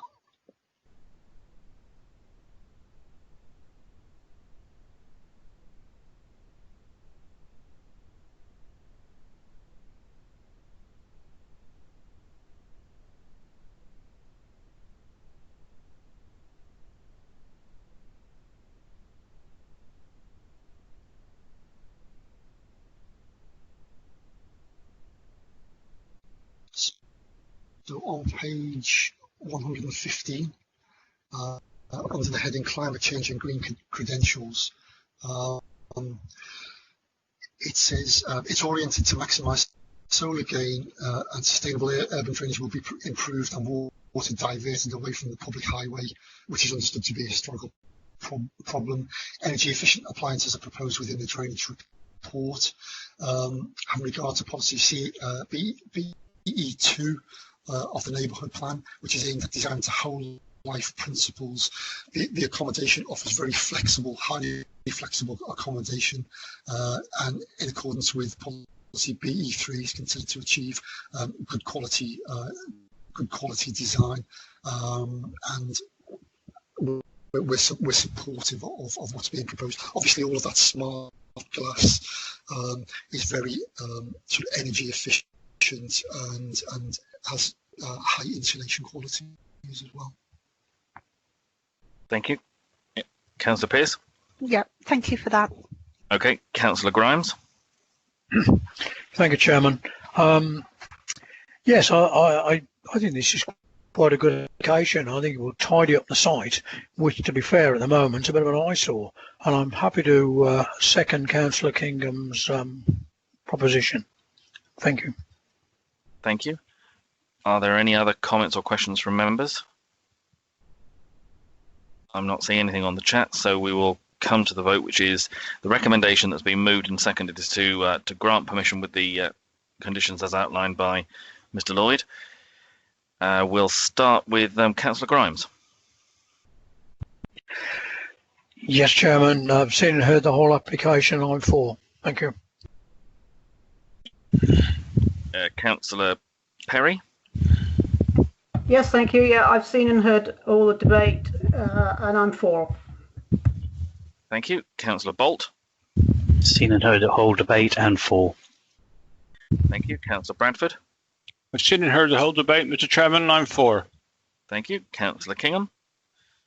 Thank you, Chairman. Yes, I've heard the whole debate and I'm for. Thank you. Councillor Evans. Thank you, Mr. Chairman. I've been present and heard the whole debate, and my vote is in favour. Thank you. Thank you very much. Councillor Murphy. Thank you, Chair. Seen and heard, and I'm for. Thank you. Councillor Facey. Yes, thank you, Chairman. Present throughout, Chairman, and fully support the recommendation, Chairman. Thank you. Councillor Hendry. I've seen and heard everything, Mr. Chairman, and I'm quite happy to be for. Thank you. Councillor Gibson. I've not seen and heard. Okay. Thank you. Councillor Pearce. Yeah, I've seen and heard the whole debate and I am for the application. Thank you. And I think, Councillor Granter, I think you also dropped out at some point, so I think you were also absent. Is that correct? Yes, Chairman, exactly correct. Thank you. Okay. And I've also seen and heard the full presentation and debate, and I'm also for. I think that's all members. Mrs. Nicholson. Chairman, there's 11 in support and 2 that lost connection. Thank you very much. So that's clearly carried, so permission is granted. Right, members, if you can turn in your papers to the next application where we have a speaker present, and that is Compton Bishop on page 125. And I think, Mr. Noon, you're introducing this one? Yes, I am. If I could just quickly bring my presentation up.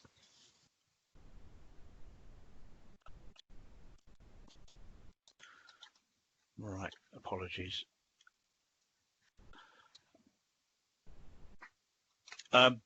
Just very quickly before, hang on, if I could just bring up the presentation. I do have one update from the Parish Council.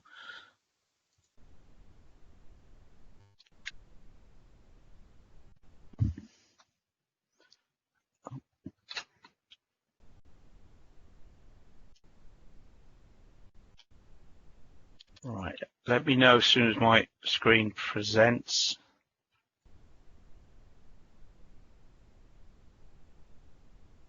Nothing as yet. Yeah. How's that? Yep, we now have the front cover. The front cover, yeah, thank you very much. The application seeks a change of use of sort of an adjoining paddock to form part of the residential part of the site, with the erection of an outbuilding, which is a garage, and a single-storey rear extension on the property itself. The parish have written in very recently, yesterday, just with some comments in relation to the application. They raise, now that they've seen the report, they raise concerns that some of the drawings may not have been accurately scalable, although they do now accept that they can accurately scale from the latest version, which is drawing revision number J. But I think that is, it may have been an issue with an earlier plan, but they are clear now on the sizes of all the buildings. They have an ongoing issue with the garage. They identify that this revision J shows a first floor window and a roof light, indicating to them to their mind that there would be a first floor within that building. The application has been amended to take out the first floor. The height of the building is at about 5.7 meters. Is on the high side for a single-storey garage. However, as you'll see in due course with the slides, given the design of the building and the general size of the building, the pitched roof that is proposed works well with the design, and at 5.7 meters, that's where the ridge ends up with an appropriate pitched roof for the size of the building. There is a condition suggested on the recommendation to say that it shall be single-storey. That condition would have the effect of removing the right to insert a mezzanine floor at a later date. So they would need planning permission, and we would get to review the application should a first floor be inserted, or will they want to insert a later first floor? So I think that point there is addressed within the report. The parish go on to say that the building should be no more than 4 metres high, and we should condition it as such. That's not possible because the application is for what it's, what has been proposed. We can't, condition number 2, as ever, says that the application shall be implemented in accordance with the approved drawings. We couldn't require a substantial change to those drawings by a condition that seeks to reduce the height of the building. We would have no idea what that would look like. So that is not an appropriate way forward, and I would suggest that the condition stipulating that no first floor should be inserted would be the more appropriate way to deal with that concern. The parish go on. There is also to raise concern about the gabion walls. Because it's a sloping site, and the applicant wishes to put a garage in, there has to be a certain amount of levelling to do, roughly on the line of the extended curtilage. That requires a retaining wall, which you'll see in the photograph shortly is a gabion wall. The parish note that the gabion wall extends further than is shown on the drawings. That is an issue we've raised with the applicant. They accept that that is outside of the application, and part of that gabion wall would not be regularised by this application. And they have accepted that we would investigate that separately. There may be an argument to say that that wall doesn't serve any engineering purpose. You'll see from the photographs it's a bit different to the rest of the walls, and may therefore be, we can view that differently. But they do accept that if there is an outstanding issue on that bit of the gabion wall that isn't shown on the plans, then they will have to come back and regularise that. That's fine. We can deal with that separately outside of this application. The other issue that they go on to mention is that there is an outbuilding shown on the drawings. The parish's concern is that this outbuilding needs planning permission in its own right, and no one is addressing that through this application. The applicant is of the view that the outbuilding is permitted development. It is within the original garden area of the property, where permitted development rights would allow buildings up to a certain size. If it is the case that they've got their dimensioning wrong and that building does need planning permission, we can deal with that through the normal enforcement processes, at the same time as we look at the outstanding bit of gabion wall. If there is an issue, they accept that they would have to apply to regularise the outbuilding. The case officer on her site visits has looked at this. She feels that it probably is permitted development and hasn't raised it further. But I would just stress, in response to the issues that the parish raised in this late letter, we could deal with that outbuilding. If it turns out it needs planning permission, we can deal with that without derailing the current application. So that really sums up the parish's concerns. The last issue is in the report, the landscaping. They suggest that at the very least a landscaping scheme should be dealt with at this planning stage. I will come back to that in my summing up. To go on to the application itself,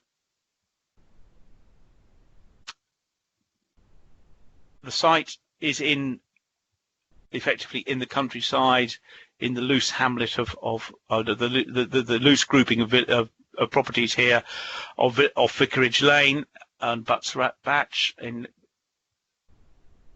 here.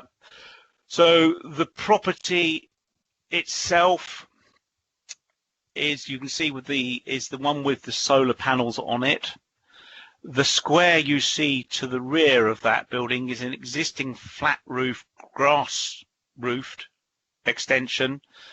The proposal is to infill this area here, just to the right of that existing flat roof extension, between it and the boundary. And then over within the yellow circle, a garage is proposed in here. And you can see just outlined along my cursor, that is the area where the gabion wall is retaining the land, the rising land, and the garage would go in here. This little bit of gabion wall here to the south is the bit that's missing from the application. Certainly this wall here, running north-south roughly, that does retain, has a retaining function, and certainly needs planning permission. This has a less of a retaining function. We would look at that separately to this application.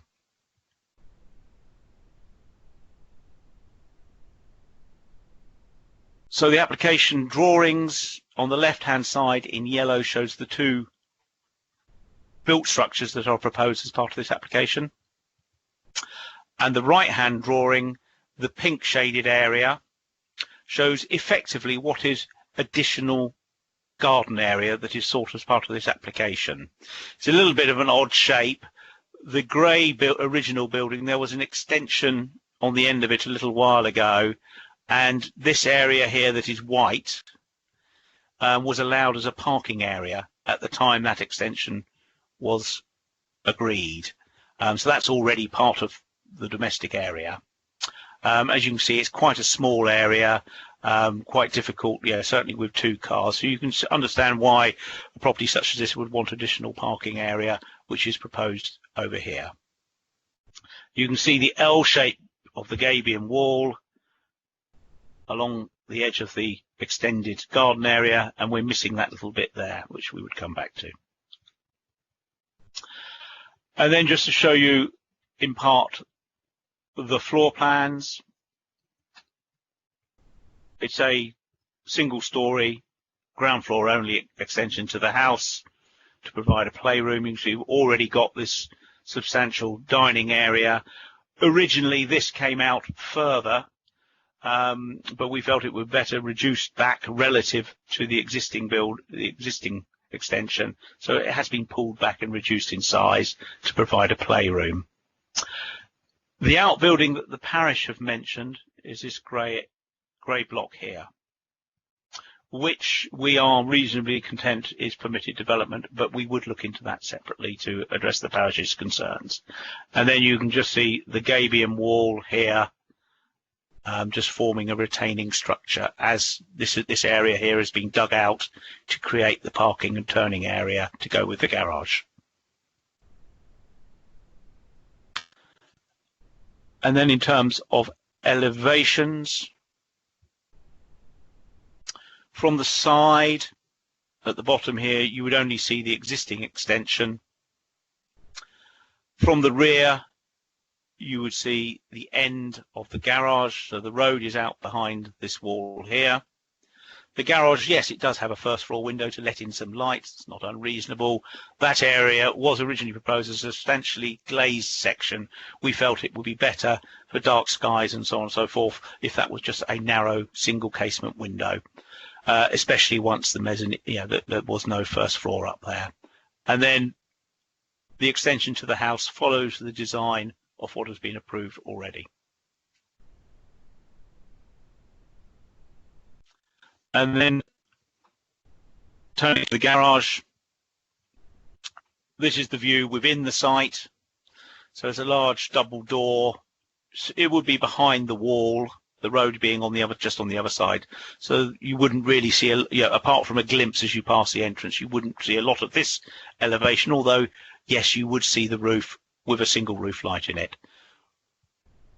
The roadside elevation here, so using the existing boundary wall, then just effectively raising it, building off that, and that's all you would see from the road.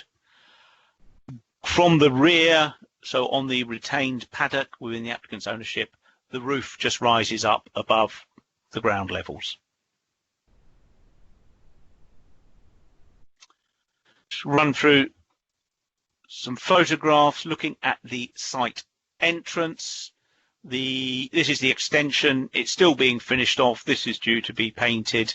And then you can see, for a relatively narrow entrance, the existing boundary wall, and then turning the camera looking up the lane.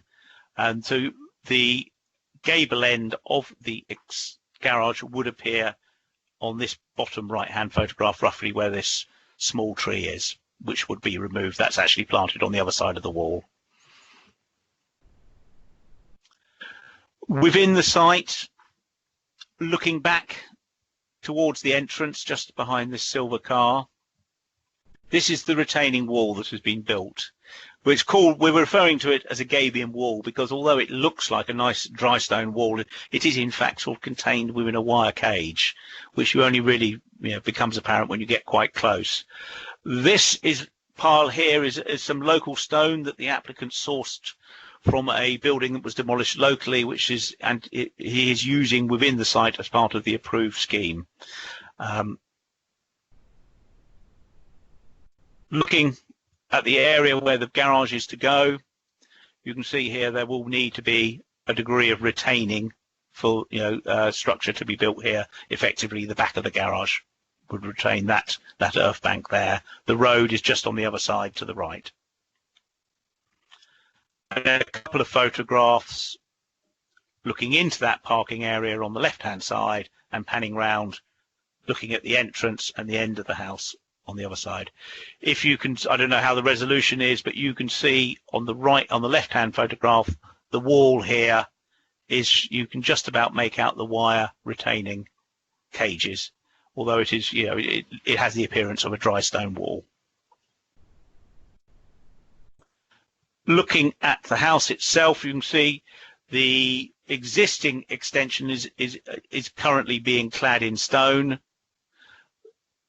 The new two-story bit on the end here, that is to be finished off. I think there has been some concern locally about the length of time this is taking for the applicant to do. He is very anxious to get this all concluded as soon as he can, but we do accept that is a project to be finished off.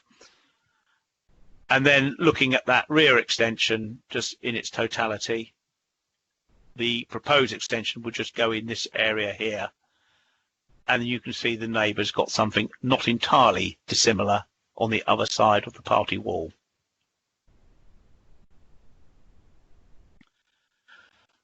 And then just looking up the paddock, there is the gabion wall, the sort of the bottom end of it that is part of this application. As you can see, it does return up the paddock on the left-hand side there. That's the bit that we're missing from this application. It may be that can simply be regarded as a means of enclosure within the property, and as such it would be permitted development. But we do accept that there is a need to look into that, given the parish's concerns. But looking back down on the right-hand side, that is the missing bit from the application. We will look at that as part of our further investigations. You can also see the outbuilding just here on the right-hand photograph that the parish are also concerned about.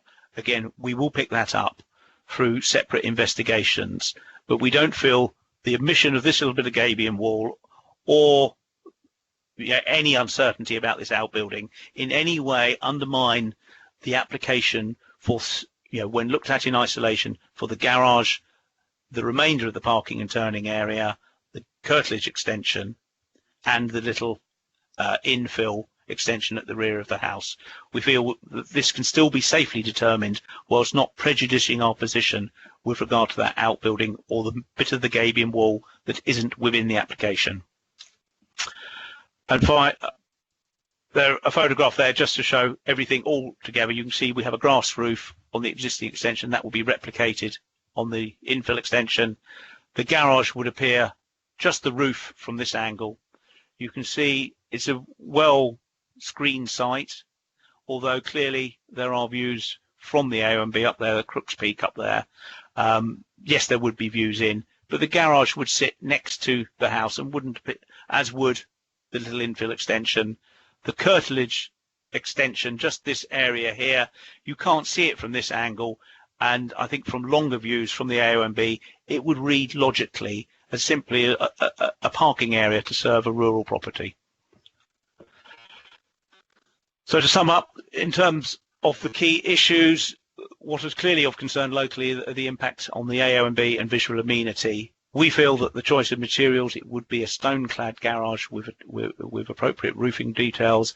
The upper floor windows would simply let in a bit of light without aggravating the design or the potential for light pollution. And we feel that they complement the main dwelling and are appropriate to the location.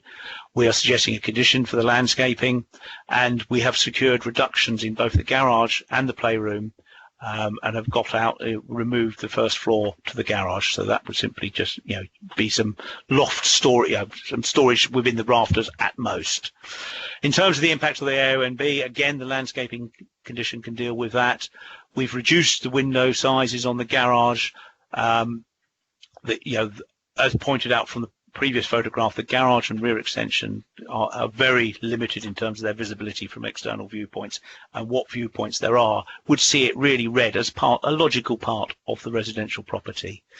Got conditions added for protection of birds, and we can see the area that's been excavated already in the photographs. They have jumped the gun a little bit here, but its extent is modest. It's tightly related to the house. It doesn't unreasonably extend the residential element into the surrounding countryside, and as such, our recommendation, subject to the conditions in the report, is one of approval. Thank you. Thank you very much. As you'll see, members, we do have a speaker on this one. It's the Ward Councillor, Councillor Godwin Pearson. Councillor Godwin Pearson, can you enable your microphone and just confirm it's working? Can you hear me okay? Yep, we can. Just a reminder, you've got the 3 minutes. You'll get the bell when there's 1 minute to go, so start when you're ready, please. Thank you, Chairman, and to the committee for allowing me to speak.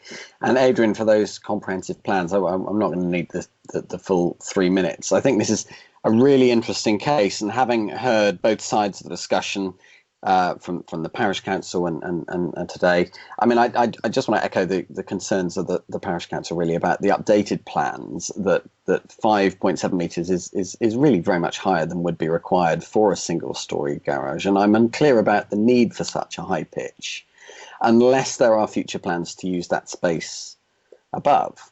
The retaining gabion wall on the southwestern boundary, I'm not sure that's really been addressed yet quite fully. The parish council's got questions about that outbuilding behind the property, and more concerningly, the parish council tells me they weren't notified of the new plans nor invited to comment, and that sort of rings alarm bells a little bit. Might just be a symptom of the pandemic that we're going through at the minute, but really they don't feel like they've had enough time to scrutinise and comment. I mean, look, the application describes the extension of the family home, and I'm really keen not to give the perception that any of us are unwilling to allow families to settle in Compton Bishop, right, and extend their properties to accommodate little people. I mean, lots of people want to do that, but there are unanswered questions about the property that do need proper scrutiny by this committee and by the parish council in the proper way. So all I'm really asking is that we take the decision.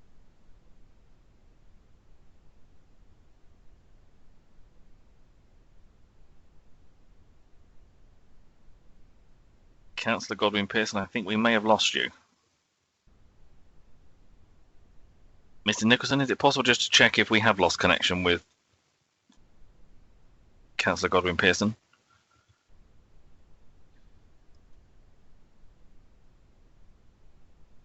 He's coming in again by the looks of it. Councillor Godwin Pearson, are you back in the room?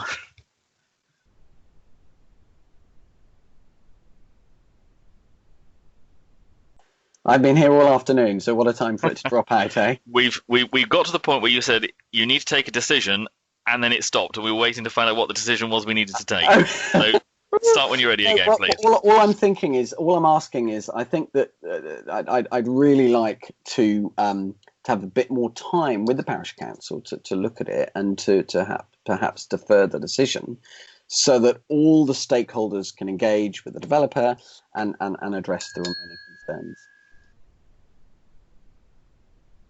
That's it. Okay, thank you very much.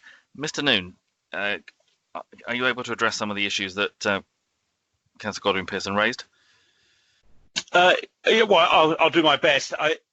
The southwest bit of the gabion wall is this little bit. I don't know if my cursor is visible to everyone. That's the bit that, for some reason, the applicant has not included within this application. That, I mean, from the photographs, that may or not just simply be a a means of enclosure that there's no engineering work. So I think the lie of the land is such that it doesn't appear to be holding back a lot. We can look at that outside of this application. That I would suggest that, if they do need to make a second application to include that, then that would obviously go through the normal consultation, and the parish can comment on it. I don't think, having approved the rest of it, we would hamper ourselves in any way. The outbuilding over here, it is on the boundary. We've looked at that.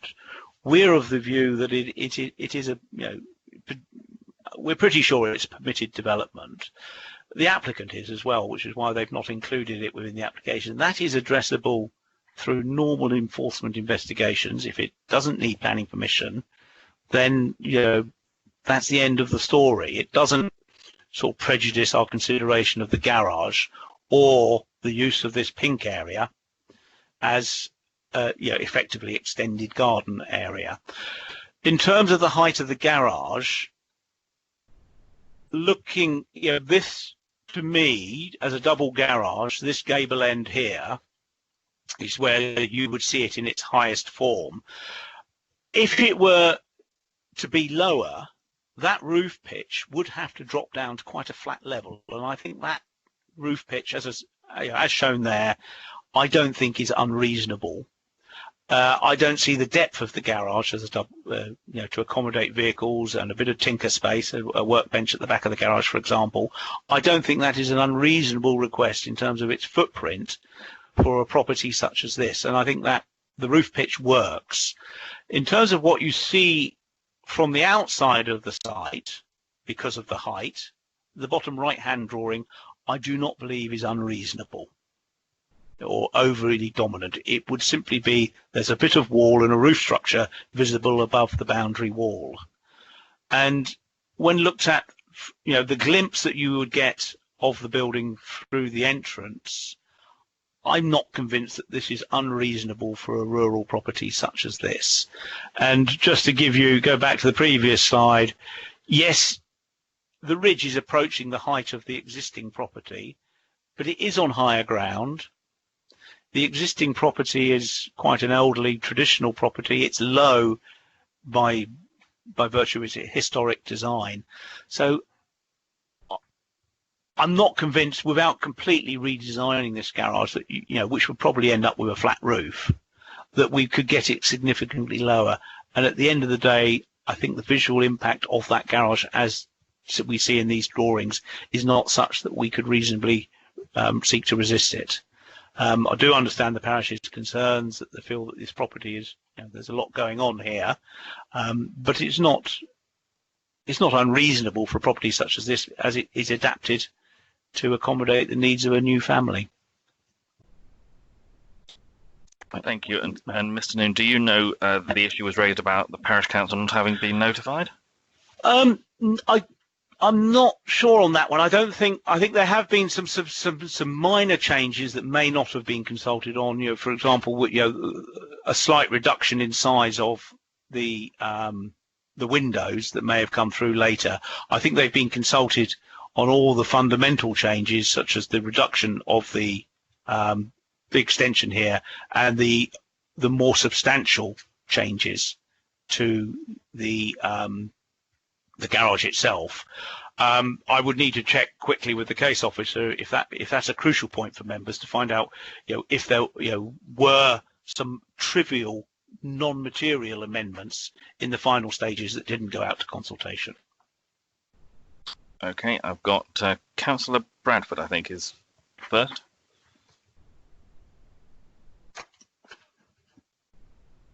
Thank you, Mr. Chairman, for that. I have to be. I've lost the plot. I'm sorry. And in these circumstances, it's one of these things that really you've got to go and have a look yourself. To be honest, I really have lost the plot. I wouldn't be able to make many comments or vote honestly on this application, to be honest. I really wouldn't. And I just want to make those remarks. It's one of those awful situations. To defer it would hold these people up with what they want to do, because obviously they're doing an awful lot and they want to get on with things. But I have to be honest and say what I feel. I've just lost the plot on this one. I really have. Thank you, Mr. Chairman. Okay, I've got Councillor Hendry and then Councillor Kingham. Good afternoon, Mr. Chairman.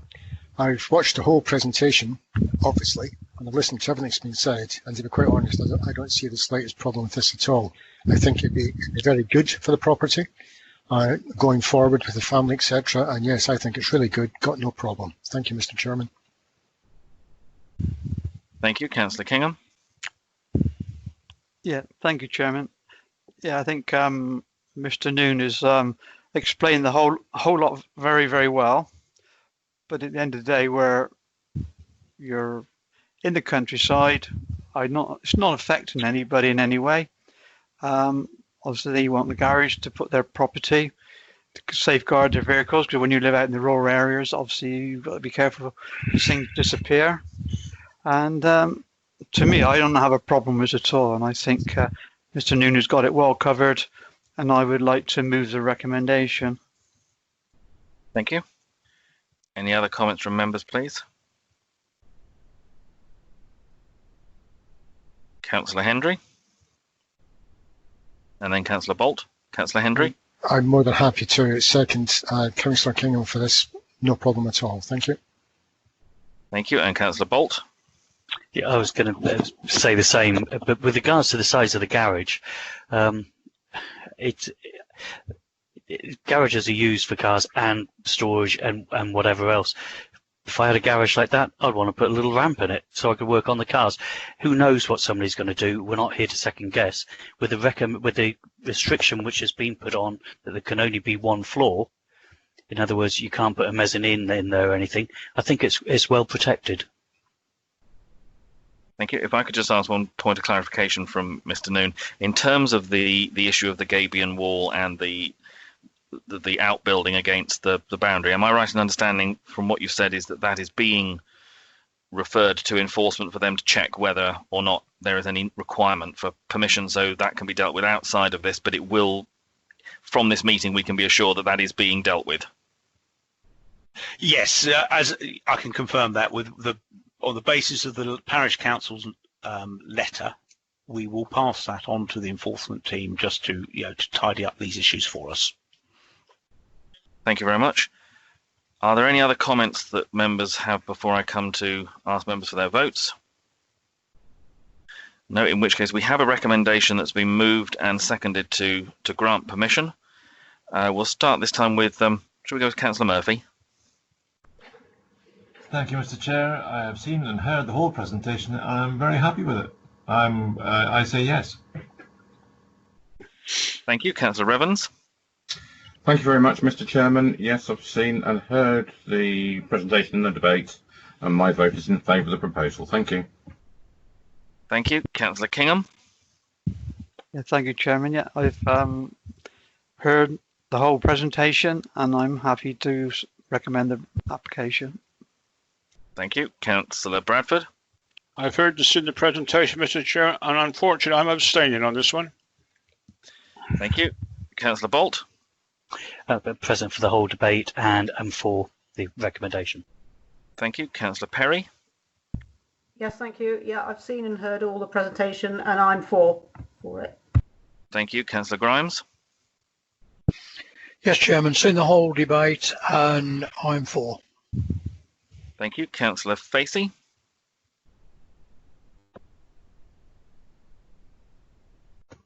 Yeah, present throughout the whole presentation, Chairman, visual and hearing, and completely support the officer's recommendation, Chairman. Thank you. Councillor Hendry. Thank you, Mr. Chairman, and my thanks to Mr. Adrian Noon for a first-class presentation, and yes, I'm for it too. Thank you. Thank you. Councillor Gibson. Hello, yeah, thank you. I've not seen and heard the whole debate again. Okay. Thank you. Councillor Pearce. Yeah, I've seen and heard the whole debate and am for the application. Thank you. Is Councillor Glassford with us? Yes, Chairman, but I have missed most of the debate, so I have to be recorded as absent. Okay, thank you. And Councillor Granter? Yes, thank you, Chairman. Seen and heard all of the debate, and I am for the officer's recommendation. Thank you. Thank you, and likewise, I've seen and heard the debate, and I'm also for the recommendation. So I think, Mrs. Nicholson, that's all members who are present.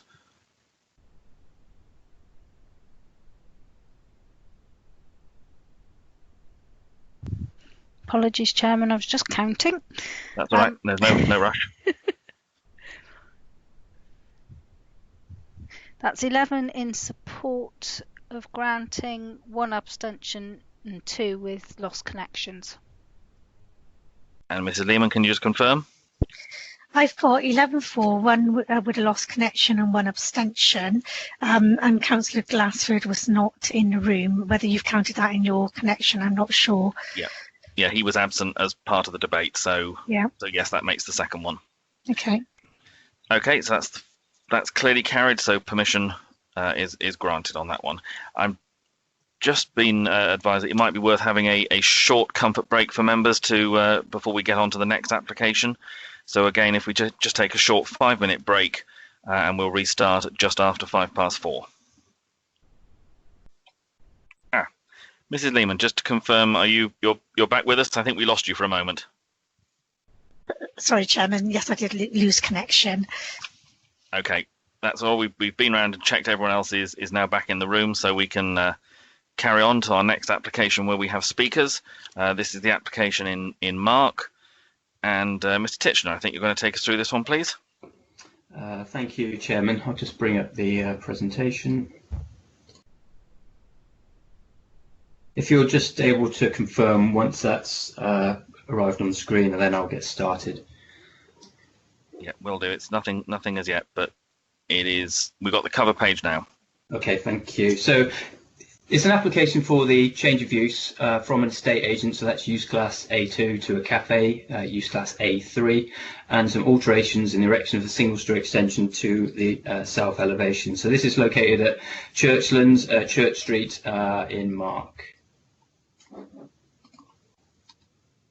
So just to orient members, Mark is sort of 2 sections of the village really. You've got sort of more of a core of sort of nuclear development here, and then obviously sort of more linear development along the causeway. So we're in this sort of tighter core here, and the site is just located here. So this is sort of Churchlands sort of cul-de-sac, and the property in question is occupies a corner plot. So it's a single-story unit just here, just on the main road coming through the village. So this is the plans. All the plans are on this one sheet, so I have to spend some time sort of taking you through them. But essentially, this is the unit here, sort of occupying the corner plot. So this unit identified as number 1. There are sort of residential properties coming down Churchlands here, and some residential properties heading off in this direction here. So it's a single-story unit at present with a pitched roof, and has operated as an estate agent previously. Now the proposal in terms of is mainly to change the use, but there are some relatively modest alterations proposed as well. So there is this single-story extension which is going on the south elevation, which is sort of going along here, marked in blue, which will accommodate the kitchen for the unit, and that's just shown blue on that plan there. So that measures just over about 5 meters, just under 5 meters along there, and about 3 along that elevation there. So relatively modest, tucked in a small sort of courtyard area. There's some more other sort of modest changes to fenestration to the front. So at the moment it's got these sort of horizontally sort of aligned windows. They're going to replace those, and the sort of door unit with bifold doors that could potentially open out at the front. Essentially that's the extent of alterations proposed as part of the scheme. Just some photographs to get a sense of what it's like. So this is the existing estate agent, sort of looking almost from the main road that runs through. So the modest extension that we've talked about would be located just on the rear, on the other side of that elevation there. And the changes to the fenestration that I've highlighted would just be taking out this window unit here and replacing it with the bifold doors that would open, to sort of provide sort of almost, I guess, a little bit of terrace seating outside, I guess, in decent weather. And again, just looking at the front, that's sort of Churchlands, the road runs down the side there. And then again, looking, this is from the highway, so just looking sort of across So the property is a core unit near the bus stop, so in a central location. Again, the extension I've talked about is just on the other side of this elevation here, so you won't really perceive any particularly noticeable changes from this elevation, which is the one that's most visible from the road that runs through the settlements. So just there's two elements really. There's a change of use from moving from one use to the other, and then there's the extension that we've talked about. And there is a fallback position which has a bearing on this application that we need to take account of. So the existing use is A2, so that's classed as financial professional services. That would include things like banks and estate agents. And they want to change to A3, which is cafes. Now, under the current sort of regime and current planning policy, that is a permitted change. So you can do it. You don't need planning permission, but you do need to go through a prior approval process. That's a more light touch process just to assess a specific number of criteria. So it wouldn't be compared with the local plan, it will just be compared with the specific criteria in the general permitted development order. However, there have been, as part of a whole package of measures that the government has recently announced to changes that are coming forth in the planning system. Members will have seen a whole raft of these come through. One of them is going to be a change to the use classes order. So the use classes order defines what's A2, what's A3, what's A1, D classes, C classes, etc.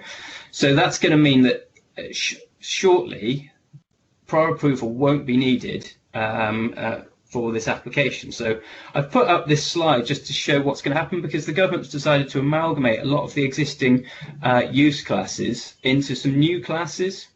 So they're going to create what's called an E class, which is going to be commercial, business and service class.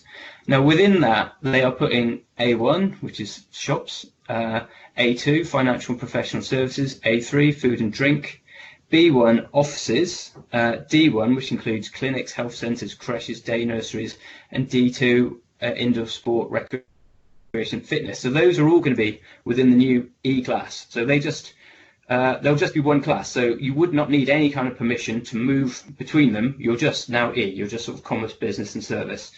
And then some of the other changes that don't necessarily have a bearing on this application would be A4, A5 and D2 just becoming sui generis, so you always need a planning application moving between those.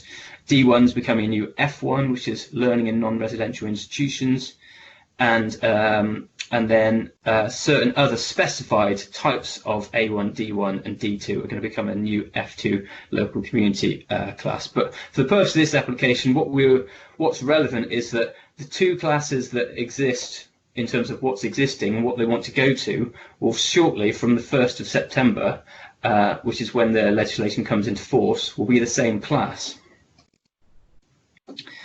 So effectively, from that date, no permission or even prior approval is needed to swap to the new class.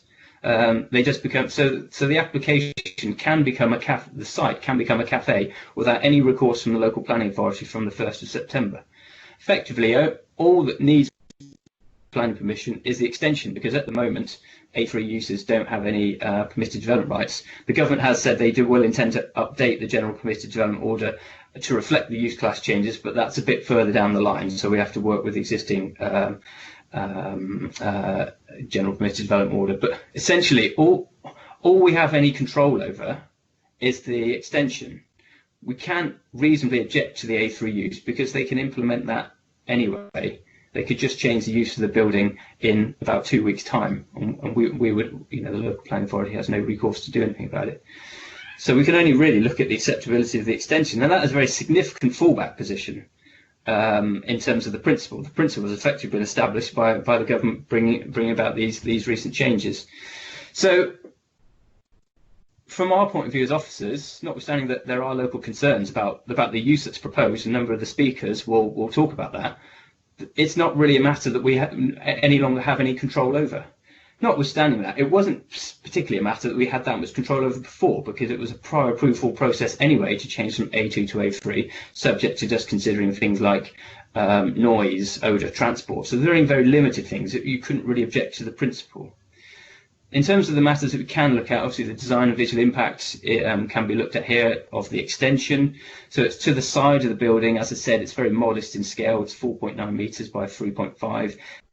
has a flat roof. It's kind of tucked in a small sort of courtyard between the existing buildings, so it's on the side that's least visible from the main road that runs through the assessment. You could see part of it from Churchland, but it doesn't have a particularly big presence. It won't. It's obviously got a sort of relatively narrow frontage. It's going to be acceptable. It is acceptable in terms of its scale, massing, and materials. Therefore, I've mentioned the changes to glazing. They're only relatively minimal. It's probably arguable they could probably do them without needing planning application anyway, essentially changing horizontal emphasis to a vertical emphasis. So our conclusion is there's no concern in design terms to what's proposed. Now, amenity impacts, should be considered. Cafe uses can give rise to noise, odour, from cooking. There are properties nearby which could be affected. Now, the cooking would take place in the extension that's proposed. That's where the little kitchen's going to go, in that sort of 3.5 by 4.9 metre extension. And our environmental health were consulted and made comments on the application in that regard. So they asked for information on the type and position of ventilation, and some initial details have been provided. Environmental health is satisfied with the information that's come in so far. They felt that it can be satisfactorily controlled via conditions, but they want conditions attached to the application that will require much fuller details before that use could come into play. So they want a noise assessment, details of internal air extraction, odour control, noise control and discharge, ducting and flues, so they can just make sure it's satisfactory, but they believe it can be achieved, which is why they're recommending conditions and not asking for the information up front. So they're satisfied, and as far as we're concerned, that's really the only amenity impact, notwithstanding the fact that from the 1st of September it could become a cafe anyway. We're really looking at this thing that's justified because of the extension itself needs permission at the moment. And then just in terms of other matters, so the scheme is within flood zone 2, so it's a sort of higher risk flood area, as is much of that surrounding area. Now, Environment Agency advice requires that finished floor levels are no lower than existing floor levels. That can be controlled via conditions on the permission, and measures can be controlled via conditions. So the scheme is pretty modest in that sense. It complies with the EA standing advice, and we would add an informative advising them to prepare a flood evacuation plan in the event of a significant flood event. But there's no basis. It's not contrary to any EA standing advice. There's no basis we could object on flood risk grounds. And then just some updates. So there has been further comments submitted by the Parish Council. I understand they're speaking anyway, but their further comments were received in response to a request from myself to withdraw the application. I got in touch with them once the government changes to the use class order came out. So those changes came out after the planning application had been submitted. They were new to us. We had to try and get our heads around this, what the implications were. And I sort of explained to the parish, actually, I understand your concern, but effectively it's a permitted change, so I don't think there's any basis that we can object. As they all sort of say, they still have concerns about the impact on the village shop, and they consider it contrary to policy D18. But as I've said, those policy considerations don't come into this, unfortunately. They also consider it would attract more visitors and have a greater parking impact. But again, it's the government changes mean that that actually, that's not something we can really take into account of.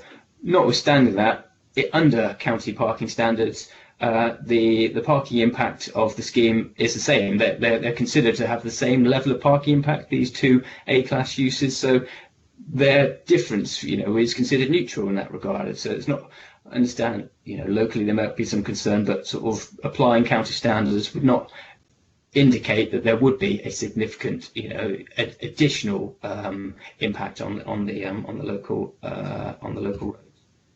So our summary and the recommendation, therefore, is that this fallback position has effectively established that this is acceptable, and I don't see any way that we can argue against that. And any other impacts, amenity, flood risk, etc., can be satisfactorily controlled by conditions. Our recommendation has to be to grant permission. Thank you.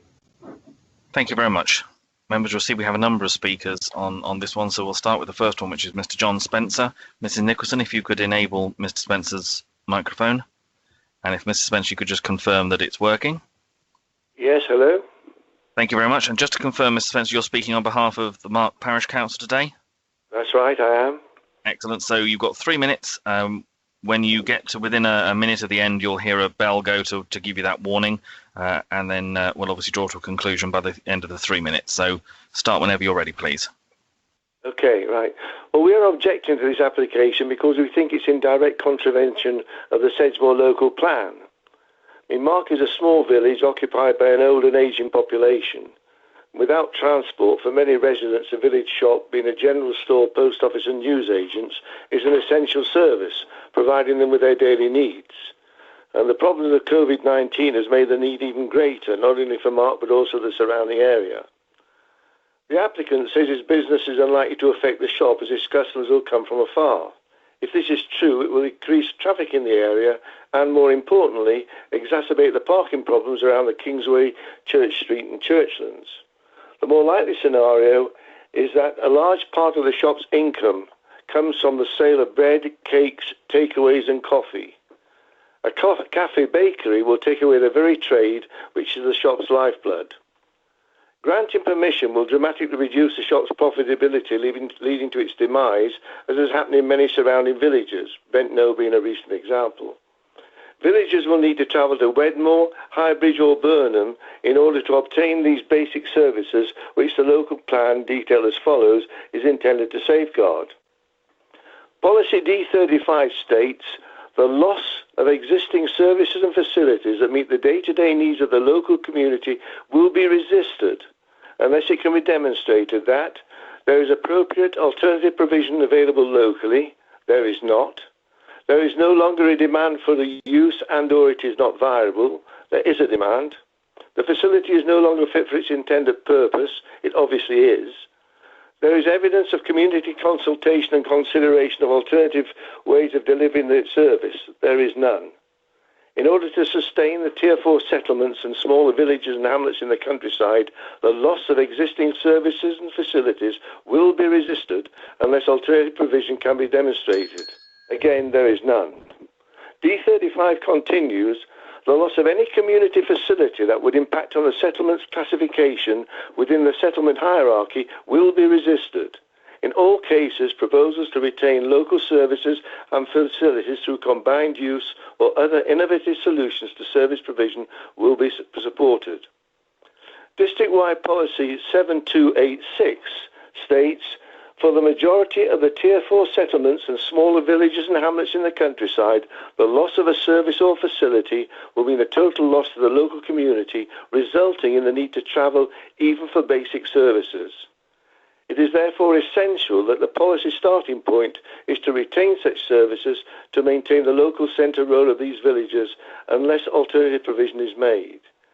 If the local plan means anything, obviously, therefore, this application must be refused. I think that's all we've got to say.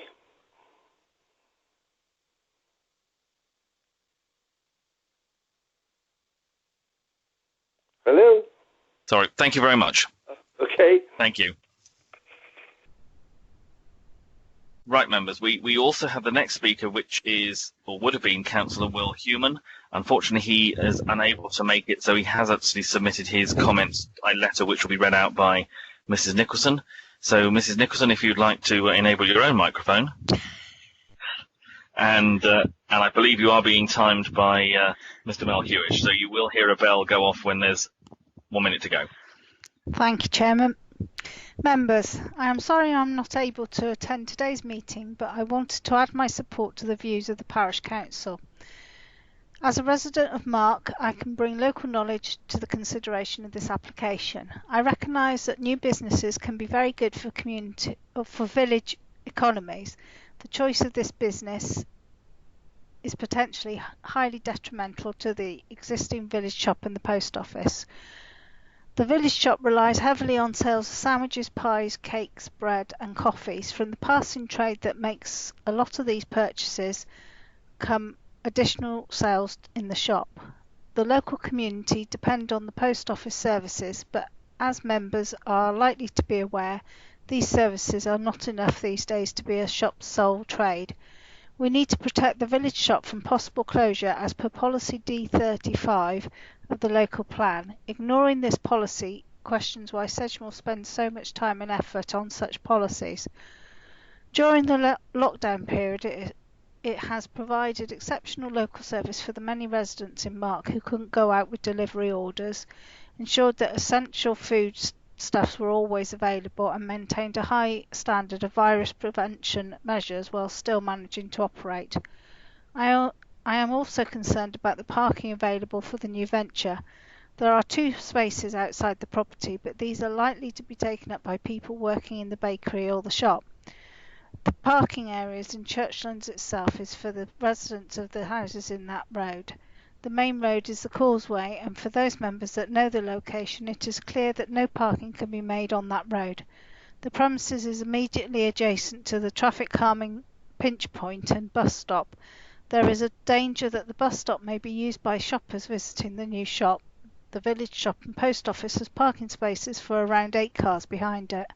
For these 2 reasons, I ask members to reject the application for the change of use. I understand that after the 1st of September, permission won't be required, but as members are being asked to consider this application now under current rules, then I feel that you are well within your remit to agree with me and the Parish Council. Will Huteman. Thank you very much. Our final speaker is Ian Bates. And Mrs. Nicholson, if you could enable the speaker's microphone. And Mr. Bates, if you could just confirm that it's working. Hello?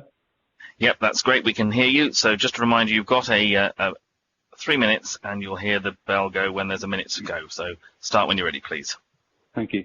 Good afternoon, committee members. Thank you for giving me the opportunity to speak today. I know some people think that my plan is going to have an adverse effect on things. We want to try and allay those fears.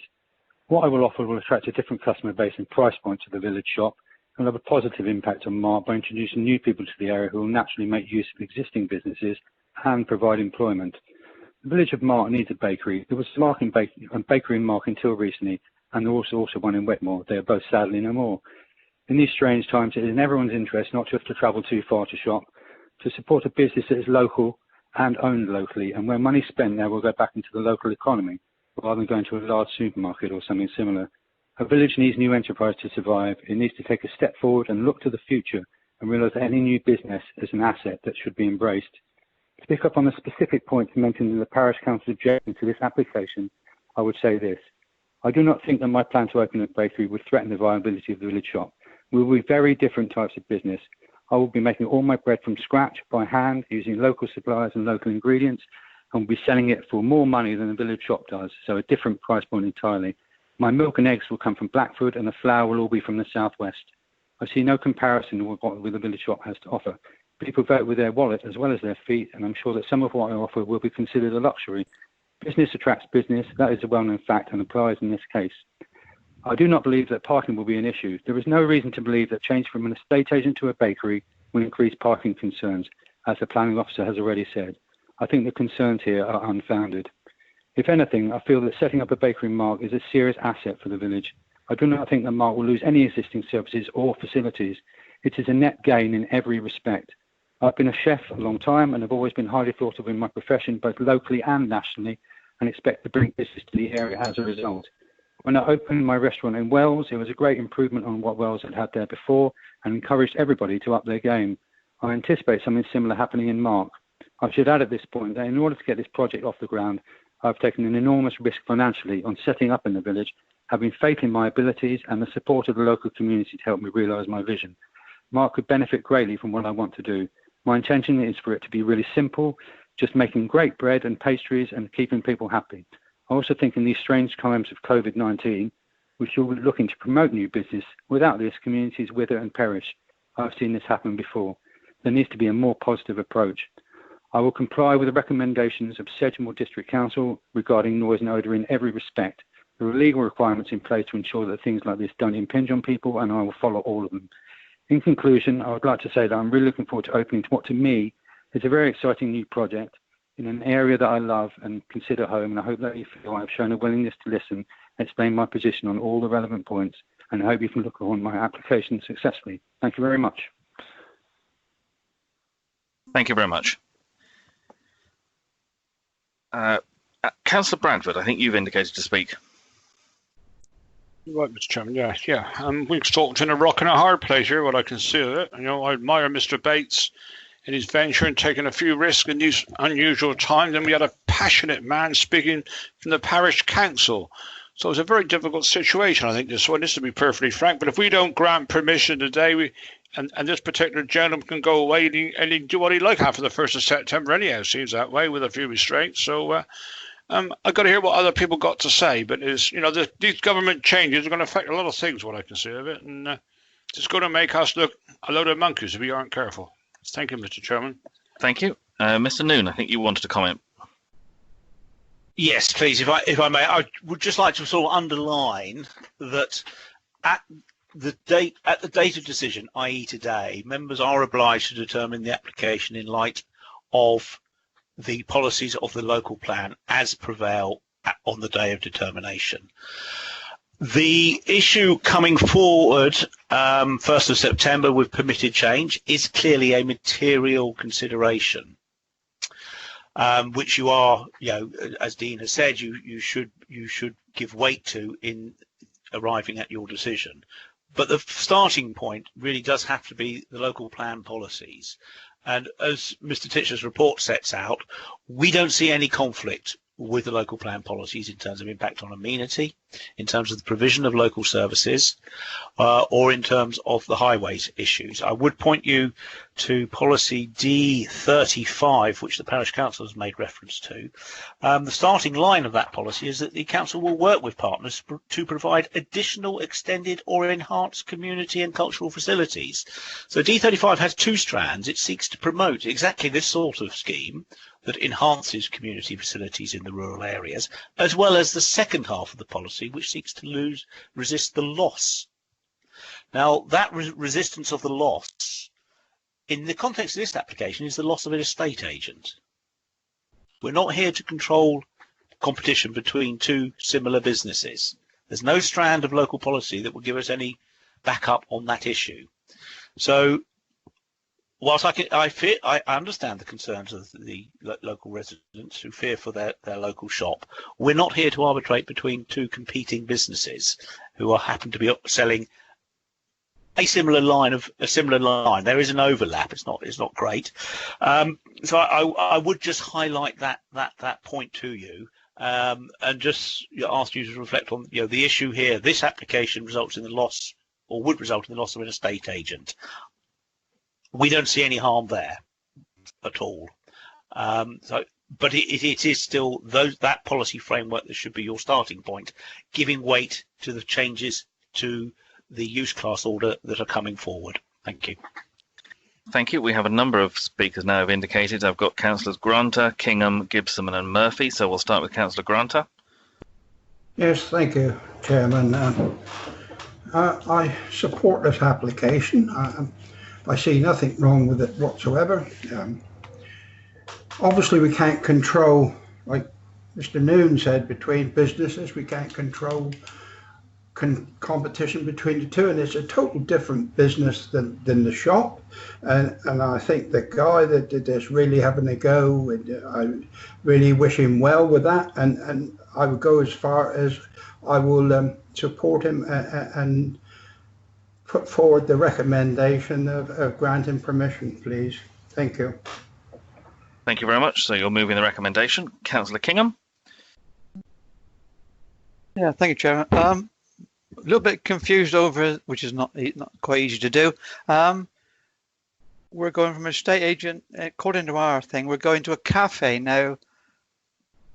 The gentleman referring it to a bakery. Is it a bakery with a cafe, or is it just a bakery selling this thing? Mr. Titchener? Yeah, so I mean, it's a bit of both. It's in terms of working out which is predominant use. It's sort of based on sort of floor space. So there's more floor space going to the cafe use, and there obviously then there's the kitchen. So the bakery element's effectively ancillary to the cafe use, notwithstanding that he's going to specialise in sort of baked goods. Councillor Kingham? I just wondering, to go out and get me bacon there, get me fried breakfast. That was all. But no, thank you. Thank you very much. Councillor Gibson? Thank you. I think a cafe is an asset to a community. And I think the more businesses that there are, I think an estate agent, there's probably too many of them around. I don't think it would create more vehicles really. I mean, quite often people drive through Mark to get to places anyway. It could create people, not driving and using the cafe within that community, Mark's community. And there's nothing like the smell of fresh bread, in my opinion. Well, there is, but yeah, it's a nice thing to have. But I would support this. Thank you very much. Councillor Murphy. Thank you, Chair. I agree with what everybody has said. I'm a little confused about the bakery versus the cafe, but I think it's really important to have a cafe with baked items. I mean, look at the success of Greg's, who were simply a baker, and then they became a coffee shop selling breakfast in the morning for £2.95. Well, this man sounds as if he's doing things which were something refreshing. It's a meeting point in the town, which probably it needs after lockdown. We'll all need meeting points. And I think we're not in the mood. I think we're not in the position where we can be monopolistic and say we have to support one particular business against another. And so I'd certainly give my support. I think it's and also if you think about it, Wedmore has a village shop and I think 3 cafes, including the Swan, which still has a coffee shop. It's a modern thing. So I think we have to move with the times, Mr. Chairman. Thank you very much. Councillor Pearce. Thank you, Chairman. Yeah, I would support this and would like to second the recommendation, please. Yeah, I think it's a completely different offer than seems to be available already, and it would be good to support sort of local a business that's offering something from local produce. So yeah, very much in favour. Thank you very much. Are there any further comments from members before we move to the vote?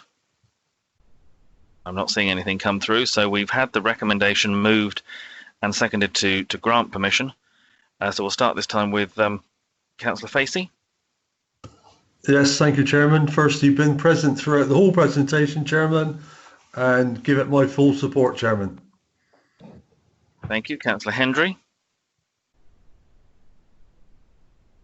I've seen and heard everything, Mr. Chairman, and yes, I give it my full support for the recommendation. Thank you. Thank you. Councillor Gibson. Yeah, thank you. Yeah, I've heard and seen the whole presentation and I will support this application, please. Thank you. Councillor Pearce. Thank you, Chairman. Yes, I've seen and heard the whole debate and I am for the application. Thank you. Councillor Glassford.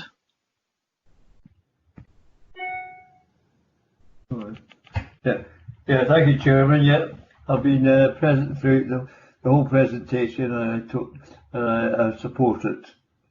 Thank you. Councillor Granter. Yes, thank you, Chairman. I've listened and seen the whole debate and I'm for the offerer's recommendation and I wish the gentleman well in his new venture. Thank you. Councillor Grimes. Thank you, Chairman. Yes, seen and heard the presentation and I'm for. Councillor Perry. Yes, I've seen and heard all the presentation and I'm very happy to support. And Councillor Bolt. Seen and heard the debate and I'm for. And Councillor Bradford. Seen and heard the whole debate, Mr. Chairman, I am for. Wishing him good luck. Councillor Kingham. Yes, seen and heard the whole debate, I'm for. Councillor Revens. Regrettably, I dropped out for about 20 seconds while the parish council chairman was speaking, and so I'm going to have to count myself as absent, I'm afraid, Mr. Chairman. Thank you. Okay, thank you. Councillor Murphy. Yes, Chairman, I have seen and heard the whole application and I'm for. Thank you. I've also seen and heard the whole application and I'm also for. So I think that is all the members present. Thank you, Chairman. That's 13 in support and 1 lost connection. So that is clearly carried. So permission is granted. Right, members, that brings us to our next application, which is on page 94 and in Bridgewater. And I think, Mr. Titchener, you're introducing this one as well.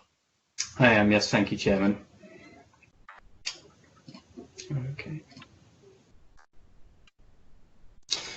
Right, I'm just loading the presentation again, so if you could just let me know once that comes on the screen. Yep, we've got the front cover. Okay, so it's a retrospective application for the use of the property as a house in multiple occupation. So it's for the occupation of up to 9 people. It's located at 75 St John Street, Bridgewater. So just St John Street, part of the A372 leading off to Western Zoyland here. And just obviously not too far from the train station, and relatively close walk to the centre, so relatively central site. And it's a terrace property, so it's 75, which is the ground floor and first floor, and it's also the first floor of 77 above. 77 at ground floor is a shop, which is shown on the plans but is unaffected by the application. Here's the 2 properties side by side, part of this terrace. So here are the plans that you have to sort of excuse the quality, and they are to scale. But so what's proposed is this is 75 here, so this section at ground floor. So what they've got is room 1, and then some communal areas, and then a kitchen 1 and a kitchen 2 at the back, and a shower room. Now this section here is the retail unit. Now that's unaffected by the application. Then upstairs, where the units effectively are the first floor of both 77 and 75, what we have is a number of bedrooms up here. Bedroom 4 here, bedroom 5, bedroom 3, and the size of these bedrooms are relevant, as I'll come on. Bedroom 2, which is undersized, and I'll come on to that, and then this small bed or small room, which cannot be used as a bedroom for the purposes of it acting as a house in multiple occupation. And just some sort of pictures, so just so we can get a context of this is what it looks like. So we've got ground floor 75, first floor, and then the bit over the shop there. Now, so this is an application that came in some months ago, about the time that lockdown happened. So we weren't able to do a site visit for quite some time. When the government introduced some relaxation of the restrictions, a visiting officer from the licensing team was able to undertake an internal inspection of the property, because the licensing team are responsible for issuing a license for houses in multiple occupation. So there is a sort of 2-strand regulatory approach. Planning permission is sometimes required, the license is also required. I've not personally been inside the property. I've relied on the photos of the visiting officer from the licensing team. It seemed unnecessary to send an officer out there in the current additional officer out there in the current climate. The licensing officer was happy to go out and take the photos as part of their visit. So these are the photos they provided, just showing some of the internal setup. So ground floor bedroom here, ground floor dining room shown here. Kitchen 2, so some of the provision for kitchen 2, so there are 2 kitchens internally, and then another kitchen, again, a more modest one, a ground floor shower room, and then the ground floor entranceway here. And then upstairs, there's first floor bedroom here. There's I showed a room that was in the sort of top left corner, which is quite a modest room. Now under the conditions of a license and this sort of planning application, and certainly under conditions of the license, that could not be used as a bedroom because of its modest size. So that's not proposed as a bedroom. There's a first floor toilet. There's another first floor bedroom here, first floor shower, and another bedroom there. Now, in terms of the issues that this application that are relevant to this application, we need to consider the principle of change of use. Now, this is changing use from a dwelling, so it's C3 use, to a house in multiple occupation. So that's another residential use, effectively, even if it is a sui generis use. in a central location in Bridgewater. So changing from one residential use in principle to another is fine, but obviously the specific impacts that may arise, whether they are visual, whether they're to do with residential amenity or highways, parking, for example, those need consideration as part of the application. Now, there are no physical changes to the exterior of the building, so visually the proposal is acceptable. It's neutral. But some of the other impacts we do need to explore, and we have had to through the course of this application. Now, as I've stated, housing and multiple occupation are licensed by the council, by the private sector housing team, and that licensing process assesses standards in terms of space, light, fire regulations, and communal areas. So they're quite interested in the set size of bedrooms and communal areas as well. So they have set very specific standards in terms of what each room needs to be, and that was part of the reason why we weren't able to progress the application, because that visiting officer needed to go and take the internal measurements to ensure that they reflected what was on the plans, because we do try and make sure that what's granted on the license and what can be assessed through planning are the same thing, so that we are in sync. Now, so they previously had a license, so they've been operating as a 5 bedrooms for 5 occupants. So the same number of bedrooms effectively as they've got now, but with 5 occupants. So planning permission is required when your occupation goes beyond 6 people. So that's when the planning permission comes in. Now, the way they would achieve greater occupancy, so up to 9 people in this case, is that it's double occupancy of some of the double rooms. And in terms of the license, that requires that those are effectively related peoples occupying, and they're effectively couples who can do it. They can be unrelated for the terms of the license. So the license would be amended as well as part of a process they would need to go through. Now, as I mentioned, in terms of the floor space requirements under the license, so to increase to double occupancy, there must be a minimum room size required of 10.22 square meters and 11 for the communal area. So that's what they need for the licensing. We don't have set standards for planning. We haven't adopted any space standards for our rooms, even though there are national standards available. We haven't here. But the standards applied by the licensing team are quite reasonable standards anyway, that actually are not dissimilar to national standard.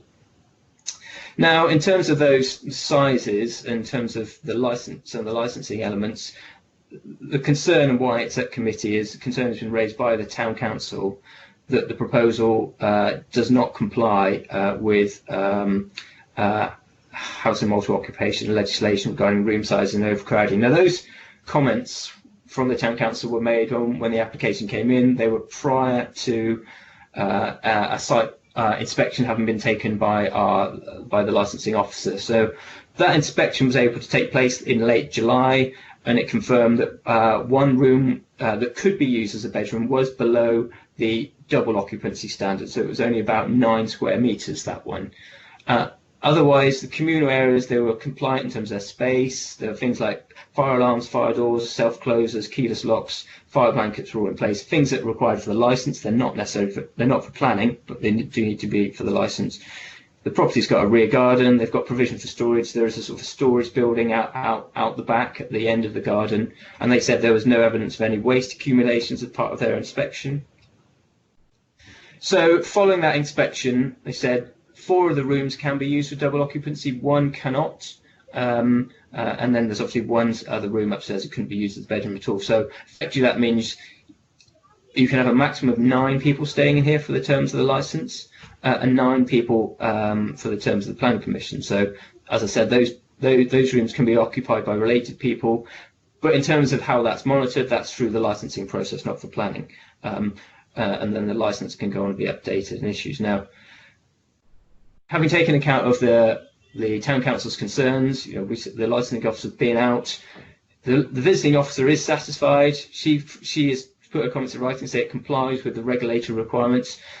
For licensing, we consider in terms of amenity also that it's absolutely acceptable, and therefore we don't feel there's any basis to object on amenity grounds. But we would put the condition on limiting the maximum number of occupants to 9 people.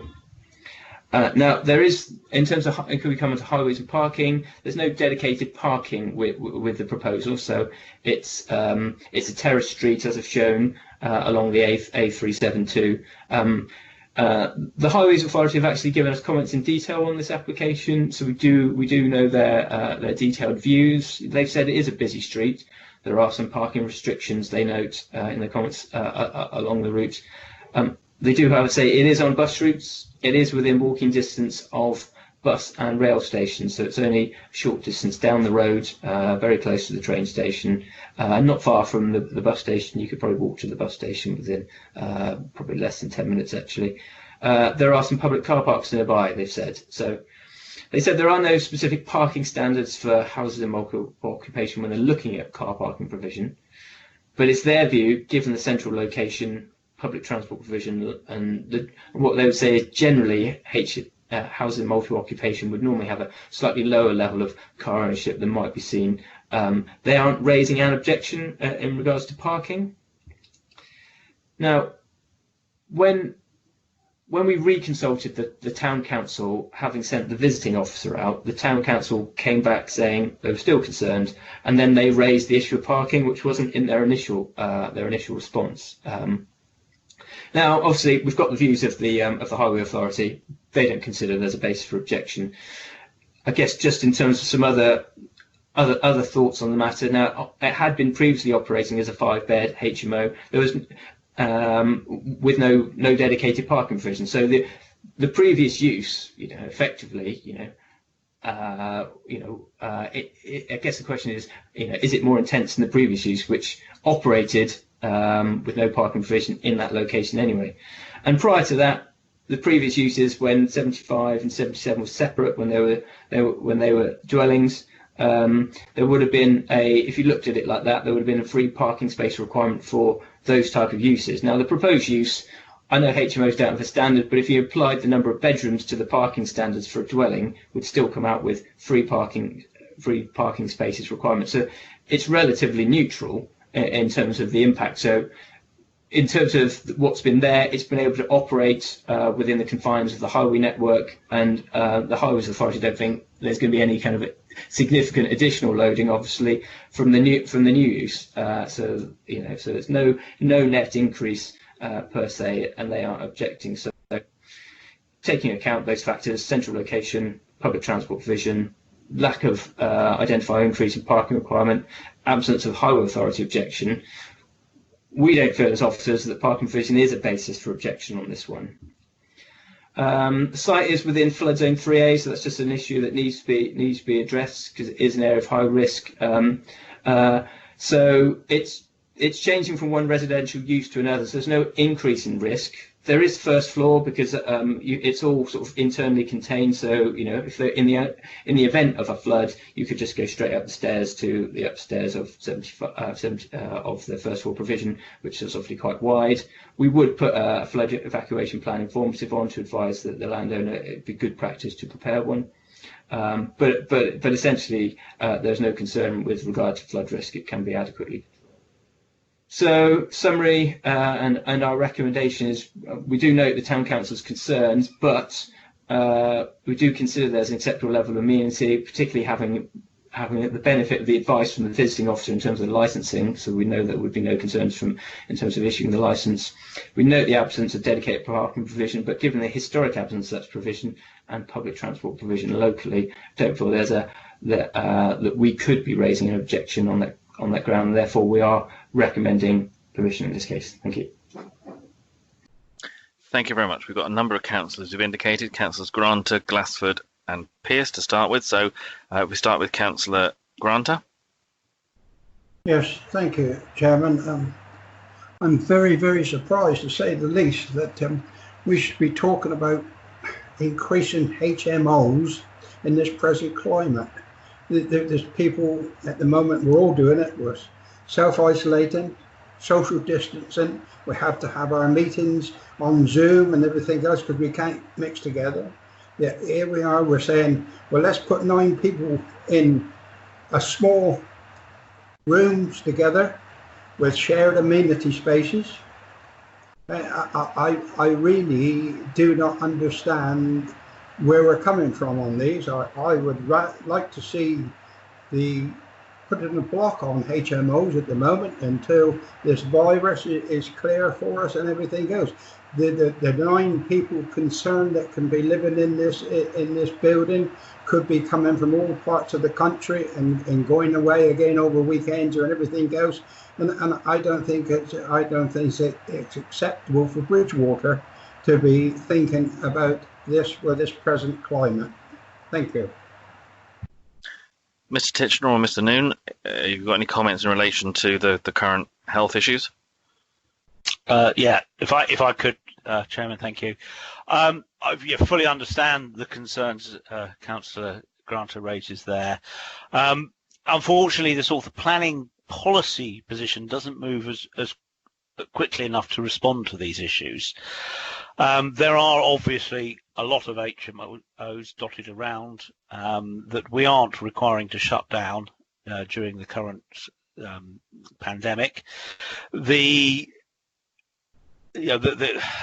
need to isolate and to observe all the guidance in relation to COVID would apply equally to the residents of this place as they would to the residents in a shared house who could be living in a smaller HMO of less than 6 people, all individuals, not a family, but they would also be faced by the same issues.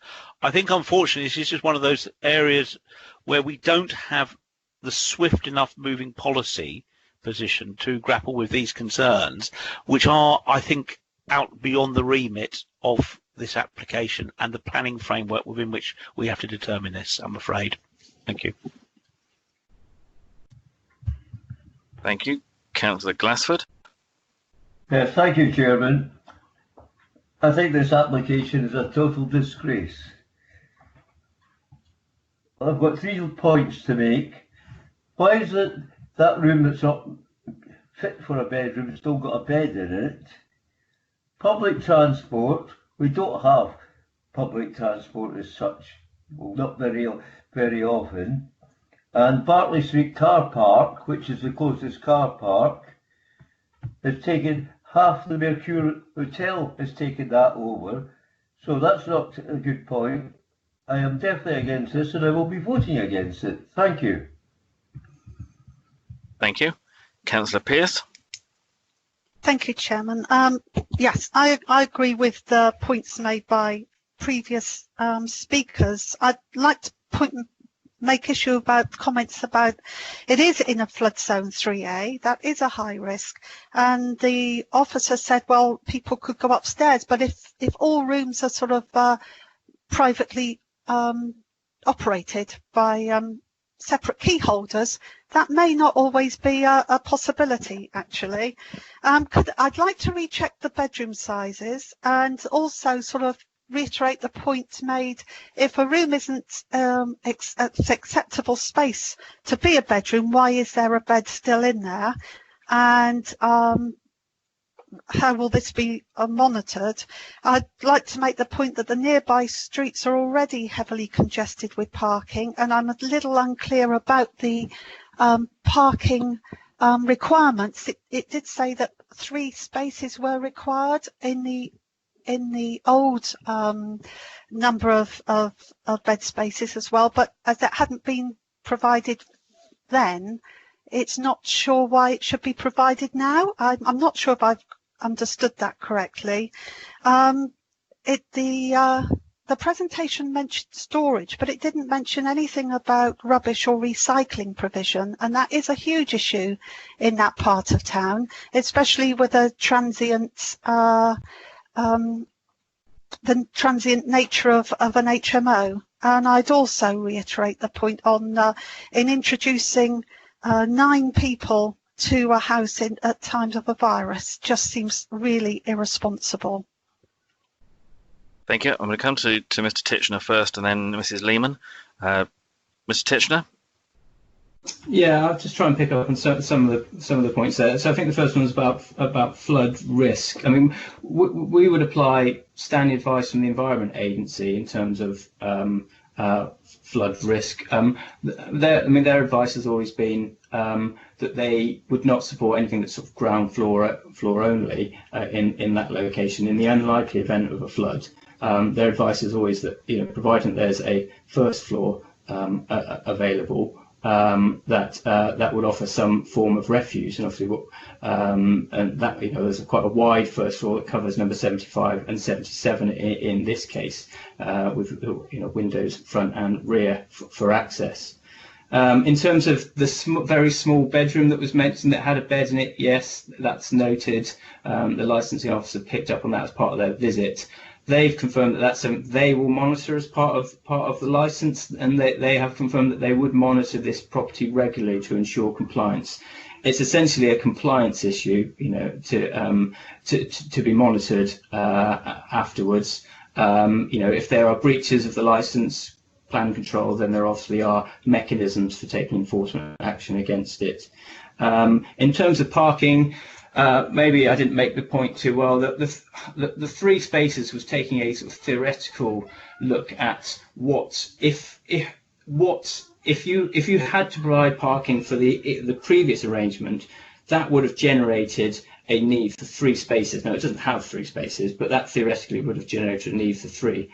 Looking at the number of bedrooms and applying, the broad parking standards, the new development only has a requirement for 3. So it's just taking a theoretical position to say, technically, those standards would identify that actually there's no net increase in parking provision. I appreciate that's a theoretical position, but that's the point I was trying to make there. And just finally, in terms of rubbish and recycling, that was something that the visiting officer picked up in her comment. There is a large storage building, which potentially looks like a large garage at the rear of the plot, which backs onto a sort of a parking and courtyard area, there's more than adequate provision within there to be able to accommodate rubbish and recycling. So she raised no concerns. She felt it was being adequately managed. Thank you. Mrs. Lehman, you wanted to make a comment? Thank you, Chairman. I was going to make a comment in relation to the COVID point raised by members. The application has to be determined in accordance with the development plan policies. In terms of social distancing and anything else that COVID related comes under separate legislation, so it wouldn't be a material planning consideration for members to consider because it's all governed under a separate legislation, a separate statutory code. So I hope that clarifies the issues raised by some members today. Thank you, Chairman. Thank you. Councillor Pearce, did you want to come back at all before I move on to Councillor Gibson? Well, I am still unclear on the theoretical parking provision, I have to say. And I did ask if we could go back and look at I think it was the first or second slide, which gave the measurements in each room. And if the officer could just go through precisely which rooms would be used for sleeping accommodation, please. Yep, Mr. Titchener. Yeah, of course, no problem. So, so you've got a room at ground floor to be used for sleeping, and then room 2 here, room 3, room 4, and room 5. Now, so there's 5 rooms. Only 4 of them can be used for double occupancy. So that's this one, this one, this one, and the ground floor room. This room 2 can be used for single occupancy because it falls below the threshold in the licence, which is about 10.2 square metres. And then this small room is the one that I mentioned. We did have a bed in. The licensing officer picked up on that, but that can't be used as a bedroom at all. So those are the 5 rooms that would be used for accommodation. Councillor Pearce. Thank you. Yes, it was the room 2 I was wanting clarified. Thank you. And Mr. Titchener, just to clarify the thing with the parking, as far as I understand it, what you're saying is the proposal requires no greater parking than the previous use did, and that's why you're saying there's no difference between the two? That's effectively right. That's probably it's brought across slightly clumsily, but effectively there's no net increase arising from the proposal. Okay, and Mr. Noon, I think you wanted to comment on the parking? Yeah, just really to sort of reiterate what Dean has just said, the previous use for 5 people in 5 bedrooms, when assessed as a single dwelling, would have required 3 parking spaces, which also obviously it didn't have. It's still got 5 bedrooms. So if we, applying the same residential standards to that, because we don't have HMO specific standards, it's still 3 spaces. So we have to what we've got to look at here is, effectively what is happening here is 4 bedrooms are now going to accommodate couples rather than a single person. In essence, that's what's happening. Would all of those couples suddenly have more, be 2-car family, tiny little family units? I don't think that's a reasonable assumption there. What we're looking at here is, would this change of use increase the demand for local parking spaces so much as to create a problem that translates into a reason for refusal? When I think you look at it like that, it's just going from single occupancy to double occupancy of 4 bedrooms. Have we got evidence to show that when that happens, the couples who live in HMOs in a single room together, do they actually own 2 cars? I think it's probably unlikely. So we are there, looking back on that position, then has the demand for parking increased materially over the previous use? I think that's a very hard argument to substantiate. And given that they could fall back to using the place as a less than 6-person HMO, so 5 individuals living there, I think it's very hard to justify reason for refusal based on an increase in demand for parking resulting from this proposal. Thank you. Thank you. I've got a number of speakers who are indicating, so we've got Councillor Gibson, Hendry, Grimes, Glassford and Revens. So we'll start with Councillor Gibson. Well, there isn't enough parking around this area anyway. If you want to put 3 cars, 9 cars, 12 cars, whatever cars you can sort of make up. These houses are small. I live in a house similar, and they're small. They're small houses, and they're hard to accommodate a family in these houses. Never mind dividing up the walls and putting in more people. I'd like to know, why are people being crammed in this way? And how much money the landlord is making out of these people. Are they going to be making more out of 9 people from 5 people? Because that's what it comes down to, that they're making more, they're trying to get as many people in as possible to make money out of these, out of these people. I'd like the committee to go and have a look and see what people are living in. And it might be transient, people might be transient, but they've still got to live. And it's difficult to live in these houses with allocated space, with decent amount of space around. These rooms are tiny, and I'd like the committee to go and visit this to see where these people are living, because I don't think that a lot of the committee have got an idea where people are, are supposed to live, and how much money people are being made, what's been made out of these people. It's just not right. Thank you. I think Mr. Noon, you wanted to come back to answer that. Yeah, okay. I mean, I think there's two issues in there. The standard of accommodation to be provided. Well, we've looked at this in great detail in conjunction with our housing colleagues who license HMOs. Yes, I can see the reservation that members will have about the nature and the size of the accommodation, but we do need to bear in mind that across the district there are a wide range of housing needs reflecting people's circumstances on all scales. Yes, there is a need at a certain end of that for smaller, affordable accommodation to meet the needs of certain types of residents. And we don't rule out HMOs as contributing towards that sort of need. We do police them very heavily through our licensing colleagues and through the need for planning permission. We join together in the consideration of such applications so that we are tying up the planning amenity concerns with the licensing requirements for minimal sizes. And we are satisfied in this instance that these rooms are appropriate for the type of accommodation and are of an appropriate standard. So, yes, I can see members' reservations. This is not the accommodation that maybe we would like everyone to have in the district. But we do have to bear in mind that there is a need at all ends of the market, be it the highest or the lowest end of the market, to house people. And these would be homes for people who may not have other homes. We will be monitoring this, the size of it, does give our licensing colleagues cause for concern, and they will be monitoring very carefully, particularly that little box room, which should only be used for storage. And then just would obviously like to have to underline the fact that, that however much money might be in it for the landlord here, that's not a planning consideration. We can't give that any weight, I'm afraid, in the debate today. Thank you. Thank you. Councillor Gibson, did you want to come back at all? No, thank you. Okay, Councillor Hendry. Good afternoon, Mr. Chairman. There's a couple of major points here that nobody's touched on whatsoever, which are very, very relevant to this. HMOs are usually, not always, but usually filled with homeless people. When I say homeless, don't think of people lying under trees in the park and park benches. That's not what we're talking here. You could have a husband and wife who've had a row, major row, split up, one's left their home and they go to Sedgemoor District Council Emergency Home Department for accommodation. That being the case, the Emergency Home Department are duty bound to find them accommodation.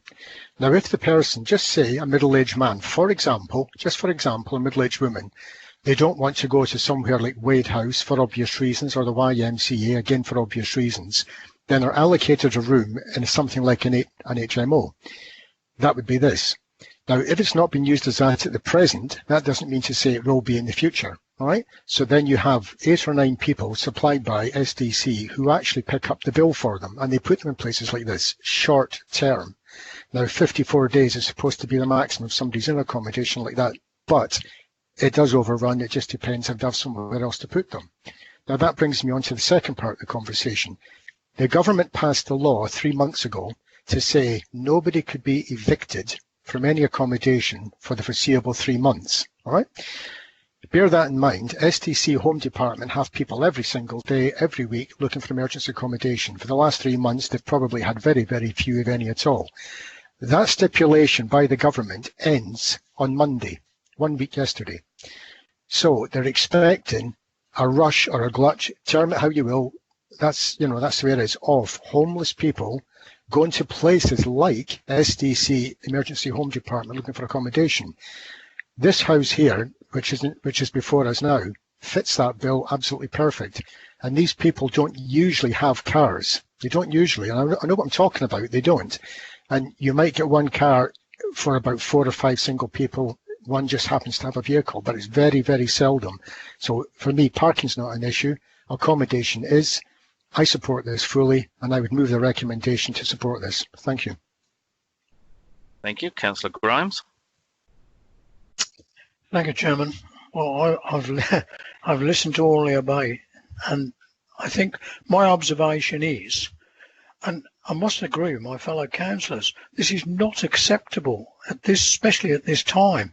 But the problem arises to find valid planning grounds to object, as we have found out on other applications today. And this is a big problem. And I find it very difficult to come to an answer where we go on this. Thank you, Chairman. Thank you. I've got Councillor Glassford, Revens, and then Bradford. Councillor Glassford. Yeah, just an item of information, Chairman. The person that owns a newspaper shop, he hasn't got any parking place for his own car. He parks in the Quick Fit forecourt, which he's got permission to park there. So there's no parking. It's going to cause parking problems no matter what. But it's overcrowding, and that's my reason why I recommend that we should reject this. That's my proposal, that we reject this application. An overcrowding, parking. Right. Okay, thank you. Let's go. I think next on my list was Councillor Revens. Thank you very much, Mr. Chairman. Just a few questions or observations. I noticed there's, I think, 3 toilets in the property, but I can only see 1 shower room for 9 people. Am I reading this plan correctly? Mr. Titchener? Yeah, I mean, the floor plans are as shown on that. That's correct. I mean, that's been assessed as part by the licensing officer. Thank you. And yes, they are. So, they note that and are satisfied. So we're satisfied with one shower room for 9 people, okay? I'm not. Do we have a communal room which appears to have no outside light at all? Am I seeing that correctly? Mr. Titchener?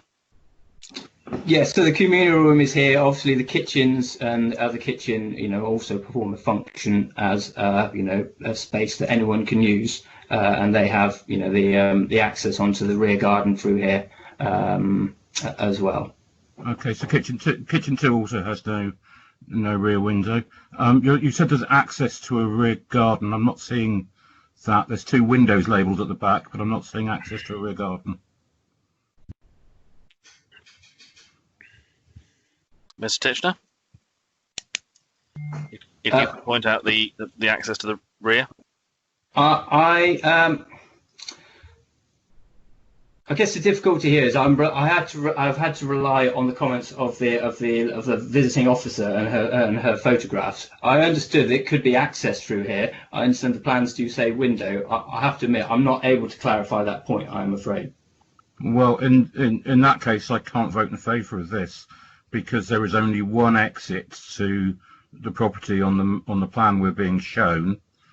There is one shower for 9 people. There's 2 communal spaces without windows. There's a room that's got a bed in it that's not a bedroom. I'm sorry, this is disgraceful. I'm sure we can find a planning reason that says this is a disgrace, but if it's a disgrace, it's a disgrace. Thank you. Councillor Bradford? Thank you, Mr. Chairman. Having experienced something like this in the last 6 months with my own daughter, who was abused by a gentleman for 2 years, etc. Spent 2 months in Riding House at Taunton, mental health place. Right, discharged, promised a place in 52 days. Then she was discharged into a place that wasn't really fit for a dog. I'm going through some very personal issues at the moment, fighting the system at Taunton Dean, West Somerset. They're helping me a little bit in Sedgemoor, but I can't go too much into details. But being a councillor, I really can't throw my weight around too much. But if this had been one of my own parishioners, I would have gone through heaven and earth to change these sort of things, right? And Councillor Evans is right. People need to go in and see some of these places and see what some of these people are experiencing.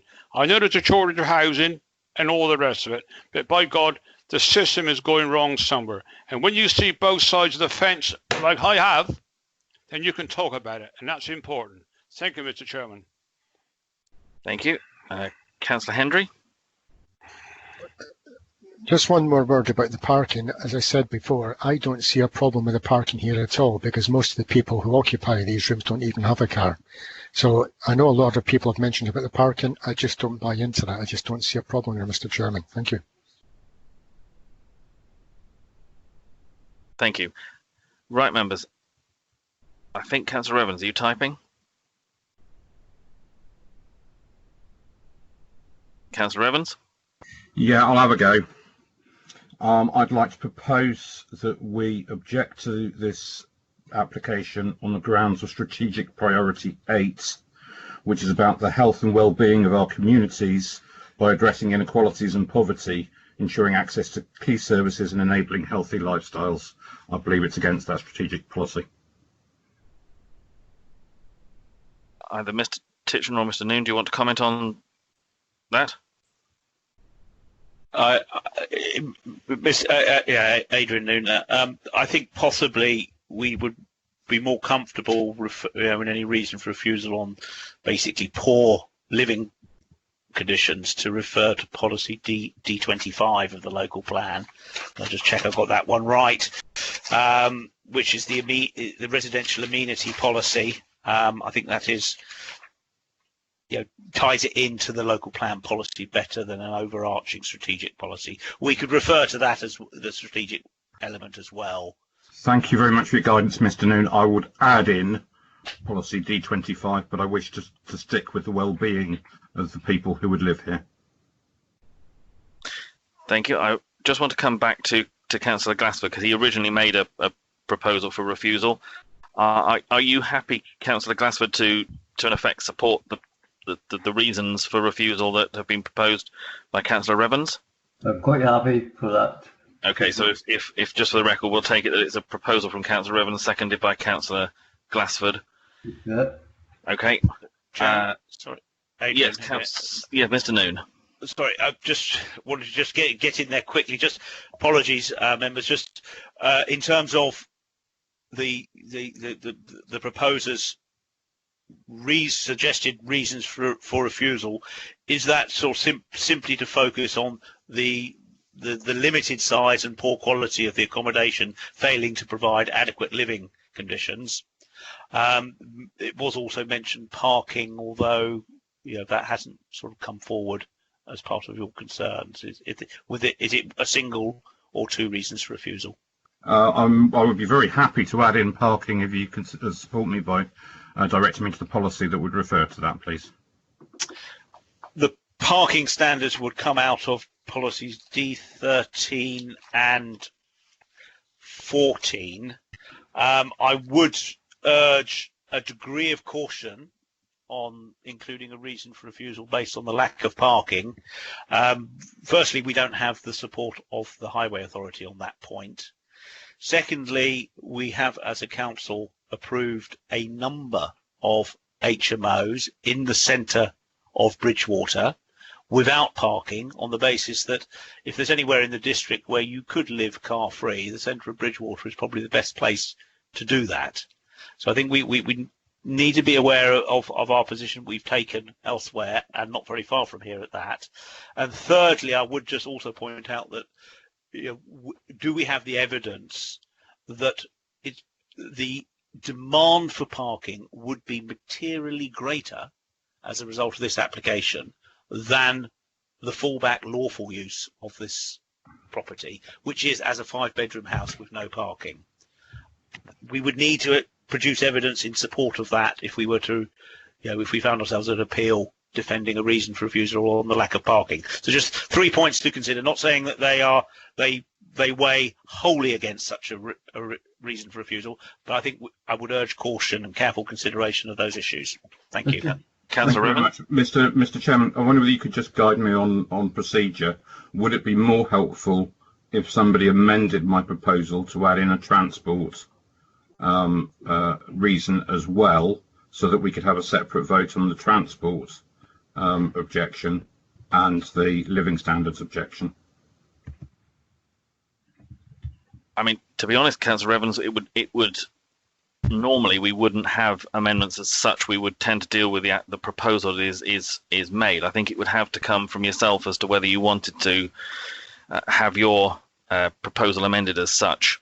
But you've obviously heard the advice that's come from the officers, and you need to decide whether you wish to go with the reasons for parking or not.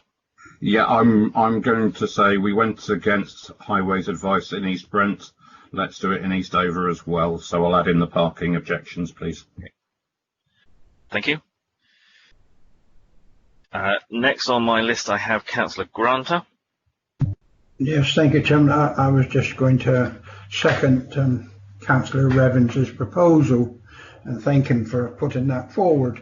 I've just one question, please. Obviously, this looks like retrospective planning.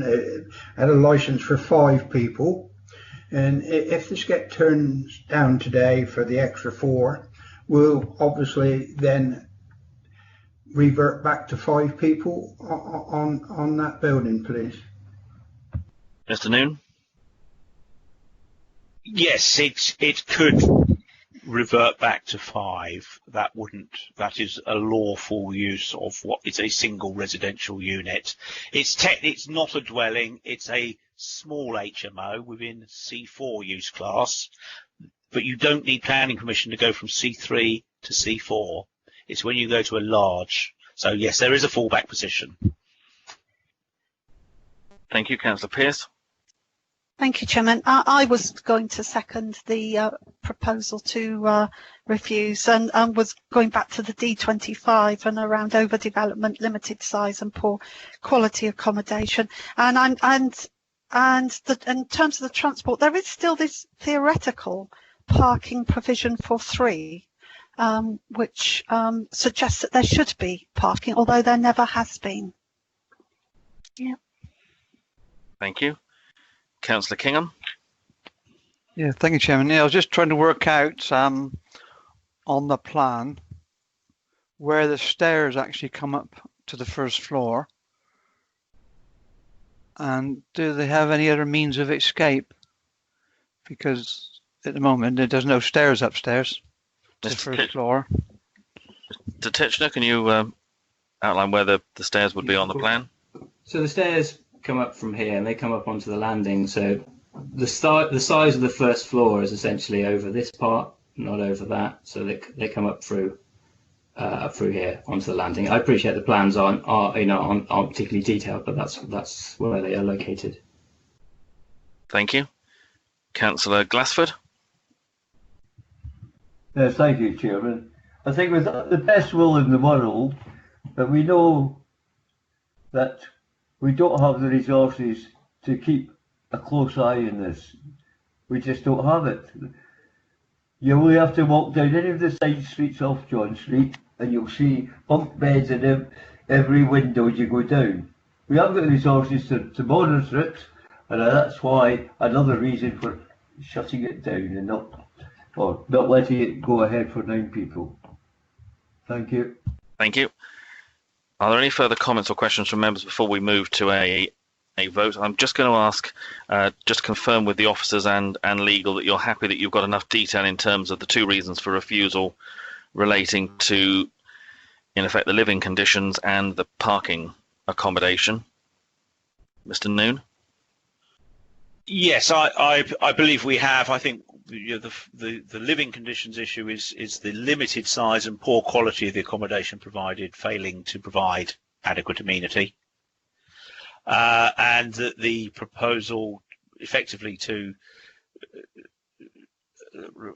a 9-bedroom HMO with 0 parking in this location would fail to meet the parking standards of the county council, and I think it's the policy requirements of D14 is our local plan policy that reflects the parking. So it requires parking. Okay. Thank you. And just to confirm back to the proposer and seconder that you're happy with what Mr. Noon has just said, Councillor Revens? Yes, I'm very happy. Thank you very much, Mr. Chairman. Councillor Glassford? Yes, I'm okay with that. Okay, right. If we move then to the vote, and again, if members can confirm they've been present, we'll start with Councillor Granter. Yes, Chairman, thank you. Yes, I confirm I've been present and listened and watched the debate, and I am against the officer's recommendations, and I'm voting for refusal. Okay, so that's for the recommendation for refusal. It is. Thank you. Councillor Glassford? Yes, I've listened to the whole debate and I'm voting for a refusal. Thank you. Councillor Pearce? Thank you. Yes, I've listened and heard the whole debate and I am voting for refusal. Thank you. Councillor Gibson? Oh yeah, I've listened to the whole debate and I'm voting for refusal. Thank you. Thank you. Councillor Hendry? I have listened to everything, and I'm voting for the case officer's recommendation. So you're voting against the recommendation for refusal. Yes. Thank you. Councillor Facey? Yes, thank you, Chairman. Been present throughout the presentation, Chairman, and on this case, Chairman, unusual for me, I'm going to abstain. Thank you. Councillor Murphy? Thank you, Mr. Chairman. I have heard and seen the whole presentation and I'm voting against the officer's recommendation. So I'm working for I guess that's, you're saying I'm working for the proposal. Yep, that's for the proposal for refusal. Yes, thank you. Okay. Councillor Revens? Thank you, Mr. Chairman. I've been present and listened to the whole debate with great interest, and my vote is in favour of the proposal to refuse permission for this. Thank you very much. Thank you. Councillor Kingham? Yes, Chairman, I've been present and I've heard the whole debate and I'm for. Can you just confirm, just for clarity, what you're for? For refusal. Thank you. Councillor Bradford? Thank you, Mr. Chairman. I've heard the whole debate and have been present, and I'm for refusal.